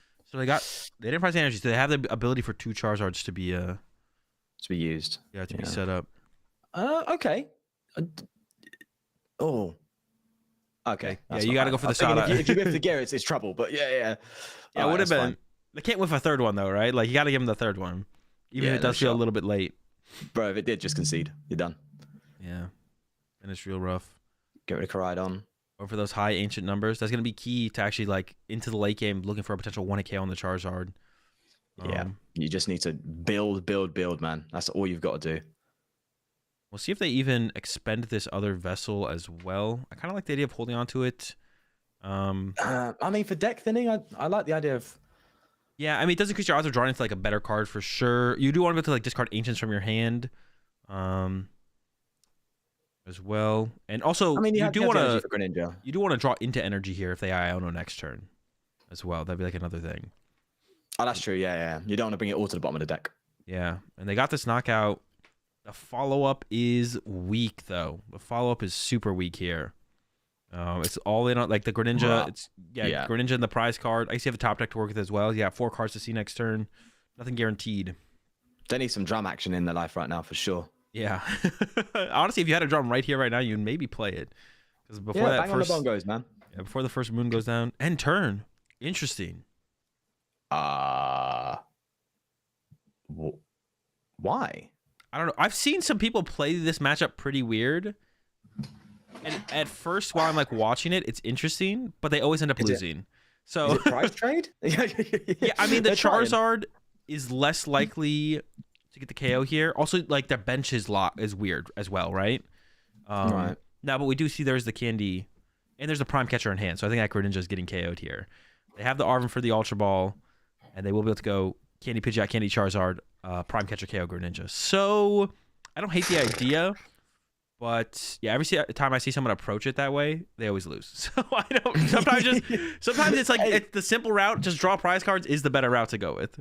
Yeah, sometimes it is, man. But you know what? Let them try, okay? Just see what they can do. Oh, whoa! All right, this got interesting. Wait, what? They're gonna go down to. Oh, they're just gonna commit Turo now. Oh wait, no, this works. Oh yeah. I think I had the 42 Yeah, stone. for a second I panicked. Wait, no, but they already played Arvin. Okay, that's fine though. The Charizard's not getting 1 hit KO'd next turn, right? That's it. Yeah. For a second I was like, what if we get 1 hit KO'd? But that's not happening. That'd be kind of crazy if it did happen. Yeah. But we were on different wavelengths. I was like, they don't have 42 stone. We're Gucci. Yeah, we're good. Although the one thing I am like curious about with this is it better to knock out the active here or to knock out the Greninja? I guess the active probably because they already kind of they got the vacuum. Yeah, we're gonna vacuum away that.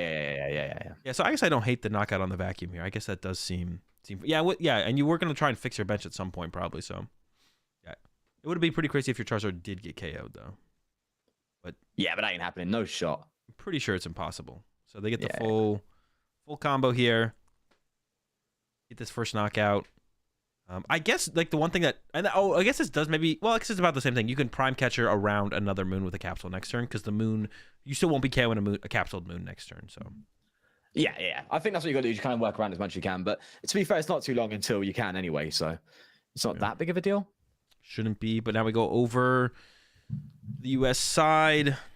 They need to find a Sada. They're all on outside. They're down a lot of Poke Gears as well. So this Pokestop doesn't have a super high chance of hitting something, but it could hit the Palpad. So you could like Vessel first, get the energy, Pokestop into the Palpad or the other one, and then shuffle them back, Greninja into the Sada, or hopefully.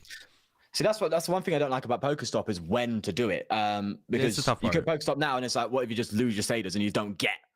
You get that awful Pokestop. We're about to see it. See, bro, no, it's not great. All right. So now you've actually decreased your odds effectively. Oh, that's the one thing I don't like about Pokestop, man. Look at the guidance. There is the attack. Yeah.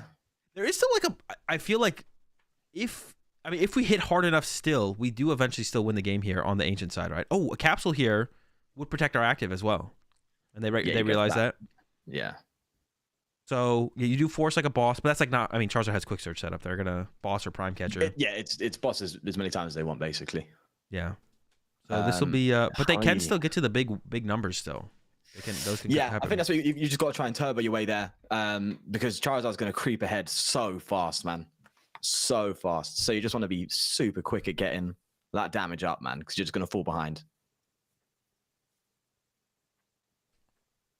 Yeah, there's the capsule. And, I mean, they could go with a counter catcher here, but probably best to just run it like this. I guess the prime catcher always gets around it because they are going to be prime catchering this turn or bossing. But they got the Turo off of the Luminian, so you pretty much know they're going Turo plus prime catcher here. Yeah. Easy stuff. Get yourself a Charmander down. Yeah. Easy going. Yeah, the quick search for the Charmander as a follow-up, right? No reason not to. Establish that. Marvin and Candy on the follow-up, so in a pretty good spot. Wait. Might go, yeah, they might go in a little bit step further, trying to thin out. Yeah. Which makes sense, I think, here for sure. Because like, the chance that you're going to need a... I mean, you might want to find another Charmander later, but Poffin's a pretty dead card at this point. Yeah, yeah. The bench that full. There's the Mander grab. And Yeah, it's pretty standard Zard coming in now, isn't it, really? Yeah, Prime. Prime on the moon. Take the knockout. Yeah, and this is, Zard set up. This is what it does. I do think there is there's like a possibility for a comeback. It'd be tough here. I don't even know like what the attempt should be this turn. The Turo is gone as well. The Turo is gone. They still have the collapse for some board fixing. Only the one Turo, no outs to recover it. The hand is still just dead here though. That's the thing, but they need to draw cards. Oh, drum. Oh, but nothing's in play. You can draw one. Bro, drum for one. Outrageous. Concealed. Oh, God. It just ain't happening. Actually, something that's interesting, the active moon can't be KO'd. Yes. So you at least get a turn. Yeah, literally the active moon cannot be KO'd. Obviously, they can boss again, but eventually they'll have to hit the moon. Yeah. They're doing 260. Oh, you want to get boss KO on that Pidgeot for sure, no? That would be pretty good. That would be pretty good. Yeah. Oh no, but they've also got counter catch, so yeah, I mean they could go explore, counter catch, KO the Pidgeot. That doesn't seem like a bad, but you need to get another moon down though. Got some super odds. Yeah, of course. Yeah. So you go for the guidance, try to get a moon down, and bring up the Pidgeot. I mean, it depends. If you have the chance to want to KO Zard, do you KO Zard? You got the chance to KO the Zard. I think going actually after the Pidgeot is probably a little bit better. Yeah. They do need to probably take that nest ball though. They got to get another moon on the bench here, don't they? They do. They don't want to lose that power pad. Yeah, chaining moons is just so important. They're going back and forth on it though. Maybe they're going to settle for a punch on the active here. But I feel like the counter catcher on the Pidgeot's like a good turn to do it, but you need a follow up. Yeah. You need a backup moon. They do have the drum in hand, so they could shuffle the moons back and drum for one into the moon. Settle on the nest ball. Bro. Yeah, okay. Oh, no, okay. Oh, well, the thing is as well here, though, they're doing 300, so they can put two moons back with the Super Rod. Yes. And then probably an energy. They do need to Superior as well, but they have like the vacuum, and maybe the drum would be making their way back into the deck. Oh, they're thinking about it. Yeah, there you go. All right. To be honest, the more this develops, the more doable it seems. Yeah. They're making it work. 300 already. Yeah. You're having a bubble. What? Getting rid of the draw engine as well. There's no actually in the Brazil side, they don't in their hand. They could get Candy Pidgeot out again, but that's like all they would do on their turn basically. Yeah. Okay, moons out they come. Energy recovery. It's the perfect amount as well. 280 now. Mm-hmm. That is sick. That is sick, man. I love a good bit of mathematics. They got to play the Superior, though. They got to get an energy back here. What are we getting rid of? I almost think you get rid of the drum and the vacuum. Yeah, the vac. Yes. Oh, that's rough. But why don't you drum to draw and then see if you can get some... Because you might as well use the drum, no? But it depends if you draw into something that you don't want to get rid of. And then we're getting close to deck out as well. We got to be careful. Oh, they're at 4? They're at 4. I almost think maybe just discarding it is the better play. Yeah. And then you don't want to use it anymore. It's done. Yeah. I'm pretty sure. Yeah. Recover 2 darks and like...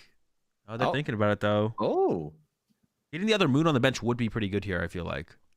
Maybe that's what they're talking about. They got the dark as well. Okay, they get to keep the Superior. How are they... They might have to play this Pal Pad, though, to recover... They maybe don't, though. They maybe just wait. They do need to recover Sadas if they get Iona, but they need 2 moons on the bench to combo with it, so maybe they don't recover it yet and hope to top deck moon and then use the Sada.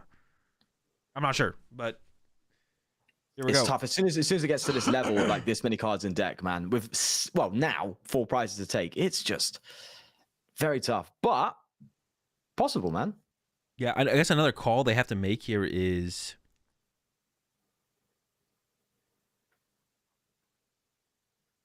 there's a nest ball. That's a pretty good pull. The Luminion can come back down actually to find hand disruption here now, though. I was thinking that they were kind of locked out. But yeah, the question is like how. Oh, they're immediately eyeing up the Arven, probably for Ultra Ball for Pidgeot to get the Pidgeot back. I would assume. You need Pidgeot, yeah, for sure. That is just putting they can creep up on you, another man. 2-prizer in play, though. That's super interesting because now, I don't know. Now we can just see Gust KO, counter, right? counter catcher on Pidgeot. Yeah, yeah. Just It's coming back. Boys. Let's go. Oh, that's true. And then you have a chance, man. Then you could really be in. Oh, they're valuing the B barrel here. They would draw 2 cards, so they're trying to play down towards a 1-prize board going into this next turn. Yeah. I guess also not putting a 2-prizer in play, which means they have to reach for the 330 to KO the Charizard here. Yeah. Another interesting play though from the US side would be to counter catcher KO the counter catcher KO the B barrel here now. Yeah, just shut it off. That could be really good, especially with a low hand size. Obviously, they have Luminion, so that's something they can have. But yeah, I don't know if they can get to the 330 yet. I mean, they got to be close, but they also need like follow-up attackers as well. The current hand also here for Brazil is not set up for the Radzard play.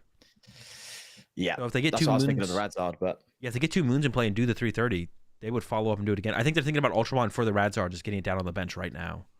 do you Ultra Ball? Yeah. I was thinking do you Ultra Ball for Pidgeot, but no, you got Babara now, so yeah. Oh. Nah, yeah, that's putting the 2 prizes in play seems a little bit. But they get rid of Luminion. Yeah.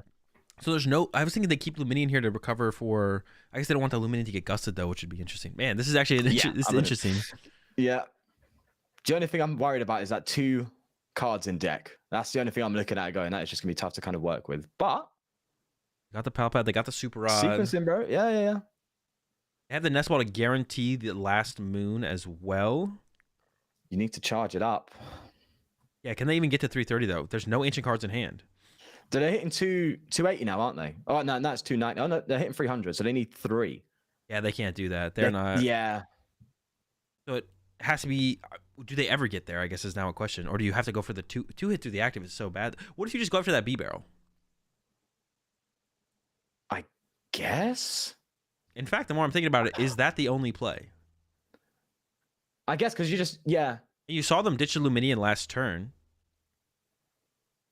and then just give him nothing to work with. Eventually KO the Zard, Yeah, because if you pull, and then but if you KO about I feel like it has to be the KO on the B barrel. And then you hope you pull ancient cards off your prize cards, and then the superior leads to only recover 1 Sada as well. I don't actually hate that as well. That kind of makes sense. yeah, And you can Sada before you Super Rod, so then you have 3 cards left in your deck, so you're not decking out for 3 turns. That's true. God, it's so nuanced now. Every little decision makes a massive difference here. Yeah, I don't know if I like the double Sada take, to be honest. I think they might deck. They went for it. Yeah. Thinking They're everything gonna give through. for it. And they can Super Rod afterwards. There it is. I wonder what that last card in deck is. I guess we're gonna find out here shortly. Double Moon There's a set good up. ride on or something. Be a good guess. And go on. What do we got? Am I right? Dark No. Energy. Okay. I guess they don't have the Superior yet. They just could. Yeah, and then you could Superior away the Sada, actually, potentially. Does that help? What's the Not damage this output turn. now? Next turn, maybe. If we're dreaming, yeah. I'm not I sure. guess you want to save the superior because if you They are recovering a moon, but I feel like you're never gonna use a 3rd attacker here. no, I feel like the play has to be counter catcher the B barrel. They're just going for the they're not active going though. for it. I don't think this ever leads to a victory. I think the counter catcher KO B barrel. You could at least get something with dead drawing, yeah. Oh, the top deck of the energy though. That would guess- have happened. Yeah, that would be tough. Oh, they did top deck energy. Yeah. Yeah, so I guess if they even had been able to reach to the active, Eventually, Radzard could have come up. So I think Maybe they even with the counter catcher on the B barrel, maybe they just didn't have it. Yeah. Yeah, that's tough. I don't even know. I guess they could have had counter catcher B barrel. They just don't have enough cards in deck. They keep decking out before they can set up enough attackers. That's the problem, man. It's I guess it's because you're so anxious. You want to get to that like 330, or at least get to the 1-hit KO ranges that you're just you're kind of forced to bring yourself to that size, and then you kind of have to just kind of manage it. But then it's just so difficult. Yeah. To break down. Man, I really would think there's like nothing. It's yeah, tough. they got a super out of the prize cards now. The Radzard is set up, so they have the Radzard into Zard. You could KO the active. No, you can't even play. You can't even play your Sod anymore. You deck out. Mm-hmm. This is it. You got one attacker. How could you play this? You could push up the moon. We're definitely superior. Yeah. You've got Countercatcher online. The thing is, this moon's gonna go down no matter what, right? Yeah, I don't know. I think the only play literally involves Brazil throwing. I think it would have to be like, Brazil would have to like Candy Pidgey out next turn or something. Yeah. I don't think that'll happen. You never know though. Yeah, I can't think of anything. You KO the Radzard, you KO the EX, the Radzard comes up, KOs you, you've got no attackers left. Yeah. They brought a moon back, right? Yeah. There's a moon in the deck.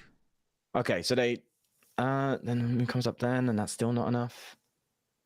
You come up with just an EX. That's like the tough thing with the Ancient Box deck as well. I feel like this matchup is just tough. you need to play like you should never get into that 330 like consistently. You're never getting into it consistently. Without decking out, that's for sure. Yeah, they're like actually hoping. They also have to hope here that Brazil plays an Iono next turn. Come on, let's go. I want to see it, bro. Come on, let's have a bit of shenanigans. Over to the Brazil side. Let's see. They got Super. They have a Zard in hand. They're just gonna swing. They have everything in hand they need. Yeah, they're going in. Say no more. That's it. This is looking clean, man. They know the Sada can't be played, so I think it's gonna be top deck and concede. Maybe just top deck and pass. Let the deck out happen. I don't know if or argue about it in the chat, maybe. Yeah, they might. The best players in the world are always trying to find some route to win, even if it seems impossible. They're always trying to find the littlest edge. In this situation, there's nothing. Yeah, but they're going through it. They always go through it. That's a decent sign of a good player, and that's it. Wow, that was wild. Brazil, the dub over the US 5-2, and it came down to those two games right there at the end there, really. Yeah. Where we had they got the Ancient into the moon. They found that matchup. Mm-hmm. It was close. It came down to a similar deck out scenario. Yeah, I know. Lose. And then they go up against the Charizard. They know it's tough. It's like, let's just throw the bad matchup first. If we get there, great. If not, not. And they had the potential for the donk. And not quite. There's been 2 donks potentials today. I would love to have seen one come through, and that could have changed the whole thing, you know. That's the craziest thing. Could have absolutely changed everything. But Brazil with the 5-2. That is super interesting. I was hoping, though, really hoping for that Ancient Box to win, because if they won, then it's control a mid against Zard. Like, honestly, US could definitely take that. So I think that last game was literally so I was going to say important, but obviously it was the last game. But if they won, then basically US could have taken the cake there. Yeah. Made a mad comeback. It was possible. I would have loved to have seen like it would have put Brazil in the tough spot, right? Where it's like, okay, backs against the wall. We got a tough matchup here for Charizard. Can they handle that? We never got to that point. We got to see the US side of that, where it's like, all right, we got the tough matchups on our side, but they weren't able to pull them out to then put it onto the side for the players from Brazil. But yeah, shout out Pedro, Ricardo, and William for getting the dub here in the show match, Brazil versus the US.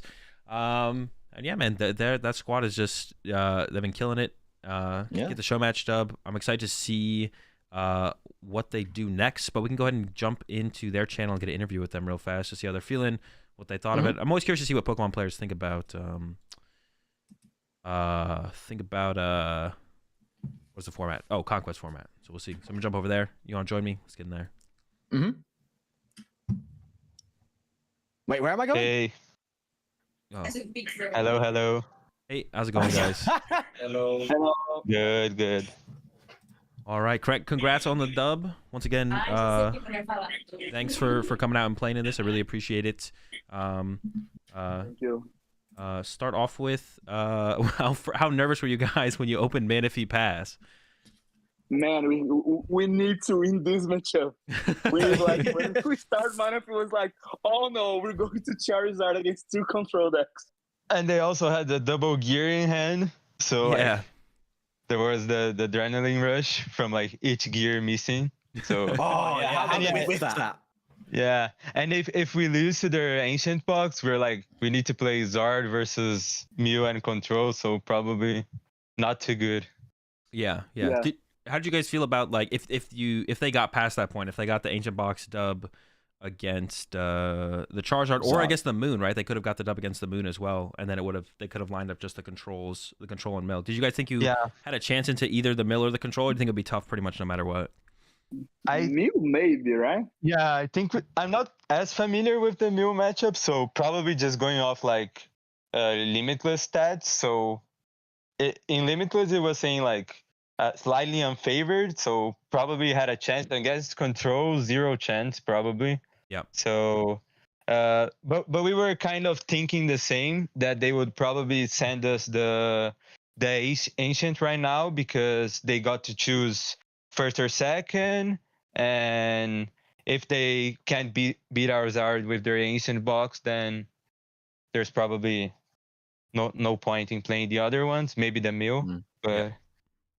Yeah, exactly. May as well take the advantage for the unfavorable deck there at that point. I'm curious, do you guys have any experience up to this point, I guess, with the Conquest format? Have you guys ever done anything with Conquest format before? No, 0. No, not much. Just watched the other ones you did. Yeah. I watched it. I watched the Australia versus USA. So. It was kind of funny. William was like mixing up sometimes, like thinking like if we beat them, we eliminate their decks instead of like the other way around. So there were some discussions about that we had. So, but no experience beforehand. I think the only like the best prep we did was probably like thinking the 5 decks we should send against their 5 decks, but like honestly we were kind of confused, and sometimes we just sent the deck that we thought was best and didn't really think too hard into like first, second, or whatever. Yeah. You don't want to think. We get a bit luck of the USA deck choice. Because the only one we didn't get it was Gardevoir, because Ryan is a Gardevoir player, right? Yeah. I think he was pulling for Gardevoir, but I got outvoted in the end on bringing Gardevoir. Oh, okay. So it's the only one we haven't done right. Did you get? So you guessed all the other decks they were bringing besides Gardevoir? Yeah, I think so. The Mew, the only thing we couldn't accept was the Mew. Yeah, the Mew was the only one we didn't. I think we were thinking they're gonna bring like minus the Mew, plus a Guardy, and also we thought they would bring a Lost Box. Okay. Which didn't end up. Yeah. All right. Yeah, makes sense. All right, for the win, you got any questions for our winners here? No, man. Congratulations, though. It was an absolute blast watching you lot. So, yeah, big up, man. All right. Thank you. Sounds good. Yeah, I think it was a ton of fun to have you guys on, for sure. Definitely at some point, maybe in the future, if y'all are down to come back and do it again. Definitely maybe want to set something else up. Yeah, congrats on the dub. You guys have all been killing it lately, not just with the SHOWMATCH dub, but literally in general. I mean, dub from Pedro, last week, and a couple back-to-back top 4s for Ricardo, William. Winning, you're either in the winning in or you're in top 8, right? So, yeah, it's insane. Really excited to see what you guys do in the future. Definitely one of the, top, most prominent, groups in the game right now, and I'm really excited to see what you guys continue to do in just the PokemonTCG in general. If you guys want to give any shout-outs, where can the people find you? If you do any kind of content, coaching, whatever it might be, shout out to anyone else you want to go ahead and start, Pedro. Yeah, for sure. First, thank you for the opportunity. Really fun. We would love to come again, of course, if there's another invite. For shout outs, I guess just shout out my friends who were watching, everyone from Brazil. And to find me, you can find me on my Twitter. It's probably the easier place. It's Pedro Pertusi, the same as my name. So yeah. All right, William. Thanks for the show. It was really fun. We enjoy a lot, and this is it means a lot for us. Your words. You're one of the most important people in the community, and to recognize us from Brazil, from Latin America, is really important to us. This is it. Thank you for it, and we'll definitely get back wherever you invite us. All right, sounds good. And Ricardo, I know you're muted here, so I'm not sure if you're here, but if you have anything you want to say, go for it. Oh, thank you. Thank you for the opportunity and for enjoying for more. And this is thank you. All right, sounds good. All right, guys, congrats again. Thank you so much for coming on. I definitely want to have you guys back in the future. And I'm sure I'll see some of you at NAIC. So yeah, have a good one. And I'll leave you guys there. Congrats, lads. Thank you. Thank you. All right. Lovely set, fellas. Yeah, for sure. Just me and you now, Sean. All right, well, that wraps it up. We had a great show, a great event here. I'm going to give one final shout out to the sponsors, of course, Dragon Shield, Game Grid, and TC Evolutions. Check them out, dragonshield.com, GameGridSLC.com, and TCEvolutions.com. Code AzulGG works over there on all those sites. Shout out to them again for sponsoring the event. And hopefully we'll be working with them in the future on future show matches. It's not going to be a show match in May, but I'll be coming back in June and July when we got that break between NAIC and Worlds. And then, Sean, for you, let's give you a final shout out here. Where can the people find you? Yeah, let them know. Yeah, thank you, man. First, I want to say, first off, love what you're doing here, by the way. Appreciate I think it's absolutely incredible. I think it's really, really cool. So I just want to say thank you for having me on and inviting me on. Been an absolute blast. Yeah, For the Win TCG on YouTube, make rogue decks. Terrible player, nothing like you're going to see here, but hopefully I can give you a few laughs, and that's what it's all about. But just absolutely glad to be a part of this community and also a part of this showdown. So yeah, absolutely wonderful, man. So thank you again. All right, of course. I love what you're doing over on your YouTube channel. Make sure you guys go check out For the Win over on YouTube. And yeah, it's going to close this out here. Have a good rest of your day, chat. I'll be streaming again tomorrow. And yeah, have a good one, and peace.